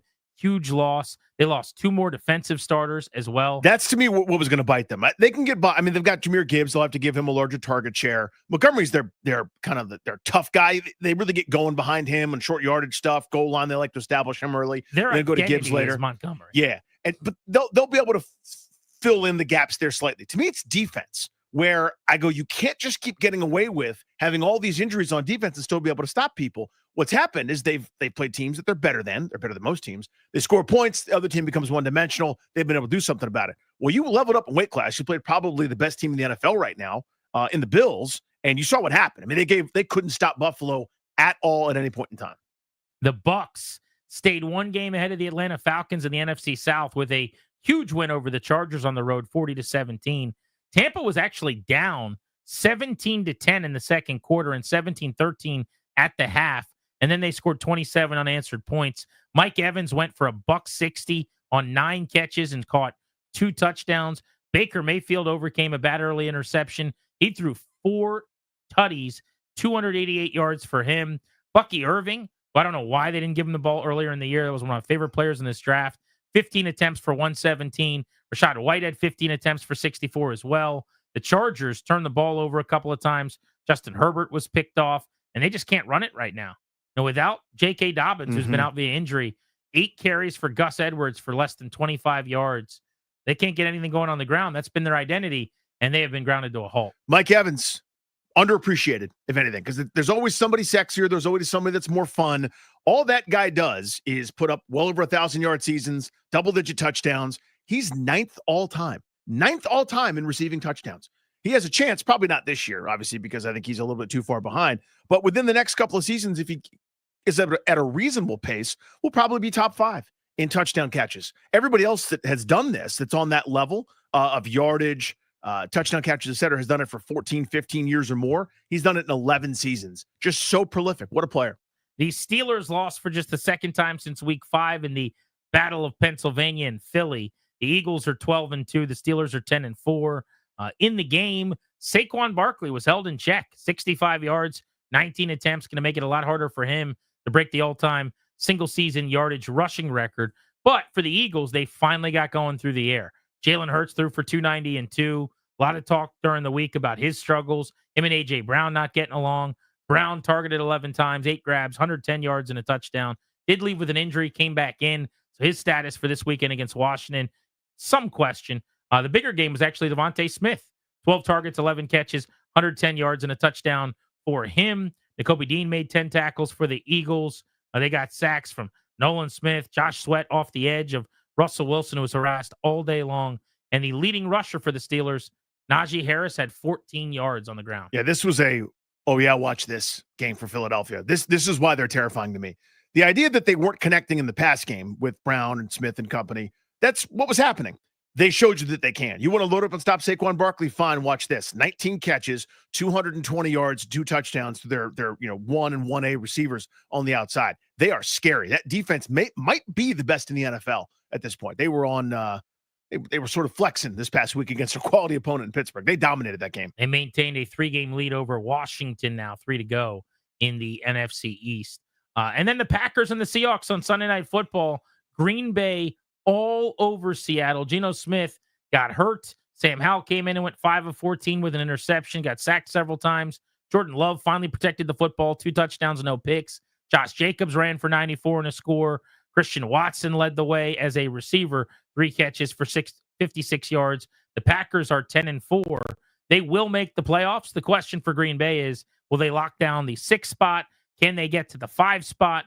Or is it still possible? There's a very small chance Washington could catch them and move up to the 6th spot. Green Bay could end up the 7th seed and have to go to Philly or to Detroit in the playoffs. But a road playoff game for a team that can run the ball in Green Bay could be fun to watch. I think they're going to be a tough out. 2 Monday night games last night while we were flying. I got to watch both of them on the plane, which was fun. The Vikings destroyed the Bears 30-12. Caleb Williams, my God. Yeah, he was brutal in the first half. He got hit a ton in this game. Only 3 sacks for the Vikings. It felt like 10. It felt like 1,000. Keenan Allen, leading receiver, 6 for 82 and a touchdown. Justin Jefferson caught a score, and Aaron Jones ran for about 90 yards and a touchdown. And then in one of the most ugly games I've seen all season, the Falcons kept their playoff hopes alive. If they win out, they'll get in. Hard to imagine them doing that after last night. They hung on to beat the Raiders, who were thrown to the end zone on the final play of the game to beat Atlanta. 15-9. Kirk Cousins threw another pick. He's not confident. It doesn't look right. He's struggling. I've said all year, I don't really understand their offense. They don't have him under center. They don't have him using play action. They don't bootleg him at all. It's all the stuff he's the worst at. That's what they do. And he's not playing well. I mean, he's got 16 interceptions to lead the NFL right now. But Bijan Robinson ran for $125. They ran on 17 of their final 23 plays last night. And of their 6 passes, 4 were on 3rd and 9 or longer. Mm-hmm. Like, what is, you want to know why your quarterback's terrible? That's part of the reason. That's a reason. Just but physically, though, to me, he awful. still didn't seem right. I mean, there was a time early in the season, remember, you could see he wasn't pushing off Totally. and didn't look right. Then it seemed to correct for a little bit. Now it's almost, to me, like he looks ginger and maybe unsure of himself physically. I don't know. I'm not a doctor. I'm just someone that's watching an offense that is getting worse somehow. So bad. But Yeah. I thought that was the most listless, stoneless, cold second half I've seen in a long time by their play caller, Zach Robinson. They were basically calling the game as if the Raiders couldn't score. Like, we're going to win 12-3. And then the Raiders with their scored. vaunted defense in Atlanta. I don't know, dude. They almost, by the way, lost that game. Yeah. Like, they really should have. They deserved probably to lose that game, but they hung on. Flexed now. A week from Sunday, Atlanta and Washington could be for the 7 seed in the playoffs if the Falcons can get by the Giants, which is definitely not a lock this weekend. And if Washington does not beat the Eagles, they certainly have a chance to compete with Philly. They normally play them fairly close. So there you go, your fastest 16 or so minutes. We're Grant and Danny on the Fan.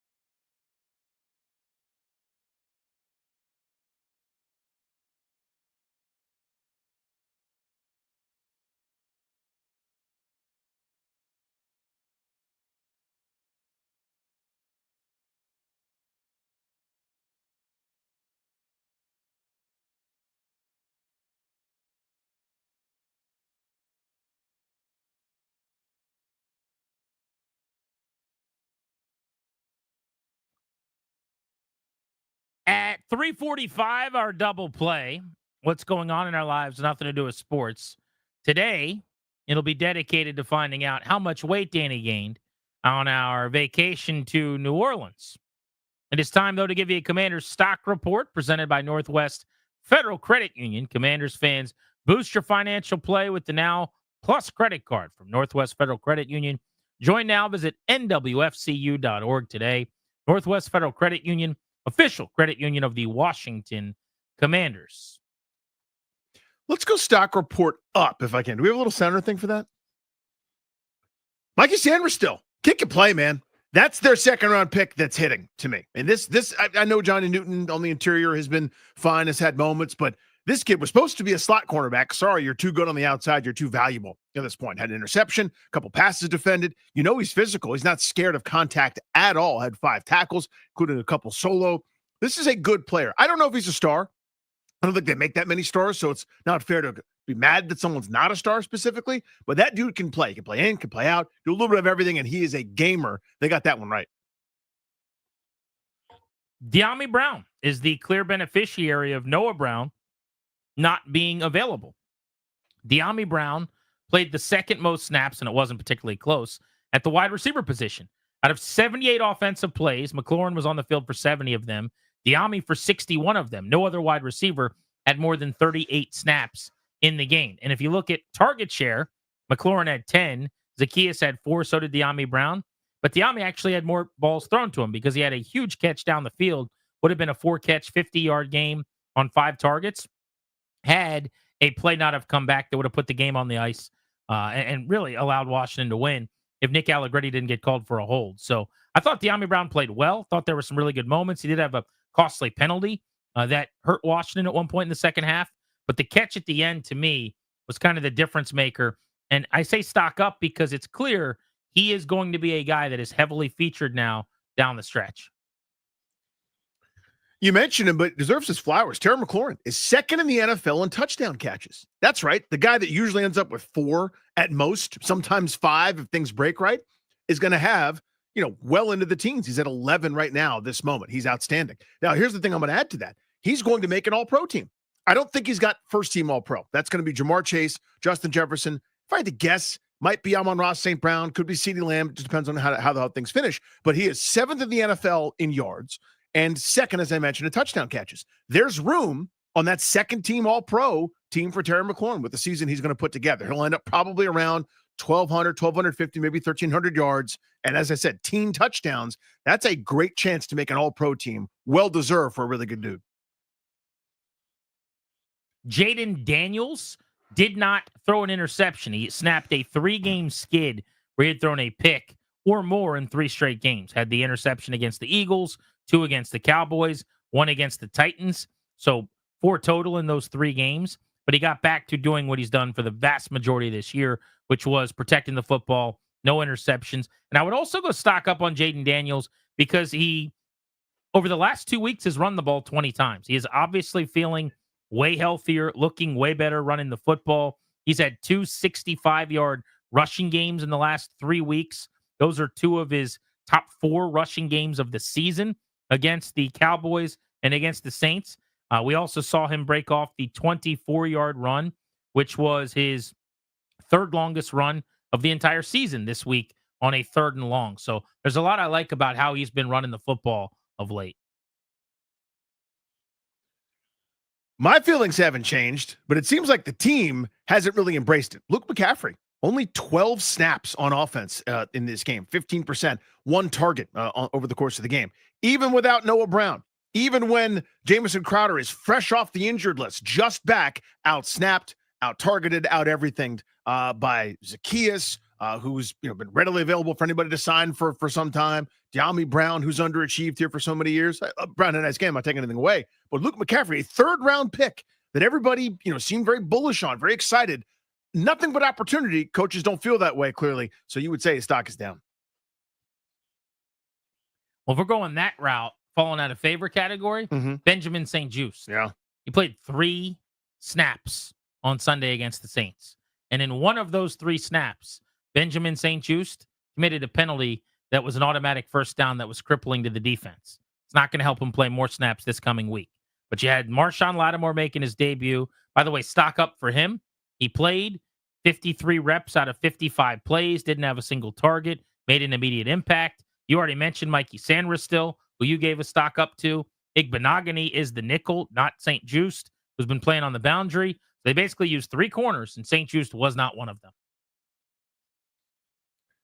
It's not what the expectations were, but it's a little something this past week. Deron Payne had himself a sack, had himself a tackle for loss, and was involved in the game. Again, we're not going to get that gaudy contract year season again. I was wrong about that. I thought that was a breakout. It turns out it was not. We have enough data in the bank to say that, but that was a nice ball game for him on Sunday. Danny, did you weigh in this morning?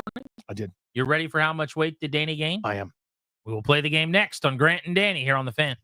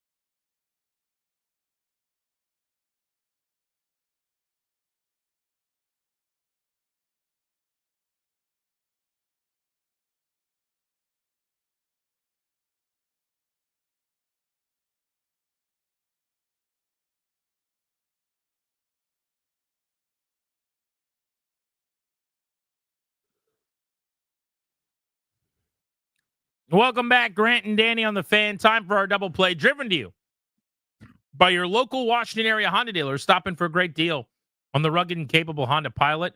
Contact your local Washington area Honda dealers today. I will tee this up and get out of the way. It is time for a game, people. We do it. Yep.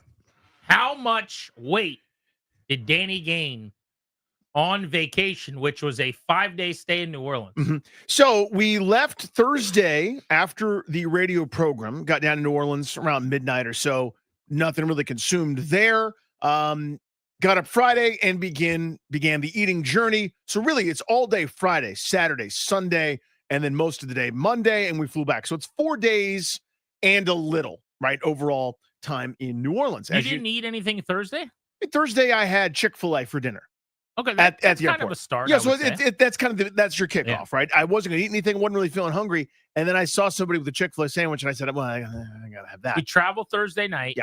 Friday, Saturday, Sunday, Monday was 4 full days of eating. 4 in New full Orleans. days plus, right? Yeah. So it's really the 4 full days is the way I would kind of describe it. So New Orleans is my favorite food city. I love it so much, but I feel run down and terrible and disgusting and awful. In addition to the late night and travel shenanigans from last night, but happy to answer any questions here.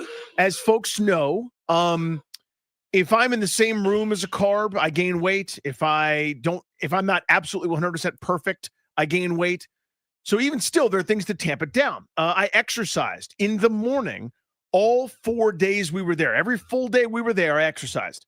Some of it was significant. Sometimes it was just, going through 30 minutes on the elliptical, but still every day that we were there, I put some exercise in, plus walking around the normal fare.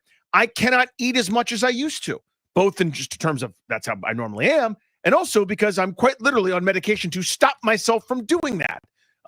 It gets to the point that you feel sick much quicker. So I did not eat anywhere near the volume I have in the past. So this isn't just some way to be like, to ruin it and say, I actually ended up losing weight. I did not. I gained weight, but it's just trying to appropriately set the expectations here. And with that, the floor is you guys'. I will answer any questions. Now, we were with you the whole time, so we don't have as many questions as we normally would. Mm-hmm. But I think for the listening audience, we've still got to ask some Sure, of them. yes, of course. You give them some color. If you don't mind. And feel free to tweet at Funny Danny and at Grant H. Pulse and what you think your guess is. So very quickly, how arduous were the workouts? If you give us a little more detail. Yeah, so each time I would do some kind of cardio, whether it was a heavy uphill walk, like a little 13-3-30 action I do with Ryan, or elliptical, or some derivation therein, and then some weight training. So the 3 of the workouts included weights. 1 of them did not. Like a good workout. Yes, like solid, strong workout, as good as I would do at home. Okay, like that. Second, did you drank nothing? Not a sip of alcohol. It's not true. I had a sip of champagne at the airport because Christian brought it to us. Right. So that's the first alcohol I've had this year, by the way. Okay. And no issues with your 1 sip of alcohol? No, thank goodness. I didn't have any problems. Very good. Your fattiest fat meal would have been what? Ooh, good question by you. Fatty's fat meal. I had 3/8 of a muffalata. So to give you an idea, years past when I gained almost 15 pounds in 4 days, I ate an entire muffalata sandwich from Napoleon House, and the manager there was very kind, said he's only seen a handful of people do that since he's opened and run the store, opened Napoleon House for the better part of a decade. So the couple people that have done it are giant, super fat, you have a problem, you're going to die any minute people, and me. So that's the only people that he's ever seen do that. So I ate a whole one years ago before we went to dinner that night. I didn't do that this time. I ate 3/8 of one. And then we went to dinner. And then we went to dinner 6 hours later. And we ate a lot. And we ate a bunch. At dinner. So that was my fattest day. That was Saturday. And you never got sick? I did. You ate yourself sick? I ate myself sick. Which day was that? Sunday night. Yeah. Okay. Because that could, that's not a good thing, but that could tilt the scales. But again, this wasn't I ate so much that I was so stuffed. This was I ate stuff that I can't be eating. Like Sunday afternoon, again, I got Christian so generous, had in our rooms for us a bunch of like New Orleans style sweet treats, candies, zebra cakes, and things like that. And I was a little bit hungry in between meal times, just with some hours to kill. So I had a couple of those like sweet things, and that set me on a bad path. Okay. So that was bad. Does anyone have any other questions for Danny?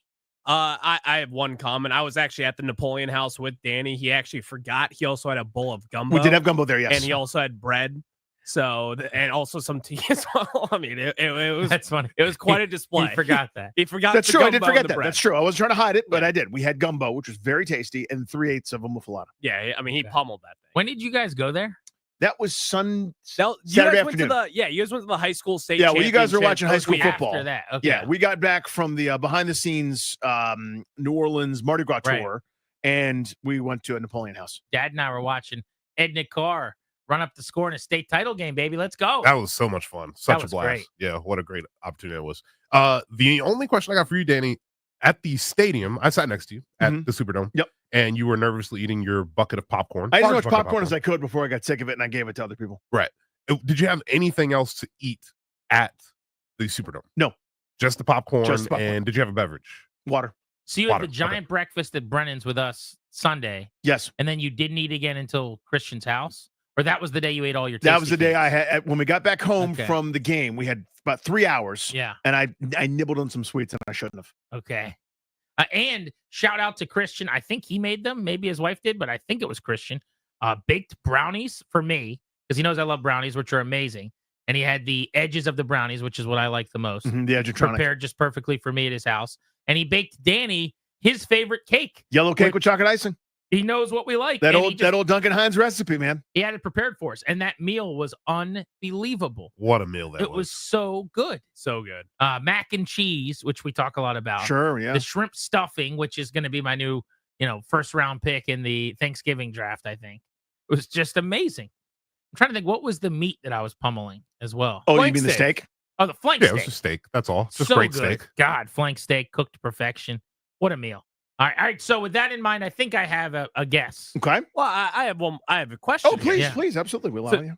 Danny, Mhm. what did you consume last night at the airport and as well as on the flight? Because I believe I saw a soda in there, and that is right before you weigh in. I had a ginger ale because my stomach was barking.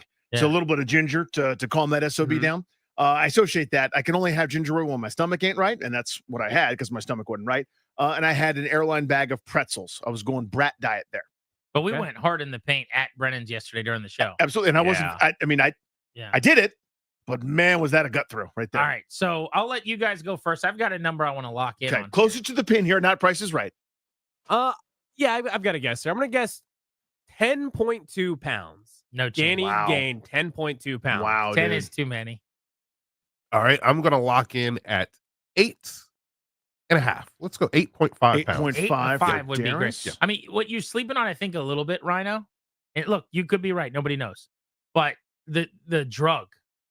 I mean, we're on a thing where it's just so like he's probably not eating as much as we're thinking. We're seeing him eat a lot of stuff, but you get stuffed quickly. No, I know, but I think it's by the time. Like yesterday, I think may have been one of his biggest consuming days as far as food goes. Oh, that's a good point. And that's right before Right weigh-in. before Like weigh-in. that's Okay. going to weigh heavy on him. Got it.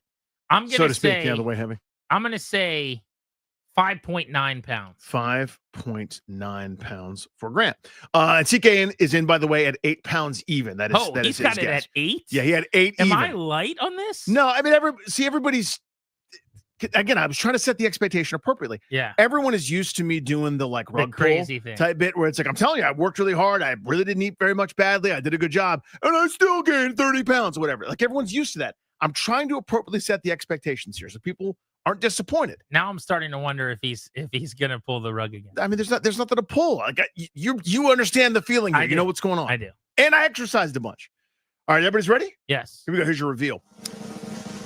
When I departed, this is Thursday morning before going to work and then going to the airport, etc. 219.4. That's Attaboy. 219.4. I've been 220. chopping wood in that That's right where you wanna range, be. doing Yeah. the best. I'm trying to get down to like 202 good luck DC area with code. that. I know I'm almost there, just a few dozen pounds shy. When I returned, and I weighed myself this morning after not a great night of sleep, maybe some water weight, who knows what is what. 2, 3, 2.7. If you're listening and doing math in your head, 13.3 pounds. 13.3 pounds, despite being medicated, despite exercising, despite quite literally to prevent this very thing, to stop this from happening. Oh, that should be a impossible. fraction of what I ate a handful of years ago to only gain 1.5 pounds more than I did over these last 4 days. Do you understand? I am so sorry, That dude. 5 years, when did we go? 2018? You 6 years woke ago. My wife on 2 straight mornings came up from the gym and told me Danny was grinding in the gym. 6 years ago, this was a fraction of what I ate 6 years ago. A fraction. Like not like an 80% either. This was 40% at most. They bought, just as an example, they brought out bread pudding at the end of the trip to do some skits and bits because Danny ate 4 of the bread puddings. 4. The last time we were there. And you, because we were literally running out the door, scooped a couple of spoonfuls of bread Out pudding. of courtesy, to be honest with you. I felt bad that someone efforted and prepared it. I'm like, oh, this is so delicious. And I was like going to die. Right. Guy. 13.3 pounds. No, I always say this 13.3. to you. You'll be down to like probably 6 or 7 within 24 hours, 38 hours. I better be. I mean, I'm trying to play There's some basketball water weight tonight. in there. So I have no idea how I'm going to do that. I feel terrible, but Playing basketball tonight is a mistake. Yeah. I'll just tell you Well, that in advance. I don't plan on shooting. Like Yeah. layups and foul shots only. I'm going to pass and just jog, basically. We're giving away Caps tickets, top of the hour next, and our Beltway Blitz right here on the Fan.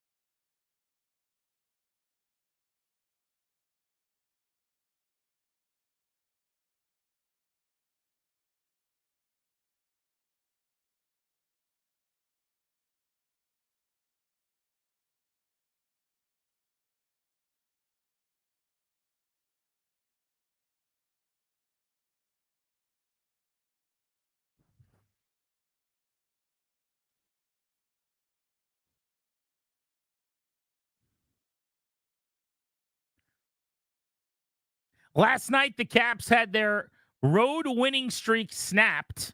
They'll try to start a new streak on the road tonight.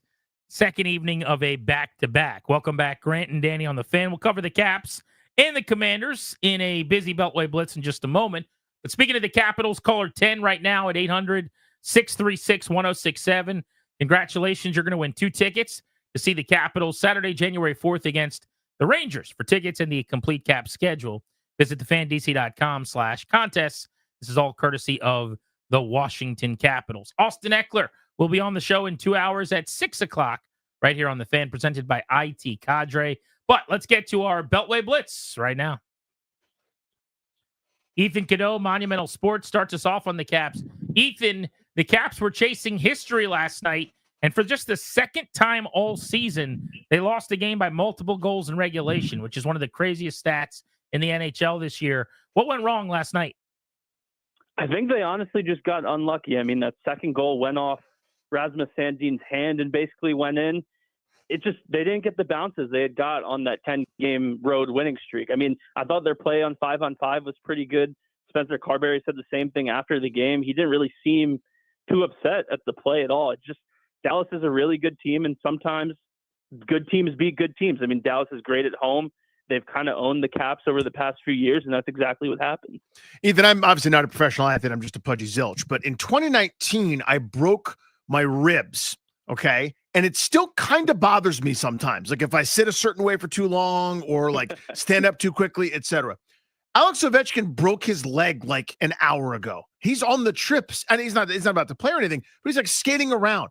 First of all, oh my God. Second of all, what is he doing? And then can the rest of us do it? And third, how close is he? I'll answer your last one first. I think he's pretty close. I mean, he's in the non-contact jersey. He's on the trip practicing. Those are just the normal steps in terms of recovery. I mean, tomorrow will be exactly 4 weeks from when the injury happened. They said 4 to 6 week timeline. I mean, the math seems like he should be pretty close. I don't think he's coming back this week, but I mean, after that, I think it could be pretty close. And I think as to how he's getting back so quickly, the Russian machine never breaks. That's exactly what's happening. I mean, he was skating, 8-9 days after he broke it. I mean, I hear you. Like, I've torn my ACL twice, and I'm not very athletic anymore at all. But what he's doing at 39, going on 40 is crazy. Great chance for the Caps to get a win tonight in Chicago. The Blackhawks are just 10-19-2 on the season as the Caps look for their 22nd win. What do we need to know about the game? Stop Bedard. I mean, he had a really slow start to the year, but he's heated up the last few games. I mean, he's obviously their best player every single time he touches the ice. If they can slow him down, I mean, like you said, Chicago's the worst team in the league. I know it's a back-to-back tough. Dallas to Chicago isn't exactly an easy trip for a back-to-back either. So I would say the situation for Washington isn't the best, but from top to down, the 12 forwards, 6 defensemen, the Caps are just a much better team. So I'd be surprised if it's a close game, let alone if the Caps lose. Either if you had one of those very specific and strange, like hostage situations where like people go, oh, if you had to answer. So I guess like you have to answer. I don't know why the kidnapper would want to know this question, but just bear with me. He's like, tell me, who's the number one goaltender on the Capitals? Who is it? Otherwise, something terrible happens. Who's the number one goaltender? At the beginning of the year, I thought it was Logan Thompson, and I would still give him the edge over Charlie Lindgren, but I think both are capable of winning you games, high important games, and into the playoffs. I mean, Logan won his first 7 starts, I believe, so you can't really start with a new team better than that. But I mean, we saw Chucky last year was one of the best goaltenders in the league, practically willed this team into the playoffs. So I think it's a good problem to have. And for now, Spencer Carberry's still going pretty much with that back and forth game, one game on, one game off rotation with the two. And I think he's going to try and ride that out as long as he can until one maybe takes control of the job. But Boston last year, they had Swayman and Ullmark basically alternate every single game. Look, I'm not comparing Lindgren and Thompson to Swayman and Ullmark. That's not fair to any of the 4 of them. But if you have 2 good goaltenders and 2 goaltenders that can win you games and the team is rolling, you might as well just keep playing them both, keeping it fresh. And if one takes control of the job, great. If not, keep playing them both until I'd say keep working until it's broken. Yeah, right now they both played 15 games. Logan Thompson's been a little bit better. He's been spectacular. Lindgren's just been, very good. Logan Thompson's 12-1 in the net with a 2.45 goals against. Charlie Lindgren's 15-9. I should say 9-6 in his 15 games, and has a 2.7 goals against. But you're right. I mean, they both kind of given him exactly what they needed most times out. Ethan, great having you on the Blitz, man. Thanks for the time. Awesome. Yeah, it's great to be back with you guys. See you, buddy. Awesome having you on. We appreciate you. Let's keep it moving. PJ Glasser of the BetQL Network joins us now to go around the NFL. PJ, what are we seeing as far as the Lions and expectations for them to get to a Super Bowl go over the last couple of weeks? Even though they still are doing a lot of things well, they are losing players left and right, and now they lose a game finally to the Buffalo Bills. Yeah, I mean, you've seen their odds, guys, diminish, where now they're co-favorites with Buffalo to win the Super Bowl. Obviously, after the Bills beat them head-to-head, they're still ahead of the Lions to win the NFC. But obviously, with all these injuries that they're sustaining, especially on defense and now losing Montgomery, you're starting to see kind of the market that was so high on Detroit all year kind of diminish a little bit. And then even their game on Sunday against the Bears, I found it interesting. They opened as 7.5-point favorites. Chicago looks terrible last night against Minnesota, and yet the line moves the other way. The Lions now down to being 6.5-point favorites. So a team that was so good at the start of the year, regression, injuries is starting to hit a little bit, and you're starting to see the market kind of resemble that as well. Does Detroit win the NFC North? It's a good question. I'm still going to go with yes. They've been great inside their division. You know, they obviously beat Green Bay both times. They won at Minnesota. They'll play them again later on in the year. You know, these injuries are really tough, but I still think they're the best team, and I still think they're going to win the division. The Steelers had a fairly ugly loss to the Eagles, and Mike Tomlin delivered one of my favorite lines of the season. He was asked after the game, like, how do you keep this from snowballing now? And he's like, we lost the game. Let's not be overly dramatic. I mean, I love him, but where are you on Pittsburgh's chances? And in the grand scheme of things in the AFC, in terms of making real noise, making a deep run, are they good enough to do that?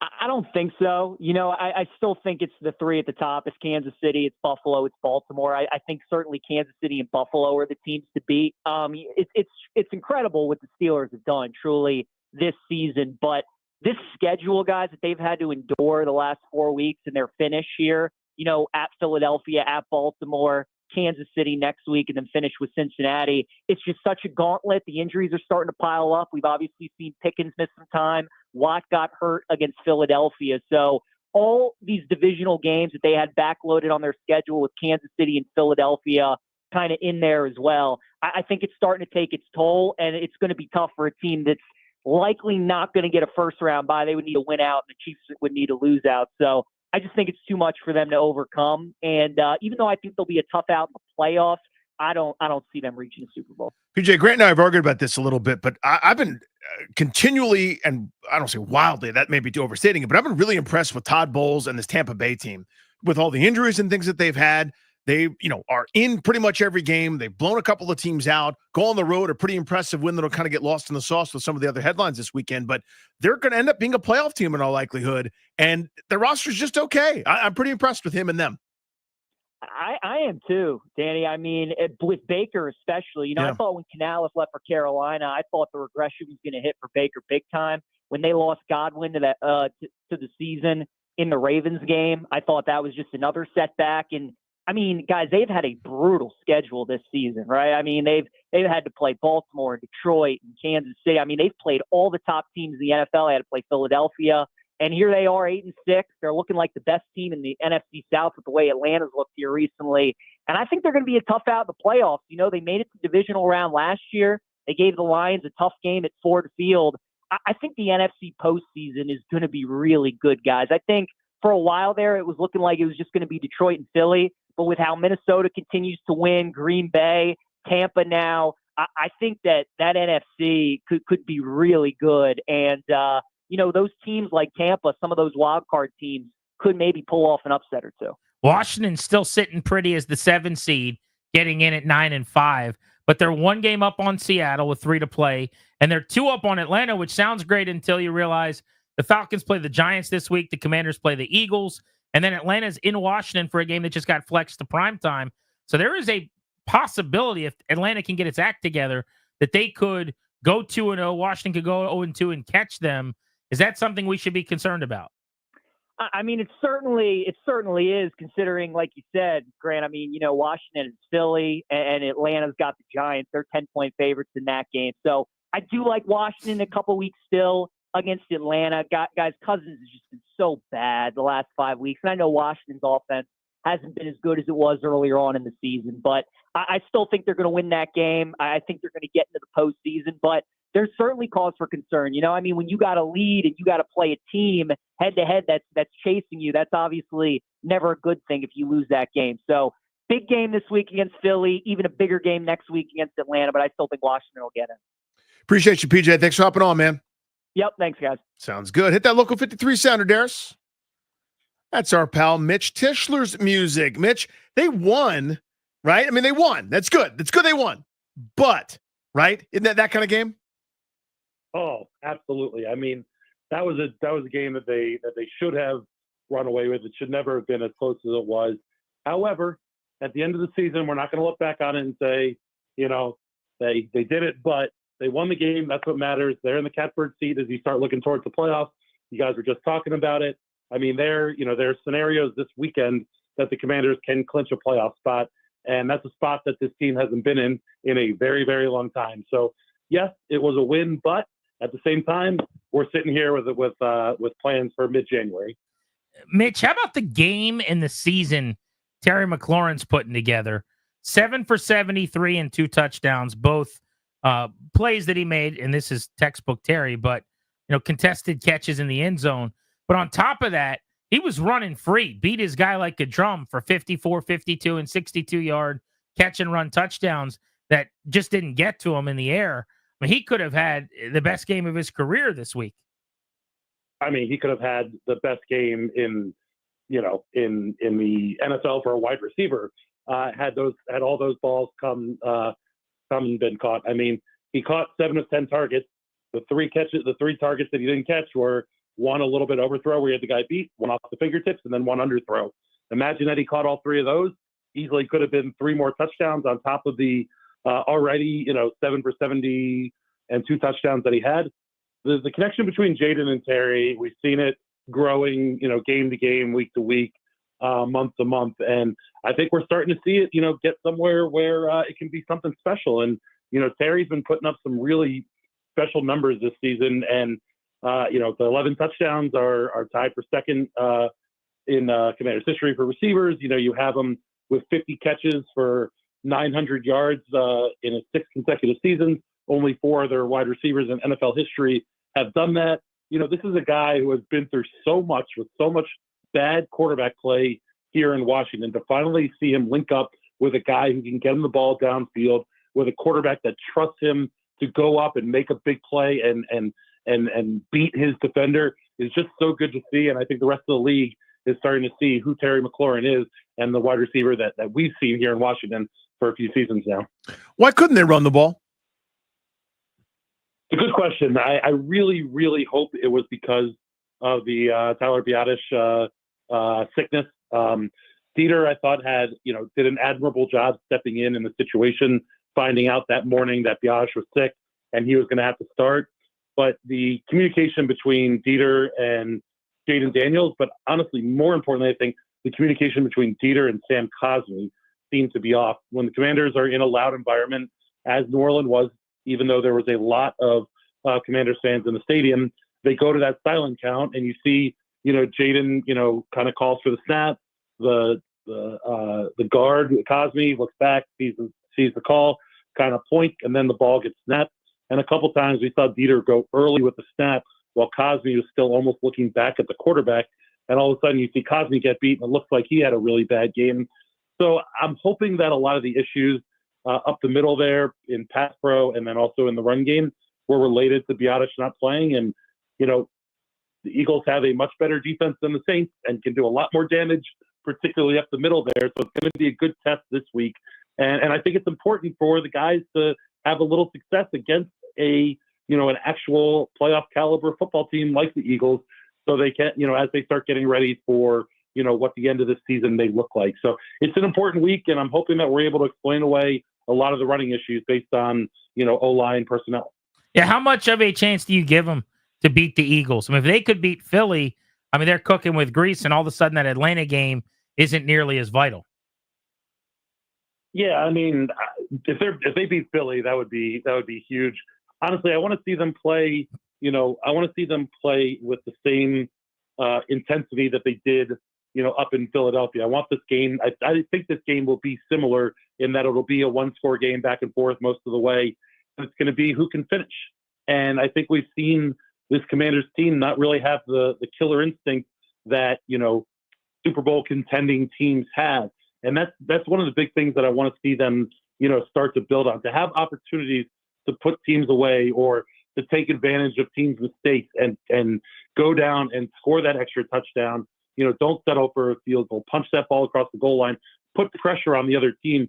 I think this is a real kind of, soul building game for the Commanders and an opportunity to kind of, exercise some of those, the demons that we've seen from them as they played kind of playoff caliber football team. So I think it's going to be a really good game. I think it's going to be tight. I think the Commanders are going to come out and play well. I'm hoping that they're able to kind of put a team away for one. Mitch, thank you, buddy. Absolutely. Thanks so much, guys. By the way, Mitch, best thing you ate in New Orleans? Oh, man, the barbecue shrimp at this spot we ate was one of the best dishes that I've had. It's called Brightson's. It's in uptown New Orleans. Not just one of the best dishes in New Orleans, one of the best dishes I've ever had. It was unbelievable. I love the food down there. I can't wait for Super Bowl week, and God willing, we can all go down there and watch the local 53 play in that big game down there. Whoa, Mitch. Whoa. God willing is right. Putting that out there. Well, here's the question for you. Is there a more impactful player in the NFC than Jayden Daniels as we get to the playoffs? I'll hang up and listen to you guys discuss. Oh, I like the question. Okay. From Mitch Tischler. Might have to add that to the rundown as we go. I do want to talk about the secondary and how much differently it looked as well, with Marshawn Lattimore added to the fold and not tested at all. Let's do that next. Grant and Danny on the Fan.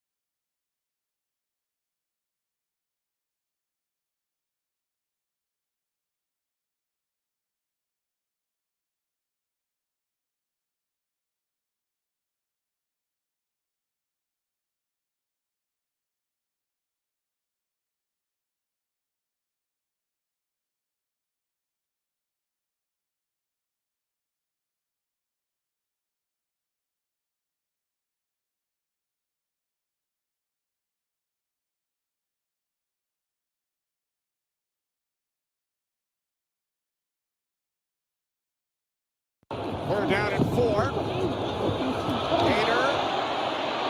stays on his feet, throws back the other way, and it's intercepted. It is picked off by the rookie out of Michigan, Mike Sainristil. Mikey Sainristil's second interception of the season. Welcome back, Grant and Danny on the Fan. We had a question about how they would divvy up snaps at corner when Lattimore finally started playing, and we got our answer pretty resoundingly. Benjamin St-Juste is the odd man out, and they liked enough of what they've seen from Noah Igbenogany in the nickel that he played almost exclusively inside in the dime and in the nickel. But I will say this, Danny. Mm-hmm. While I totally agree with that decision based on how everyone's played this year, St-Juste has played more outside than inside the last couple of years. Remember, originally he was a nickel, which didn't make a lot of sense to me because he's kind of not a twitchy guy. He's longer and more physical. It does seem to me that almost categorically, they go with their guys over anyone that was here before. That isn't to say that their guys aren't better, because I think the vast majority of the time they are. But I think on like a 98% clip, if it's guy I brought in, Igbenogany, or guy that was here when I got here, St-Juste, we're rolling with Iggy. Yeah, unless it's a Terry McLaurin situation where a guy's so good. No, I wasn't poking holes in it. I'm saying if the point is if there's a question, they default to one thing. Yeah, I'm and not it's their saying guy. best player on the team who's got a huge contract. But like another example I'll give you is like they're going with Sheldon Day over Fidarian Mathis at D tackle.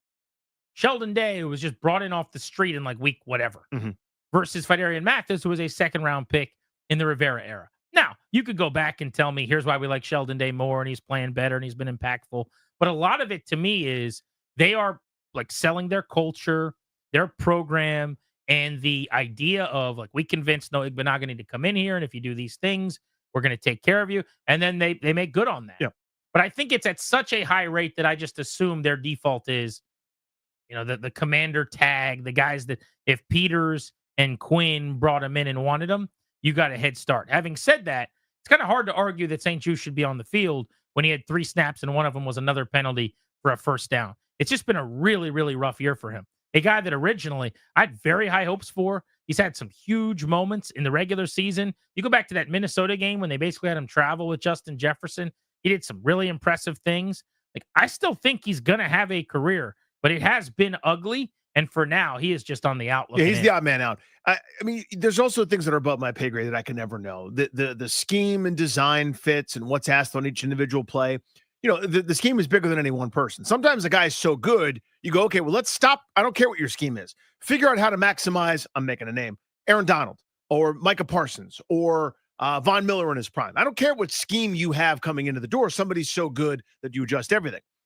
I don't think that would be the case here with St-Juste. I don't think they have anybody, frankly, that rises to that level. So you wonder if the schematic, you want someone that does X, Y, Z, and he does only Y and just okay. All of a sudden, he's not a fit anymore because he gets beat up a lot talking about St-Juste. He's, I think we're on an island like that at the cornerback position. Guys see receptions and yards and the penalties and things, and it's easy to pick on somebody. Harder when a D tackle's getting knocked around for gains of 5, 6, 7 at a time. They get lost in the sauce a little bit. But fans have, fairly or unfairly beaten up on St-Juste, and that's fine. You're entitled to your opinion.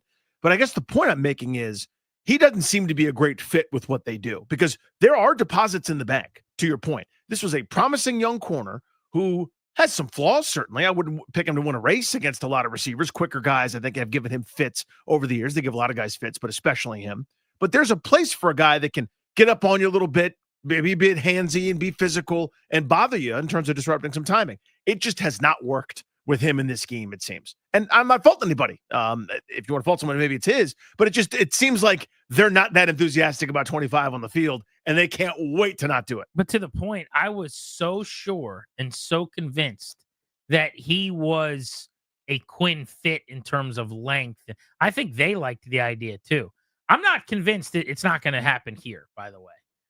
But he needs a reset. They got to change some things and figure some things out. I think the best case scenario is that Sainristil becomes like a tremendous nickel corner, that he is your, ideally, like an all-pro star inside. Mm-hmm. And then whether it's St-Juste or you go out and you find another corner on the outside. But give Mikey Sainristil credit. We came in with the interception which was really a bad quarterbacking play more than a great play by Sanders still. I thought that was just awful from Jake Hayner to put that ball up for grabs. But Sanders still has far exceeded my expectations when you consider that he was drafted to play inside and he's become their best corner on the outside up until Lattimore made his debut and played almost every snap. That's right. But if you look at where he ranks among cornerbacks in the league, 59 solo tackles is fourth best in the NFL. He is a physical player. He is a willing player. Tackles at the corner position, normally not a great sign because it means you're giving up a lot of catches. But with him, like, he gets in on the action. Mm-hmm. He comes down into the box. He is tied for 18th most targeted corner. But if you look at like receptions allowed, tied for 20th, meaning, you know, it's a fewer number of catches than targets, according to, you know, the numbers based on his peers. I just think he's had a very solid rookie season. And when you consider that he's doing it in a more complicated position than what he was used to, guy who played wide receiver like 5 years ago in college, it makes it an awesome rookie season. Oh, without a doubt. This guy, like, put him in pen. He is legit. So he reminds me, and it's funny, I was actually texting with one of my college teammates, my buddy, who was a Colts fan. Shout out to Bip. He was Bip? Yeah, he's Mike Roberts, but played at the same time as real Bip Roberts. No way. He was Bip. I was going to his whole say career. Bip Roberts. Yeah, my guy Bip. You know, and he knows this. You wouldn't look at him and go, "Oh, I bet you that guy's great." Like, he's not on the get off the bus team, but the toughest dude I ever played with. Just this little scrappy pain in the butt to deal with, and played bigger than he was. Right, hit some homers, did a little bit of everything, and that's what Sanders still is to me. He is not out of central casting for the modern day cornerback. No, he's listed 5'10". I would take a hair under that. Yeah. And he's listed at 182 Yeah, pounds. this is not one of those where you look at the length and, you know, Mo Kiper is screaming about measurables. That ain't going to be that. And this is a little bit of that cliche to it, but he's not the fastest, not the strongest, not the quickest. He's not anythingist.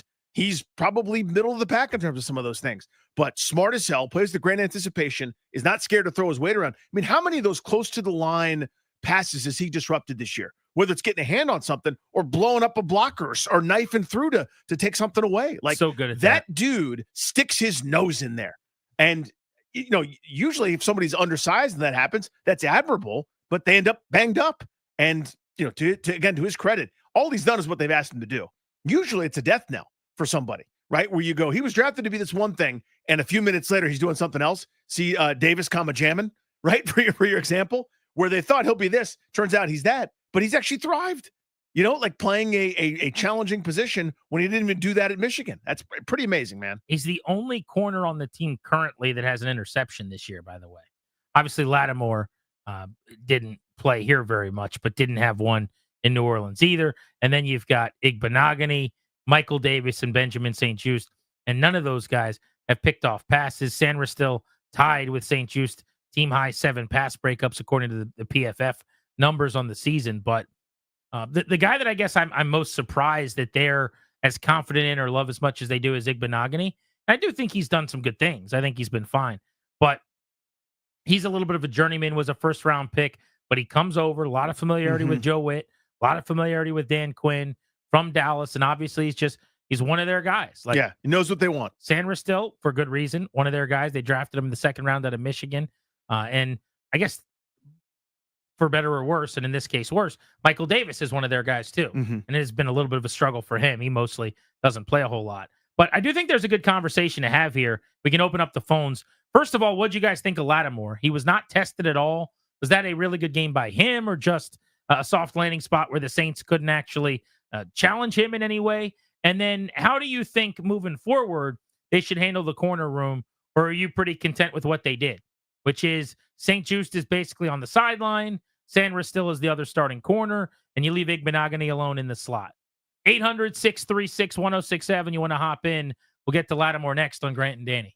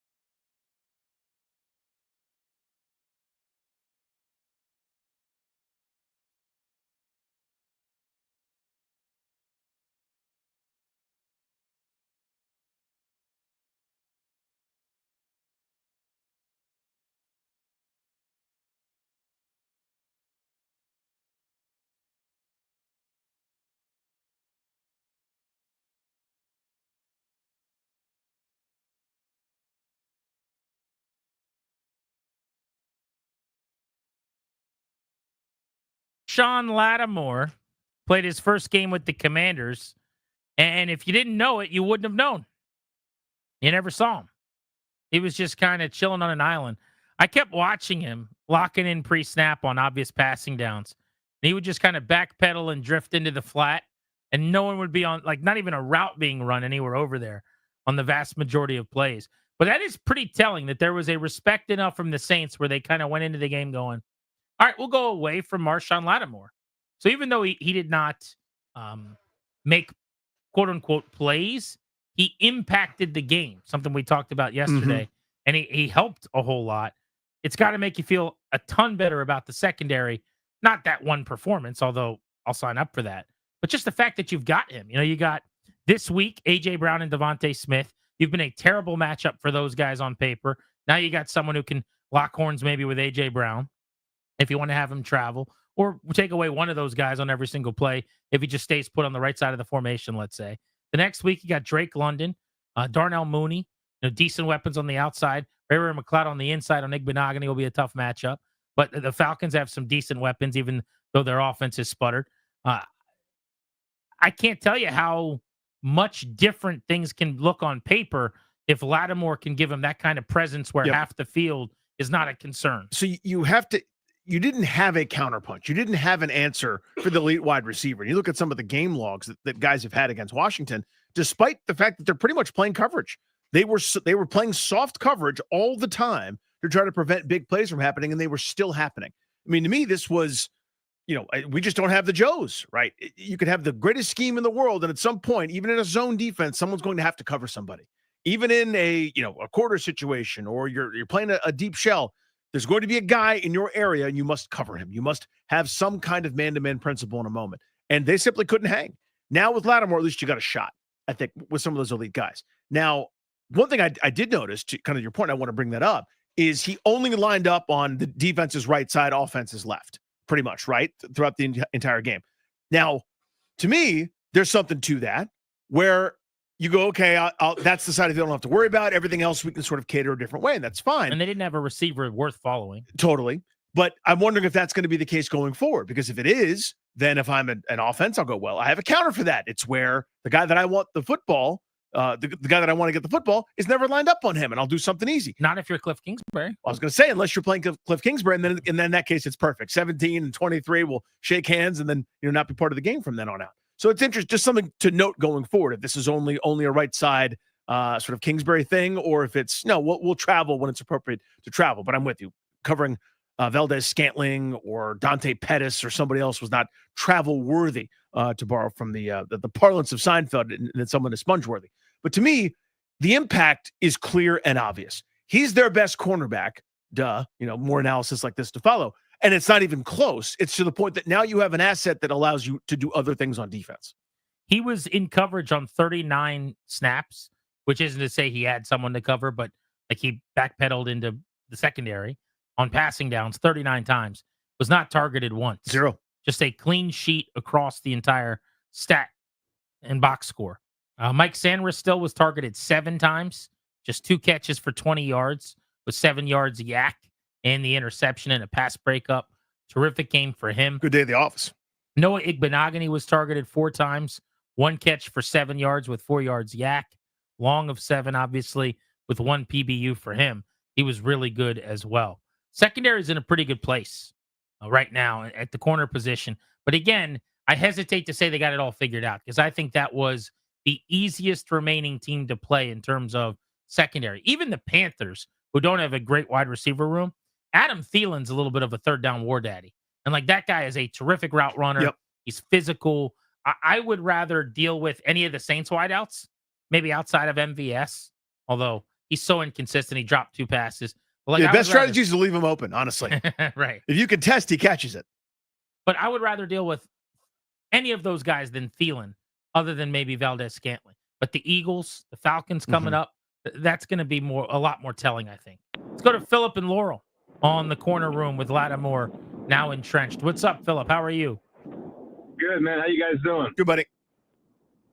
Talking about Lattimore, I saw his impact more in the running game outside of that last series where you saw more 3 linebacker sets. I don't know if you guys noticed that Chin was also very, very much up on the line of scrimmage. They trust their DBs more with coverage now. I think you'll see less gashing in the run game because of Marshawn Lattimore.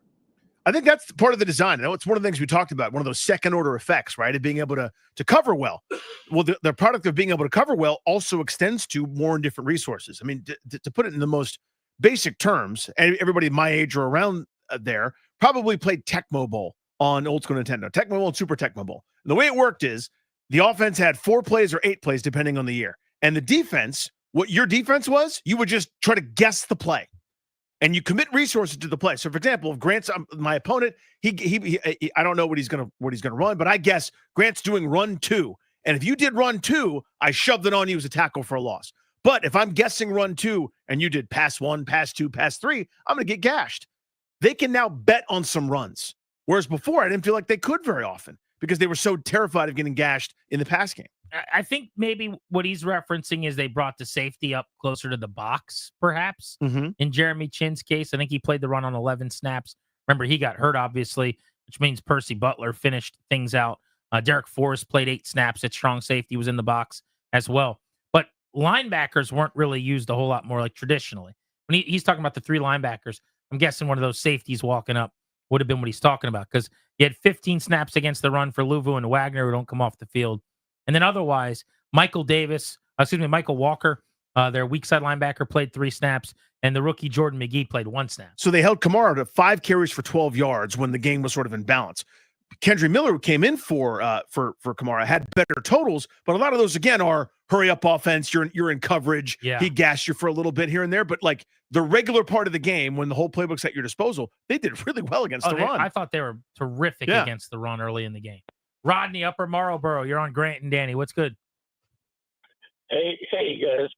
Hey man. Thanks for taking my call. Listen, I think Lattimore had a soft landing. You know, I think a test will come this week when we play the Eagles.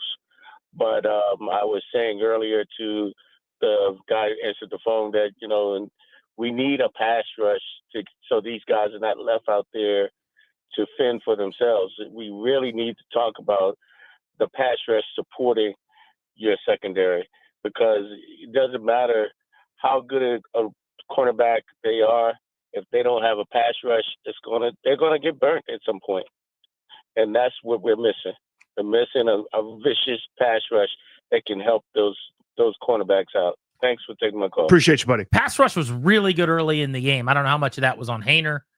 His strength, supposedly, in talking to Matt Paris, who I had a drink with in New Orleans, former Commanders beat, now with the Saints, and just reading up on Haener last week was he's a balls out quick guy.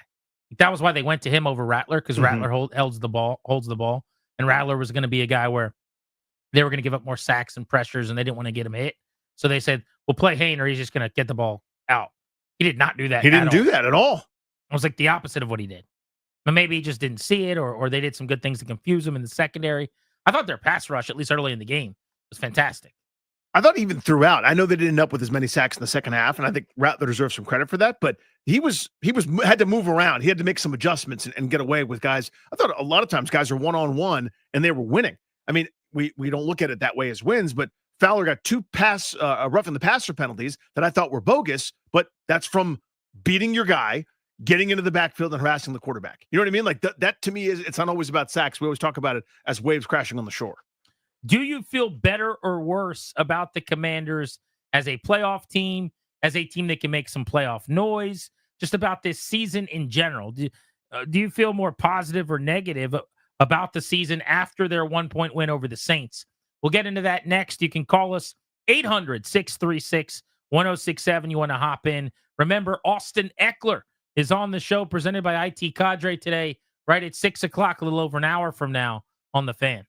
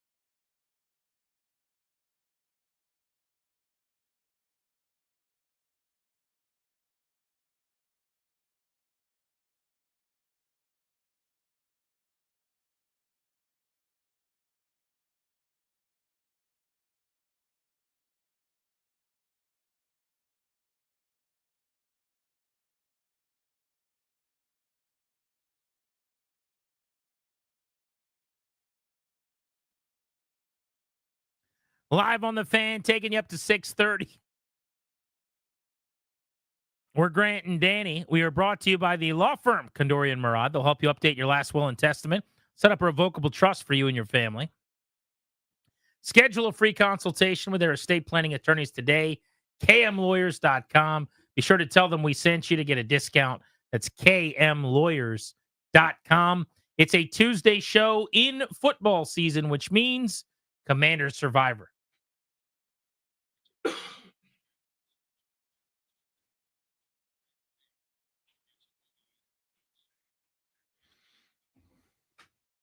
Facebook.com/Grant and Danny. There are only 4 Commanders left, and one of them, Jayden Daniels, has immunity from the Titans game, which means you're choosing between 3 players. Someone's getting immunity, someone's getting voted off, and it feels pretty easy to say Terry McLaurin's probably going to be immune, but it's McLaurin, Bobby Wagner, Frankie Louvu, and Jayden Daniels, your final 4 in Commander Survivor. Coming off 2 touchdowns and 73 yards. I'm going to go immunity for Terry McLaurin. I think that could be a landslide. I did that as well because, as you said, Daniels would have been the other guy deserving probably, and he's already immune. So there you have it. He'll be in the final 3, and you're voting on somebody else to do that. I gave my vote to Terry McLaurin at facebook.com/Grant and Danny. I hated voting off who I voted off because all he's done is play really well this year. So I voted Bobby Wagner off the aisle. And this is one of those times where you go, you didn't do anything wrong, but other people did more right. So there you have it. A good showing for Wagner. It's either going to be him or Louvu, I think, that gets voted off this week. Yeah, I don't think Louvu showed up on the stat sheet this week. Didn't have much. Had 1 pass defended, which was a ball he probably should have caught. Would have been an easy play for that interception. But not a single tackle. Had a couple quarterback hits, and that was it. And he is maybe the best player on the team circuit to circuit over the course of this season. So go vote facebook.com/Grant and Danny. Here's the question for you guys, and we'll open up the MGM National Harbor listener lines on this right now. Austin Eckler's on the show in 55 minutes. Looking forward to talking to him at 6 o'clock. Out of the Saints game, another win, percentage chance of making the playoffs go up.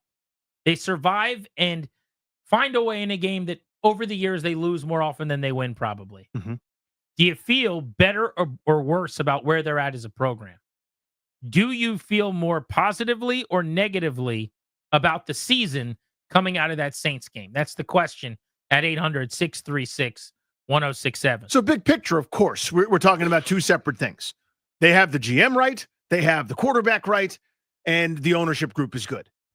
Or they seem to be so far. So that's the stuff that matters to give them a chance to have a big window to compete. And they got a bunch of salary cap room going forward. And the operation is good. So we're not talking about long-term. Just the specifics of this year, where there's nobody else really walking through that door. All the players that they're going to get that are going to help them are either here or in college at this point, right? Or are going to be free agents. So this is who they've got rolling with them.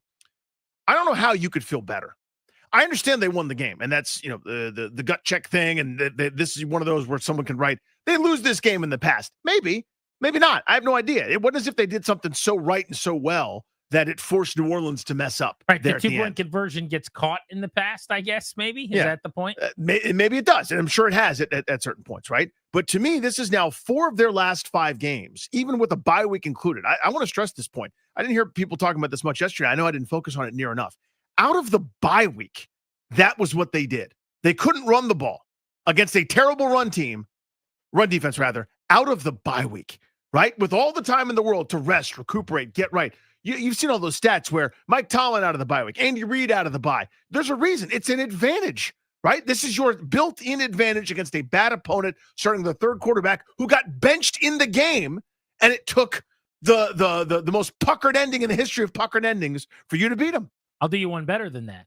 This was their bye week. The only other time this year where they've kind of had a bye week was the Cowboys game that they lost 34-26. So the 2 times this season, Danny, where they have had extra time to prepare and really show their merits as a staff and as coaches, they've lost to a terrible Dallas team, and they have almost lost to a bad Saints team. So we're going to go into it. There's a lot of teams that would lose to Pittsburgh. A lot of teams that would lose to Philadelphia. Teams have been doing that all season long. And those 2 squads are excellent. A combined, 23 wins maybe at this point. So I understand that. And you were competitive in both, had leads in both, and you weren't quite ready for prime time to beat those teams. That's fine. But 4 of their worst 5 games this year, not excluding week number 1, where that's to me is almost preseason week number 4. 4 of their worst games have come over the last 5 weeks with a bye week sandwiched in between. They're not the same team that was beating the brakes off of inferior opponents a couple of months ago. The outlier in the last 2 months is the Tennessee game. And that was awesome. I had fun. Is this overstated to say this? You're right. That is the outlier.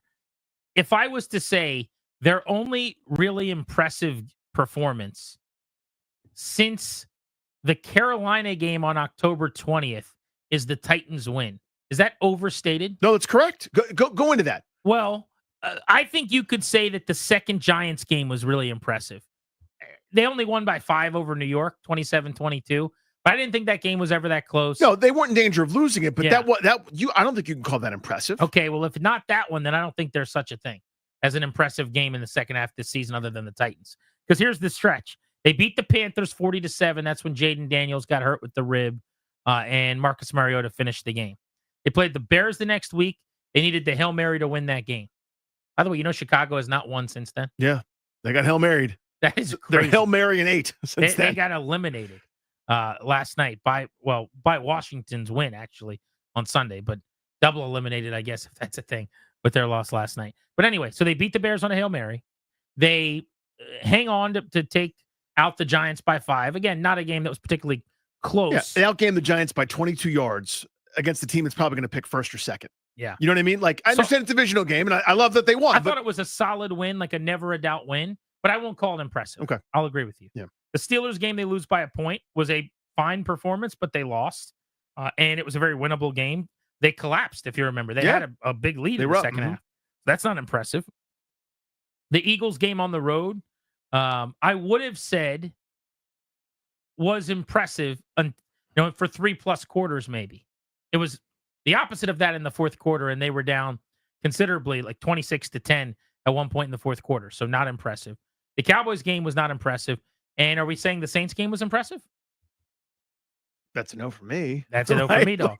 So they have played 1, 2, 3, 4, 5, 6, 7 games, and we're saying they have played like a really strong, impressive game one time. Again, they're in a place that I'm grateful. I'm so happy. They've exceeded every expectation I had coming into the year. So this basically is an are you capable of spinning multiple plates test, right? If you are, then you're welcome to the conversation. If not, then you're going to scream and yell, they're 9-5, blah, and like use all caps and maybe that like weird emoji that people use that can't have discussions.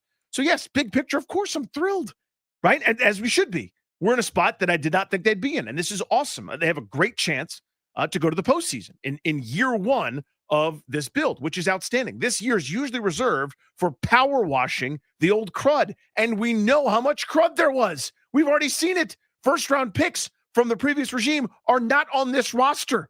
Not like, they don't play that much. They're gone. They're vapor trails. They don't have talent in a million spots other than dudes that are readily available on short-term deals as they try to implement the culture and start to build something. And they're here at 9-5 with a great chance to go to the postseason. That's awesome.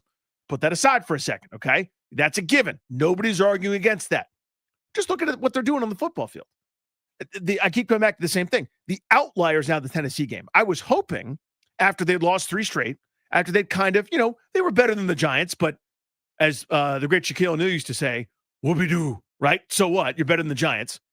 You lose 3 straight. That Dallas game is your low point of the season.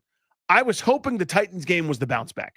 I was hoping that was we went back in the lab. We're moving Terry around now. We do a bunch of different things on offense. We've found our stride. We're adjusting to the adjustments. Watch us beat the crud out of some bad teams. And they didn't do it. They didn't do it. It's not just they escaped with a win, GP. The thing that I cannot get over, can't get past, won't let go, is the simple fact that for the second time in 3 weeks, against an objectively terrible run defense, a team that's predicated on running, that's quite frankly what they're good at. That's their bread and butter. It sets up everything else. They couldn't run the ball effectively. Their running totals were masked by the fact that Jayden Daniels escaped a bunch. The design Jayden Daniels runs, guys, that's 0. That's 1. That's very little in the run game. It was his escapes, his scrambles that got the big yardage totals, the couple double digits and the 24-yarder. That was one of the highlights of the game. Their running backs were sub 3 yards per carry against a team that cannot stop the run. Against everybody else, they are leaky as a sieve. That's full of bullet holes too.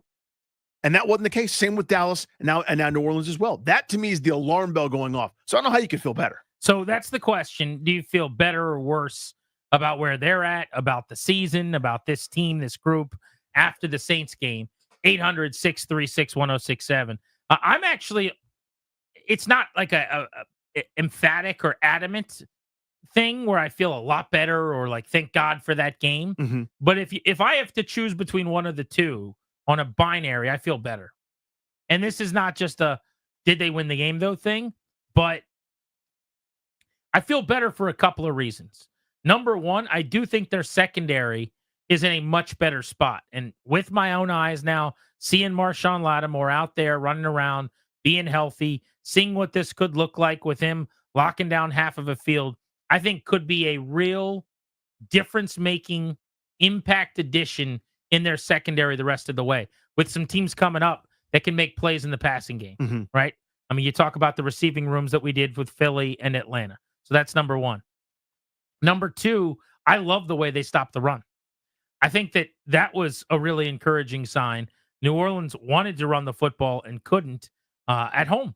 And for them to go on the road and to be able to do that this past week again, I thought they did a pretty good job in that regard against Tennessee. They did a solid job, not a great job against Dallas, but it's since the Saquon Barkley game. That was kind of my big fear leaving the Philly game as we were waiting in those long lines to get to the trains, if you remember, I do. at the link. I was thinking, well, the Titans are going to be able to run the ball on them. You know, the Cowboys, who haven't run it all year, not going to be a problem.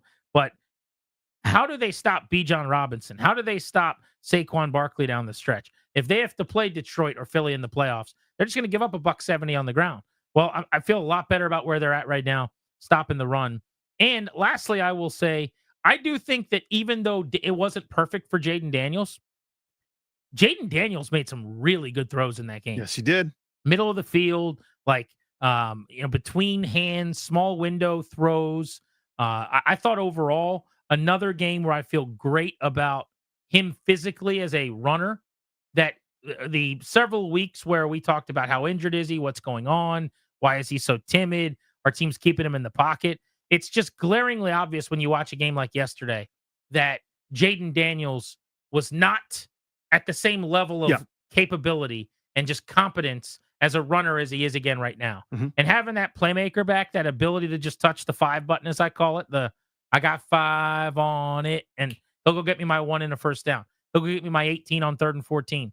I feel good about where they're at in that way. So for all of those reasons, another win, another step closer. They're definitely going to make the playoffs. It's narrow. It's not like an underlined or bolden thing for me, but I do feel better. It's not Anquan for you? I also think that it's not Anquan Bold. I also think, Danny, that was kind of a letdown performance, and they still found a way to win. Now, that's very flimsy because basically it was not of their own doing, a 2-point conversion where if Rattler sees the wide open guy in the back of the end zone, they lose. But they played the game that was like, really, you can't play this game badly.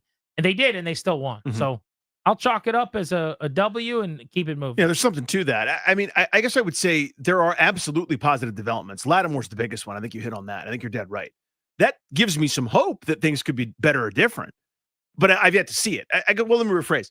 We saw the impact potentially against New Orleans. I would love to see what it looks like this week against Philadelphia, and we'll get the chance to, hopefully, assuming there's nothing that we don't know about in terms of him not playing or something like that. But to me, that's why you get him, right? Is this division, not only this year, but for the next couple of seasons, you got to deal with A.J. Brown, CeeDee Lamb. You got to deal with Malik Neighbors. You're going to have to deal with premier receivers with more than half the teams you play on your schedule pretty much every year, right? When you add up the 3 NFC East teams and then, beyond, pretty much everybody's got a badass. So that's why you go get a badass cornerback in response. All for that, yes, please.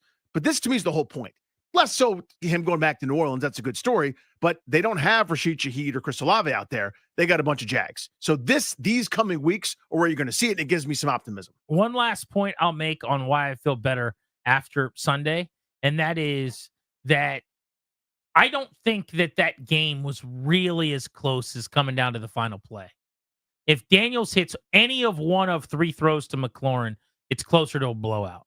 Let's say they miss all those throws still.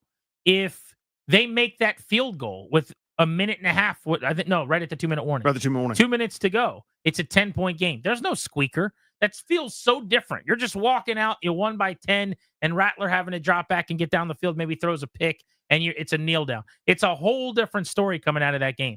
So I think it was kind of fool's gold to pretend like the Saints, and it happened, they almost won. But if the De'Ami Brown catch doesn't get called back for a penalty, they just kneel the ball out or they go score a touchdown, and they're up 2 touchdowns late. And there are 5 or 7 or 9 different ways where that easily could have happened. And I think people that watched the whole game, the stunning element of it was that, oh my God, the Saints are about to take the lead. That it was shocking because it was a 40-20 time of possession. Yeah, because Washington was better. They Same way whooped their ass all day. Right. Same thing against Chicago. Like where Washington was clearly better. The numbers say that. The 57 or whatever minutes of game tape said that. But here they were about to lose. Let's go to Kevin in DC on Grant and Danny. What's up, Kevin? Hey, what's up, guys? I can see you guys at Whole Foods and down in the Navy Yard in the morning. Oh, right on, dude. What's up? Nah, I was just calling, right? All I hear is Commander fans critiquing what we're doing wrong. Why not just talk about why not give us kudos for what we're doing right? The best move I seen Sunday was St. Juice on the special teams.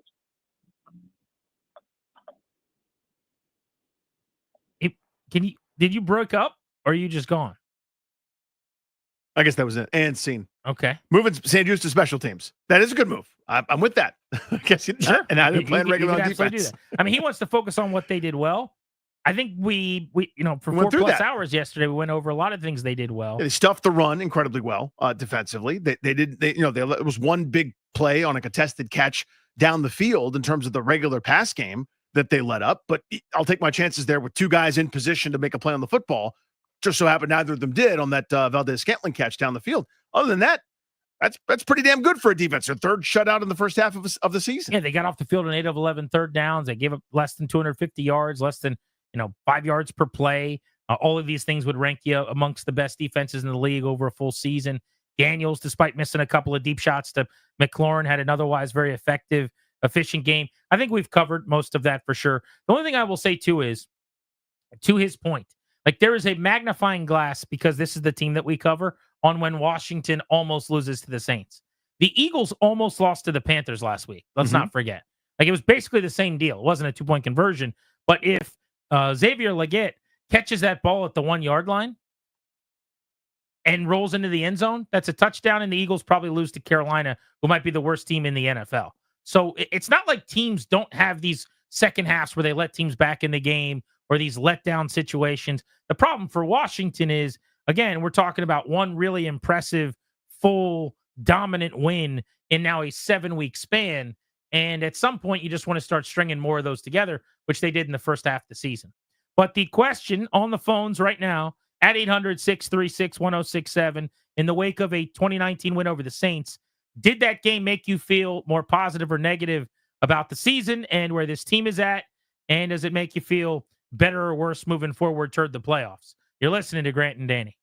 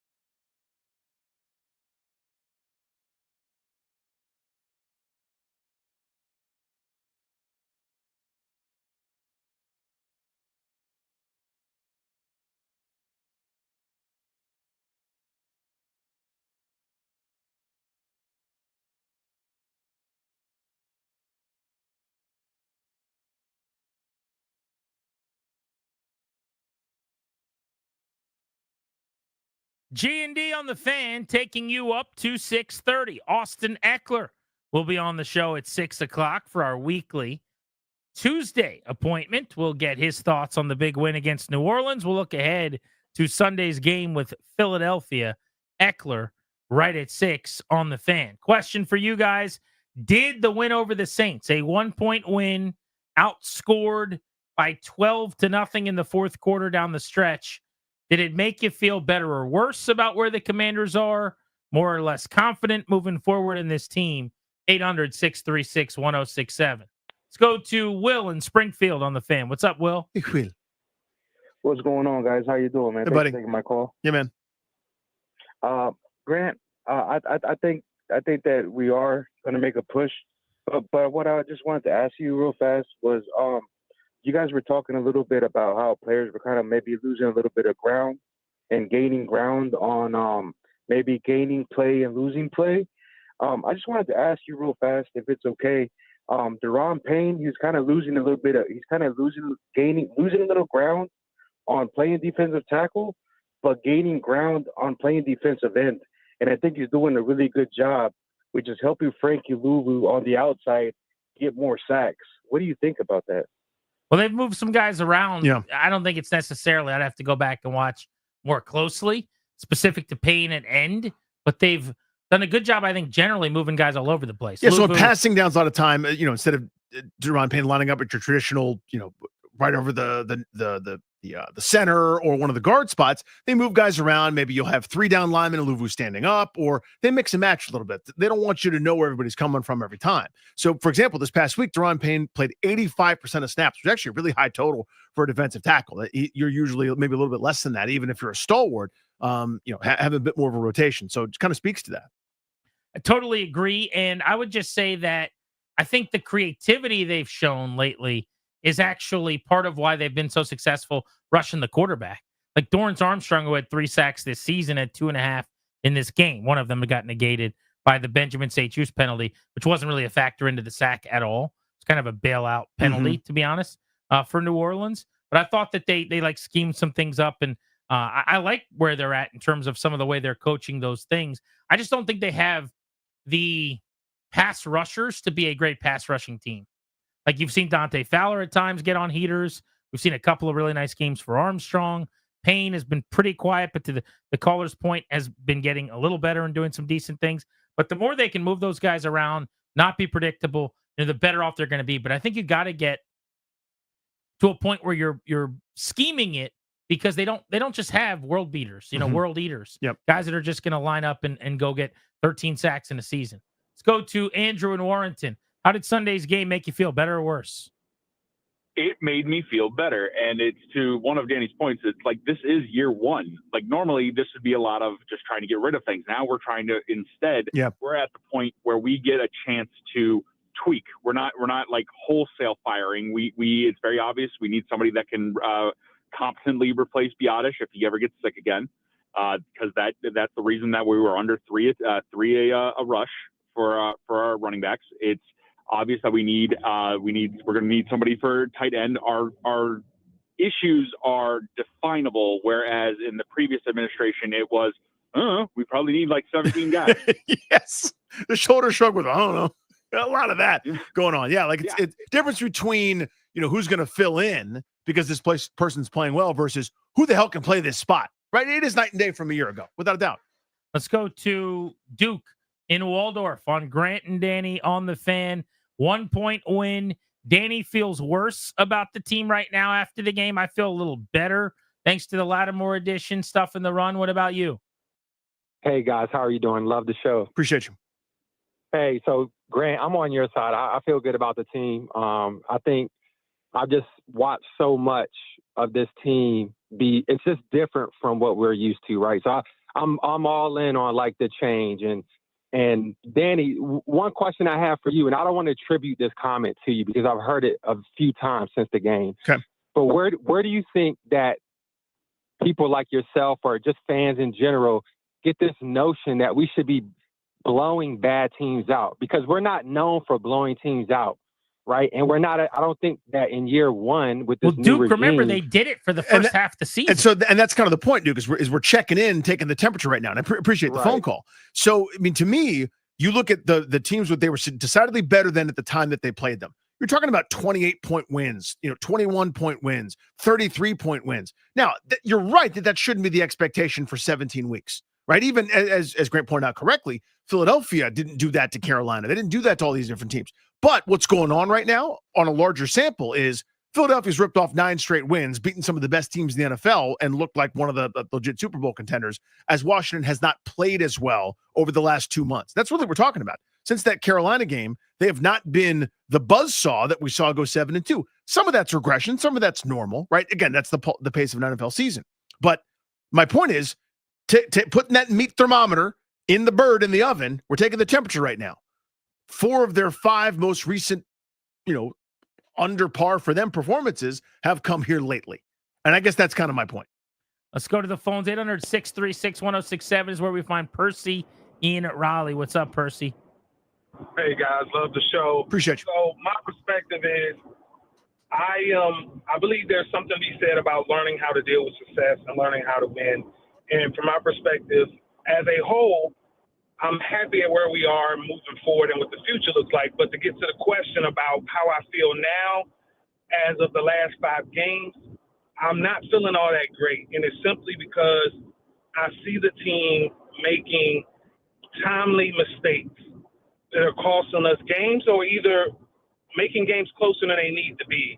We got to learn how to, when we get opponent down, to keep our foot on their neck to a certain extent and continue to press on. We can't be getting touchdowns called back. And if you even go back to the Pittsburgh game, we should have won that game, but we made timely mistakes that allow Pittsburgh to take the game from us, in essence. So that's just my thought.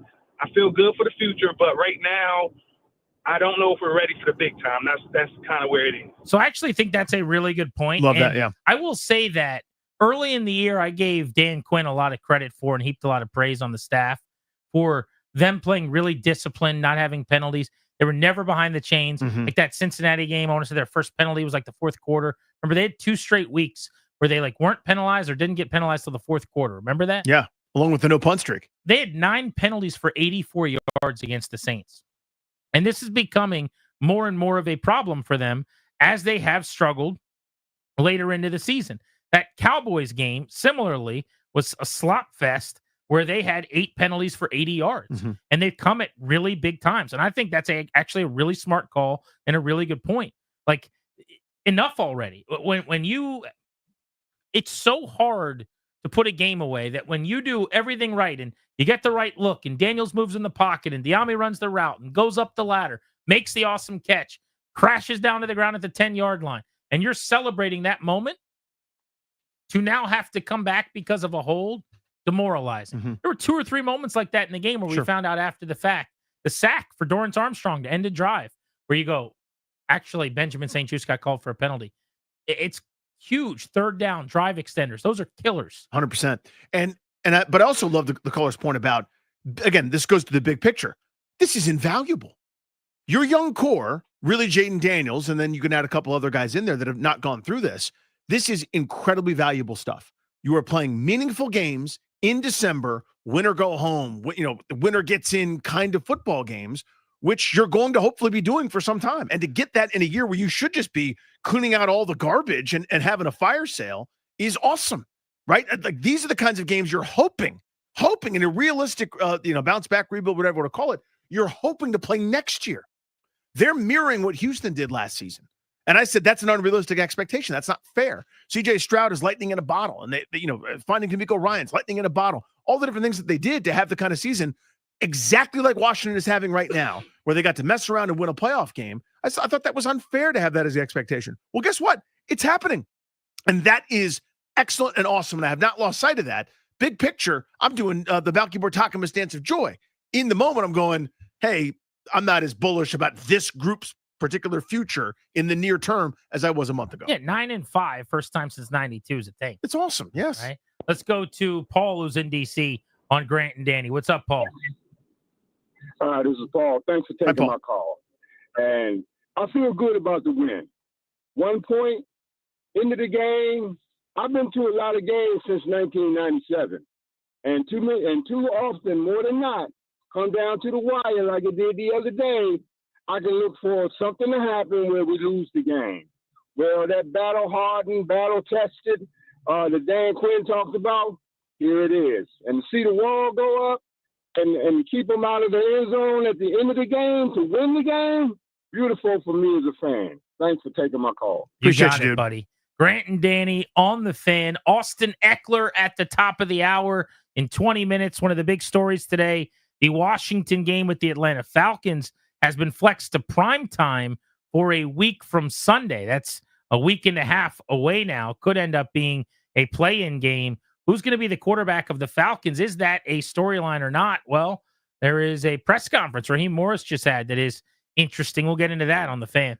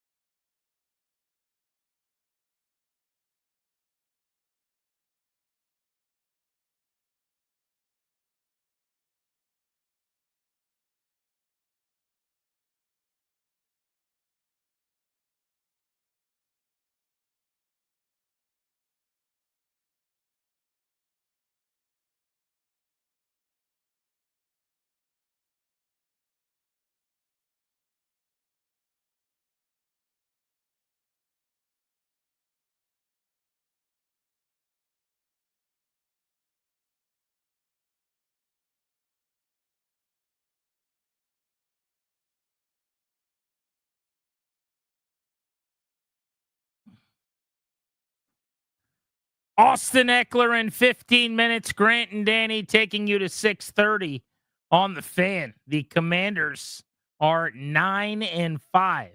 They have not been 9-5 since 1992.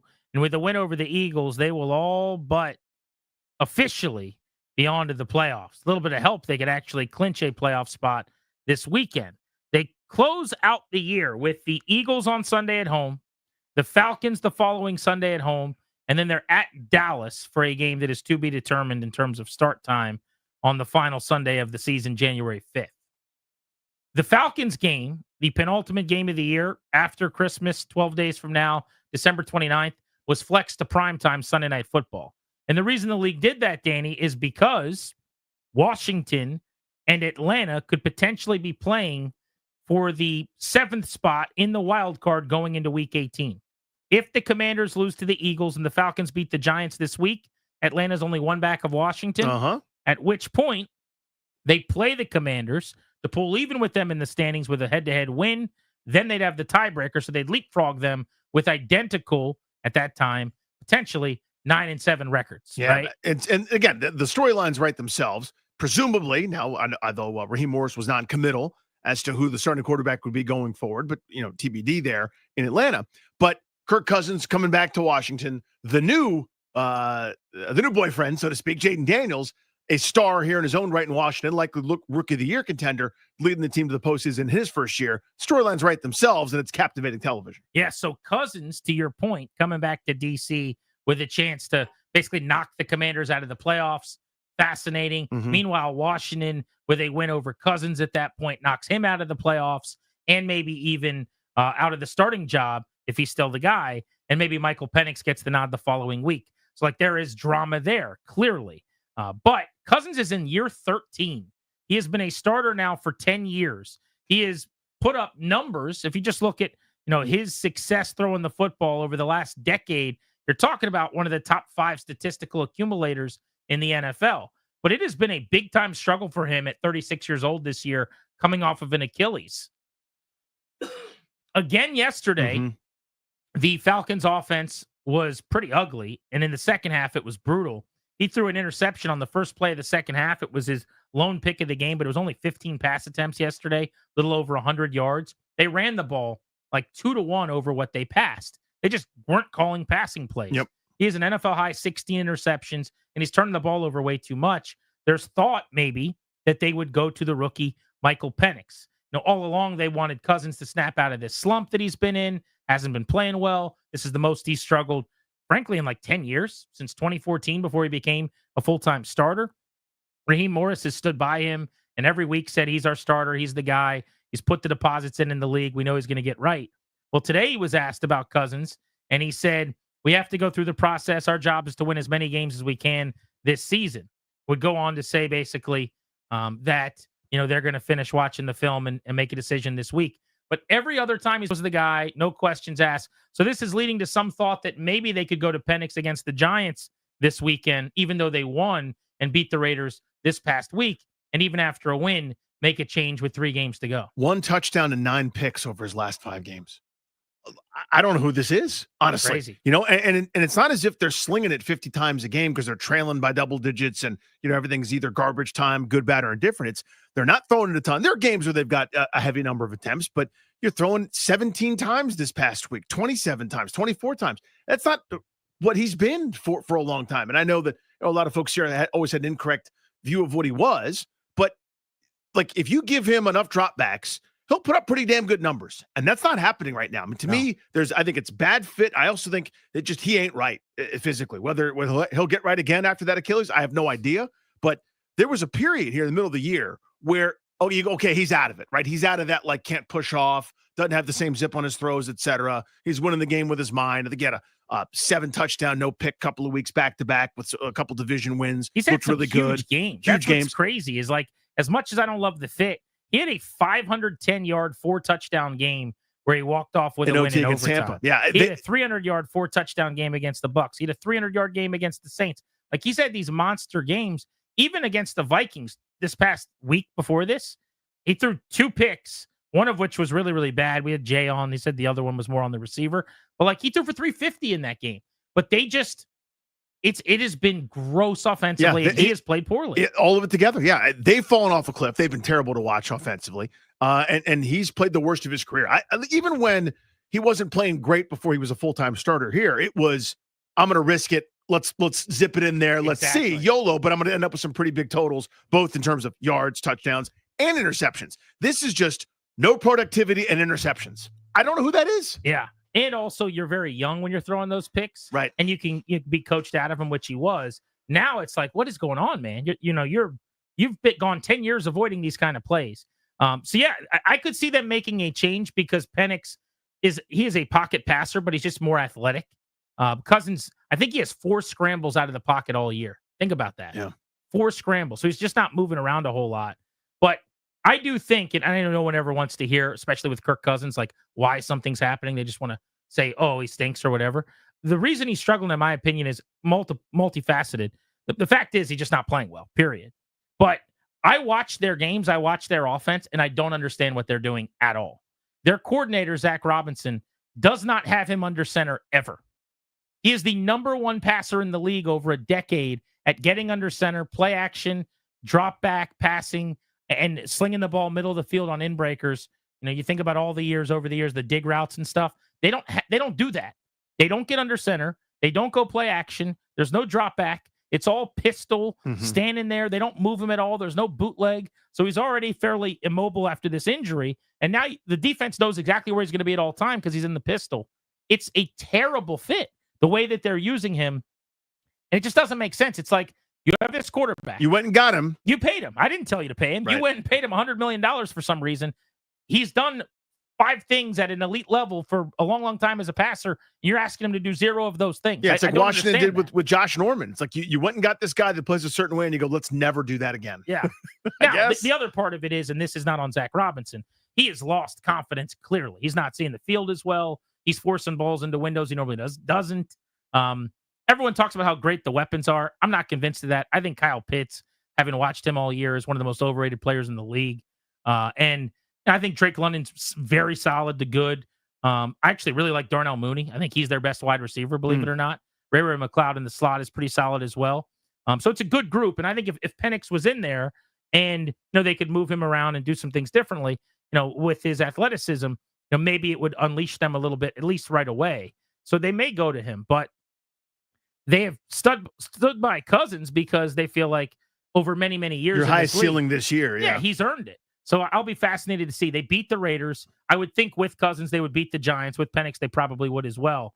But it would be a lot more fun if the Falcons are coming here for a primetime game with the playoffs on the line, if Kirko is under center and not Penix, although that would be a pretty cool matchup as well with Daniels and Penix. A couple of rookies, it'd be good theater. I mean, the backdrop here would be more influential, or a bigger deal, obviously, with Cousins returning and any narrative that goes with that. But for the primetime national audience, see a couple, top 10 draft picks leading their teams, a potential playoff burst going at it. That's pretty neat too. I'd also hate. I just don't know what I don't know about his Achilles and his health.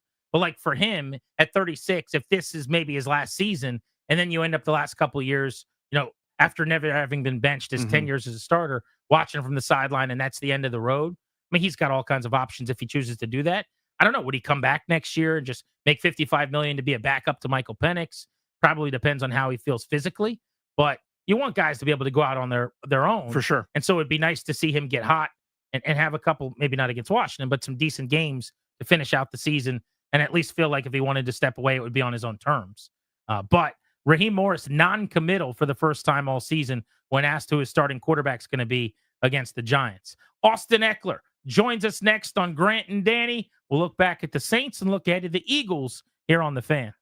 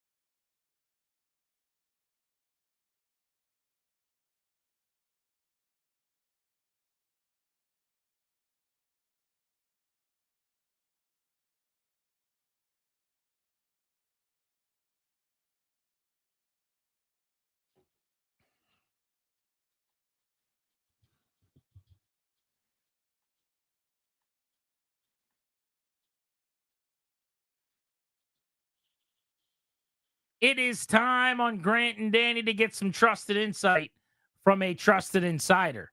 You know what that means? Austin Eckler is on the guest hotline presented by IT Cadre, where DC Sports insiders share their exclusive perspective.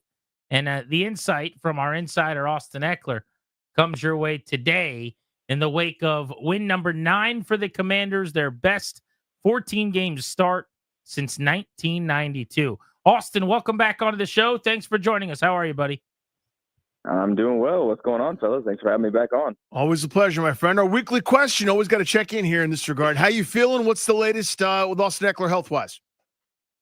Yeah, actually, just continuing to get back through the process. Like I mentioned, I think last week, really feeling like myself, so more of that this week as well. Really getting some good strength back. Had some just nerve damage and bruised nerves on my neck that was kind of affected my arm a little bit. So that's coming back. Nerves take a long time. They're kind of annoying to heal up, but making steady progress. So I appreciate y'all asking. Ooh, that's scary sounding. I mean, is that something you knew about before? I'd imagine that's not related to the concussion, right? Yeah. So what can happen is I actually had this happen in my second year where I did have a concussion. It was hitting from the other side and damaged some of the nerves on my neck on the left side. And actually my left arm lost a lot of strength. So there's a lot of nerves that come from your spine right there. It's like the C5 or whatever that one bone in your neck is, and it goes right to your arm. And so I remember I couldn't even curl like a 25-pound dumbbell at the time. And so it took a little bit to get back, but yeah, it's not ideal.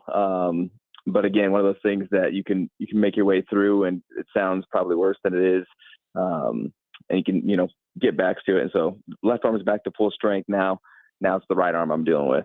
Good for you. Austin Eckler is with us on Grant and Danny. We heard this from afar when Tua was coming back from his concussion issues, and so many of the questions were uncomfortable, and people were telling him what he should do and what he shouldn't do. I'm just wondering from your perspective, like what kind of, I didn't even know you had a previous concussion early in your career, but what kind of things are you like, do you talk about it? Who's in your short circle of things like, hey, do I want to play again this season? Do I just sit this out? I mean, when you start to consider, like, do I wear a guardian cap or one of these neck roll things? Like, what are those things that players deal with when you start to have a season like this where you've dealt with 2 pretty serious concussions? Yeah, I think one of the main things is really understanding kind of your situation. All the situations are different. And what I mean by that is get all the information that you can from imaging, from professionals. You'll see guys, even like myself, like we went and got, a CT scan. I'm looking at my brain. I'm looking at my spine. I'm looking at my spinal cord. And I'm really gathering all of the information that I can so that I know where I'm at. What am I dealing with? What's the diagnostic on what I'm having to go through? And then using that information and saying, okay, what is now from here, the recovery? Am I recovered? And then now, if I am recovered, okay, what's it look like going forward? And for the concussions, they all have a kind of a life of their own. But really what you want to know is, okay, is there any structural damage? Am I more susceptible to getting another one because of some type of condition or some type of structural damage? And then am I taking longer to recover from these concussions? And so those are the kind of the questions that you need to really look into and get answers to. And you can kind of diagnose, over time if you have multiple anyway. Austin Eckler with us here on G&D. So, Austin, like with a hamstring or quad or something like that, which, everybody's had banged up at some point. I remember I pulled my hamstring, and it was a long time ago. And it was one of those things where it's like, even when the trainer was like, no, you're fine, I still didn't trust it for another week. You know what I mean? Like I'd go, oh, I can't really go full speed yet because I was so used to taking it easy, right? And my full speed, probably not as good as your full speed if we're just comparing. But anyway, it took me a little bit longer. What's that kind of milestone like when it comes to concussions? I mean, I know you were touching on that, but would be curious, like with a muscle or otherwise, you kind of know because it fires when you say fire. What's that sort of like that milestone for concussions? Yeah, it's again has a life of its own, but what's common across all of the concussions is the symptoms. Symptoms, regardless of what those look like, whether that's, some common ones are, you feel like you're in a fog, you have sensitivity to light, you have a little bit of blurred vision, headaches, trouble sleeping, things like that. So really, how do we measure it. Well, we got to get rid of all those symptoms. You can have no symptoms. So basically, if it's a hamstring, you can probably come back. If it's like 90%, like, you can still run on it. You'll be fine. You'll be protected. If the concussions, it's got to be 100%. You need to hit your baseline scores with memory tests that we have, with different eye tests and things like that. So that's how those are treated with the NFL anyway, is making sure that there's zero symptoms and you're back to where you were before you had the concussion. Austin Eckler on the mend, joining us here on Grant and Danny. All right, let's talk about the Saints game on Sunday. I want to get your expertise on the running game. So there was a 20-yard run from Brian Robinson, which was actually a pass. It was just backwards, so they called it a run. But that's nice as a running back to get credit for that as a carry. But, same deal, right? So you take that away, though. It was 20 rushing attempts for 45 yards. This was the best any team had done against him and against this running game. You added McNichols and Rodriguez. It was like 23 for basically 50 yards. And this was the worst run defense statistically in the NFL, which is just a hilarious, like, only in the NFL thing does that happen. But what did they do so well that you saw, and why couldn't Washington run the ball a little better? Yeah, it's not fun to say, but I think we just got to make sure that we're in a better position to come out and come off the ball. I think it's one of those things that we look ourselves in the mirror and say, we got to be able to perform better than this. Just looking at some of the just different drives and things where we're stalling out or not having a sense of urgency. So things that we can control, which is a good thing. But yeah, it's definitely unacceptable for us, knowing the type of running game that we can have, and how we rely on that. I even talked about it in an interview in the past where it's like, hey, what's going to take for us to continue to kind of win out in this month? Well, it's our running game. We got to make sure that we're getting ourselves in a position where we can run the ball and control the clock, because that's when we've had a lot of success. So a lot of that comes down to making sure we're doing in practice. You heard about our practice, before our last game against Tennessee and how that came out. So it's getting back to this. So it seems like, okay, why didn't you do that again? Well, the NFL is kind of a fluid thing. You come in and out of flows. You try to hold on to as much as you can, and hopefully you have a good team culture and chemistry to do that, which I love what we have built in over here. So I know for us, we have what we call the truth, or Tell the Truth Mondays. And so that's definitely something that was addressed in our offensive room, was, hey, like, this has to be a category where we have to get better, not just in the running game, but it showed up in the passing game and things like that too, in our urgency just to get up to line up on the ball and play how we want to play. So one of those look in the mirror moments, and it's not a bad thing. It's a constructive learning thing. So Austin, Tyler Biotish couldn't go because of an illness. And listen, I'm just watching the games, having fun. We were down there in person, and you could sort of tell the difference. But I'd love for you to go into how critical he is and kind of that center position in terms of everything from calls to being able to block and do so much. It seems like that's one of those integral positions that nobody really thinks about until you have a change like that. Yeah, I feel like the offensive line doesn't really get a lot of credit unless things are going wrong. Right. It seems like one of those where it's either only the extremes, whether they're really crushing it or things are going wrong. Otherwise, it's just kind of it's just the line. But as you can see, there's different parts to the offensive line, and when you lose a guy right before the game, you're not kind of anticipating that, and the guy that's taken probably most of the reps that week and made all the calls and pretty much led the offense from that position, and lose that, it's definitely going to have an effect. I thought Dieter, went in there and did his thing. He obviously is going to prepare with as many reps as he can, but it's definitely limited compared to what our starter was getting, Tyler, there. So, no shot at Dieter, but it's just, hey, you was not expected. Like, hey, you learned on Sunday morning or Saturday, whenever it was, when the report said that, hey, you're going now. It's like, oh, okay, like, let me get myself mentally prepared to go start this game. It's definitely a different type of, just mental feeling that you have, knowing that you're going to start, as opposed to, okay, I'm going in as a backup. So just kind of a wake-up call for us. And, we still got the job done, which matters as well. All that matters. So I'm proud of how Dieter was able to step up and at least help us get the win. Austin, you were playing your entire career cross-conference, cross-country. I wonder what your thoughts on Terry McLaurin were, and what you knew about how good he was before you got here, and then seeing him work every day and watching the season he's having, what your thoughts are now. Yeah, honestly, I didn't know much about Terry until I think 2 years ago. We actually played a golf tournament together.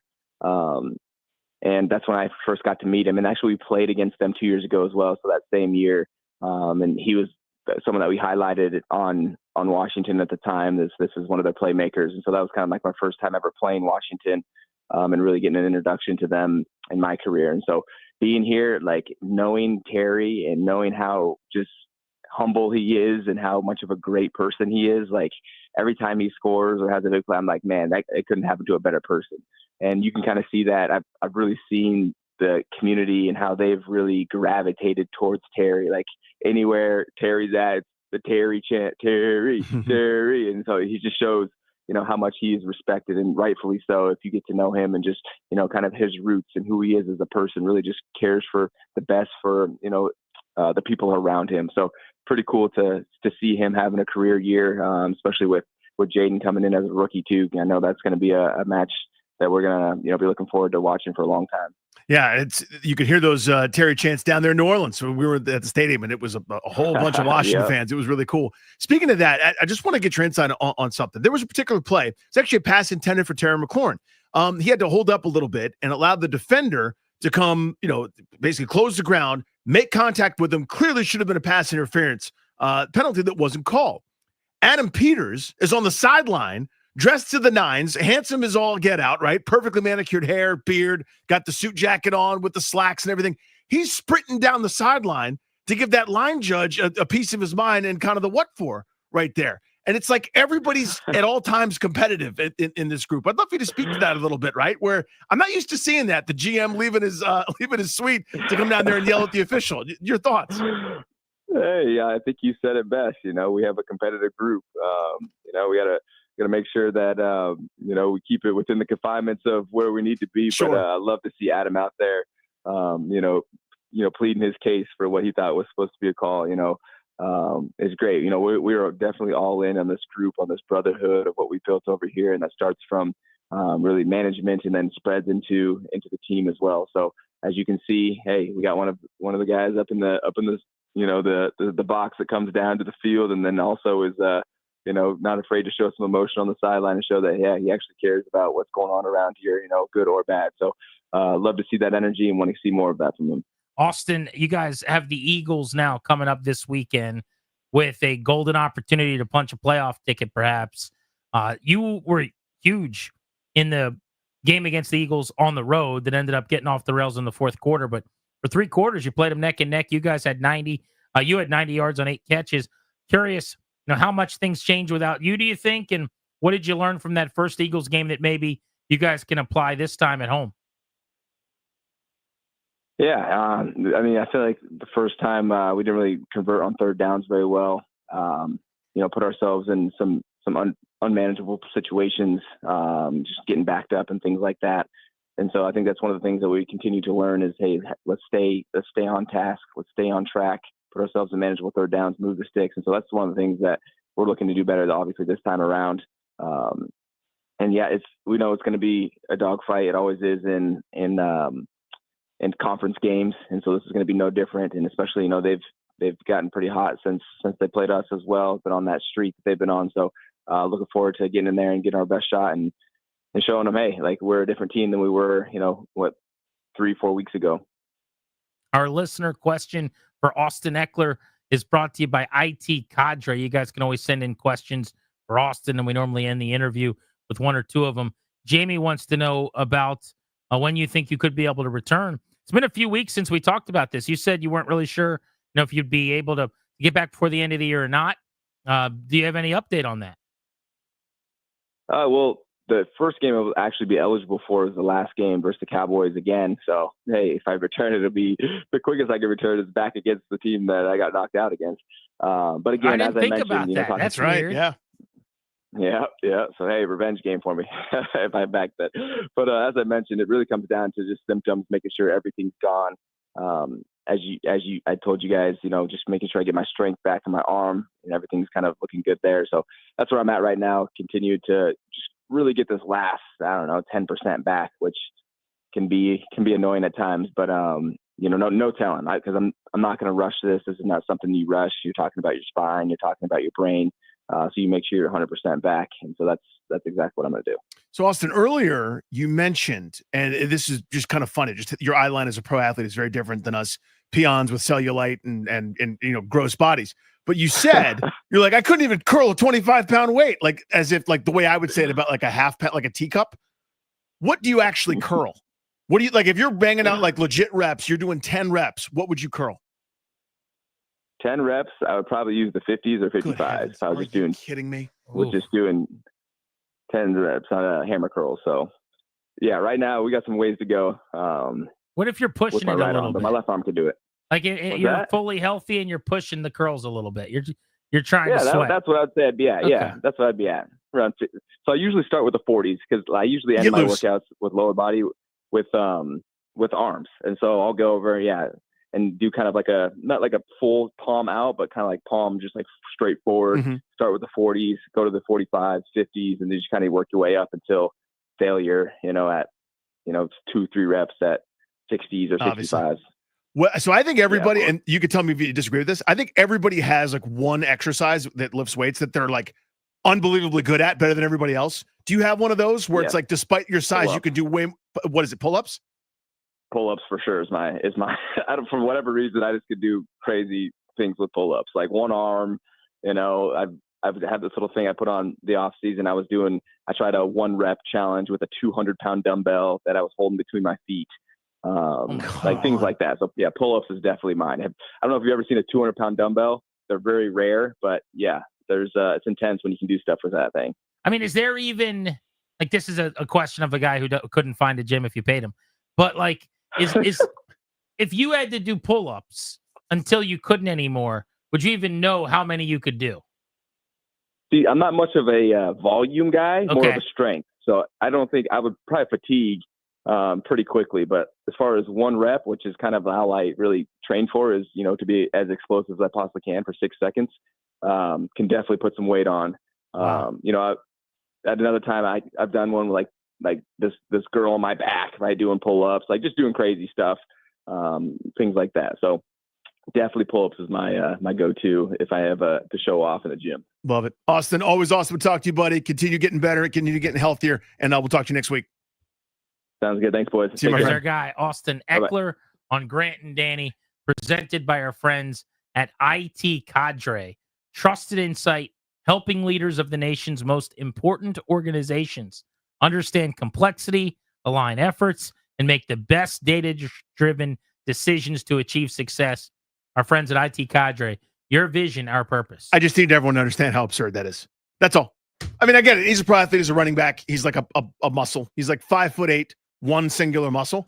But imagine doing a pull-up like with yourself attached to your feet.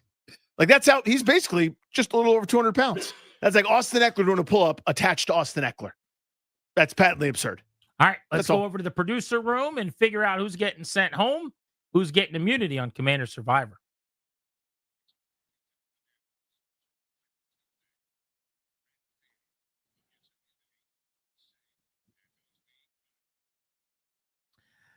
All right, who's going to give out immunity? We'll start with that. All right. To no one's surprise, when you catch 2 touchdowns and and get closer to the franchise record for receiving touchdowns, you get immunity this week. Terry McLaurin, number 17, little Terry, gets immunity once again. Well earned. 11 touchdowns on the year. 4 2-touchdown games for Terry McLaurin. Immunity was very, very easy to see coming. Yep. But this is slightly more interesting, I would say. There's some intrigue here. That means either Bobby Wagner or Frankie Louvu is being sent home. There will only be 3 left. Jayden Daniels safe. Terry McLaurin safe. Who will be in the final 3? This was a tight one, but unfortunately, the future Hall of Famer Bobby Wagner has been sent home. Wow. Mm-hmm. Was it close or was it pretty No, definitive? it was really close. Within a few votes. Wow. All right. Thanks to Ryan. Thanks to Darius for tallying those up. So that means next week we will have, with 3 games to go, 3 Commanders left standing, Jayden Daniels, Terry McLaurin, and Frankie Louvu, the lone rep for the defense. And so nobody can be immune, right? Isn't that how we usually do it? Because it means if you're immune, you'd automatically be the champion. Well, as of the final week for sure. But yeah, Right. I think we could do that next week where no immunity and just back-to-back weeks somebody gets knocked out. Yeah. I think we Incredible. could do it. I think this is the right final three, by the way, for this year.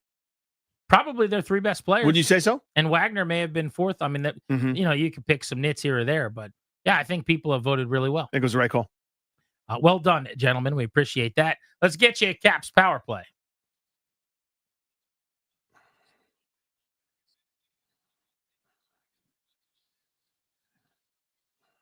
Last night, the Capitals got an early goal from Dylan Strome, but then lost by multiple goals in regulation. Just the second time that's happened all year. Their streak, double-digit straight wins on the road, ended as well. So they got to get back on the good foot tonight, second of a back-to-back. They are in Chicago, taking on a Blackhawks team that is just 5-8 at home on the season. Caps looking to improve to 13-3 on the road, still skating and playing without Alex Ovechkin, Danny. Well, your Washington Capitals joined the Grant and Danny radio program as having some plane issues last night.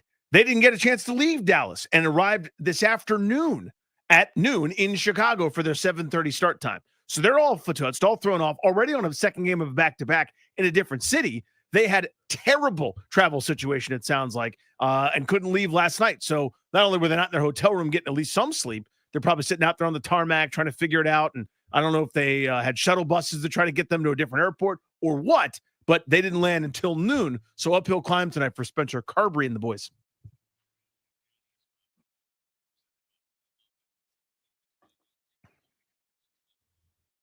That'll do it for a Tuesday on Grant and Danny. We're back at 2 o'clock tomorrow. We will have Wizards tickets on Wizards Wednesday at 5 o'clock. We will have Caps tickets, as always, ahead of the Beltway Blitz at 4 o'clock.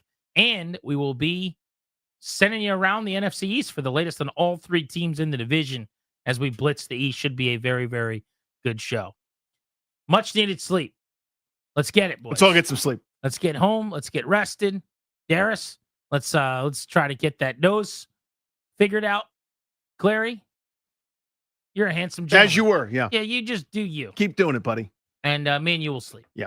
I got to play some hoops tonight, man. I made a commitment. That is a thing. I can't believe I'm doing that. You are doing. Here we go. Thanks for listening. We are back at it at 2 o'clock tomorrow on The Fan. Thank you for coming.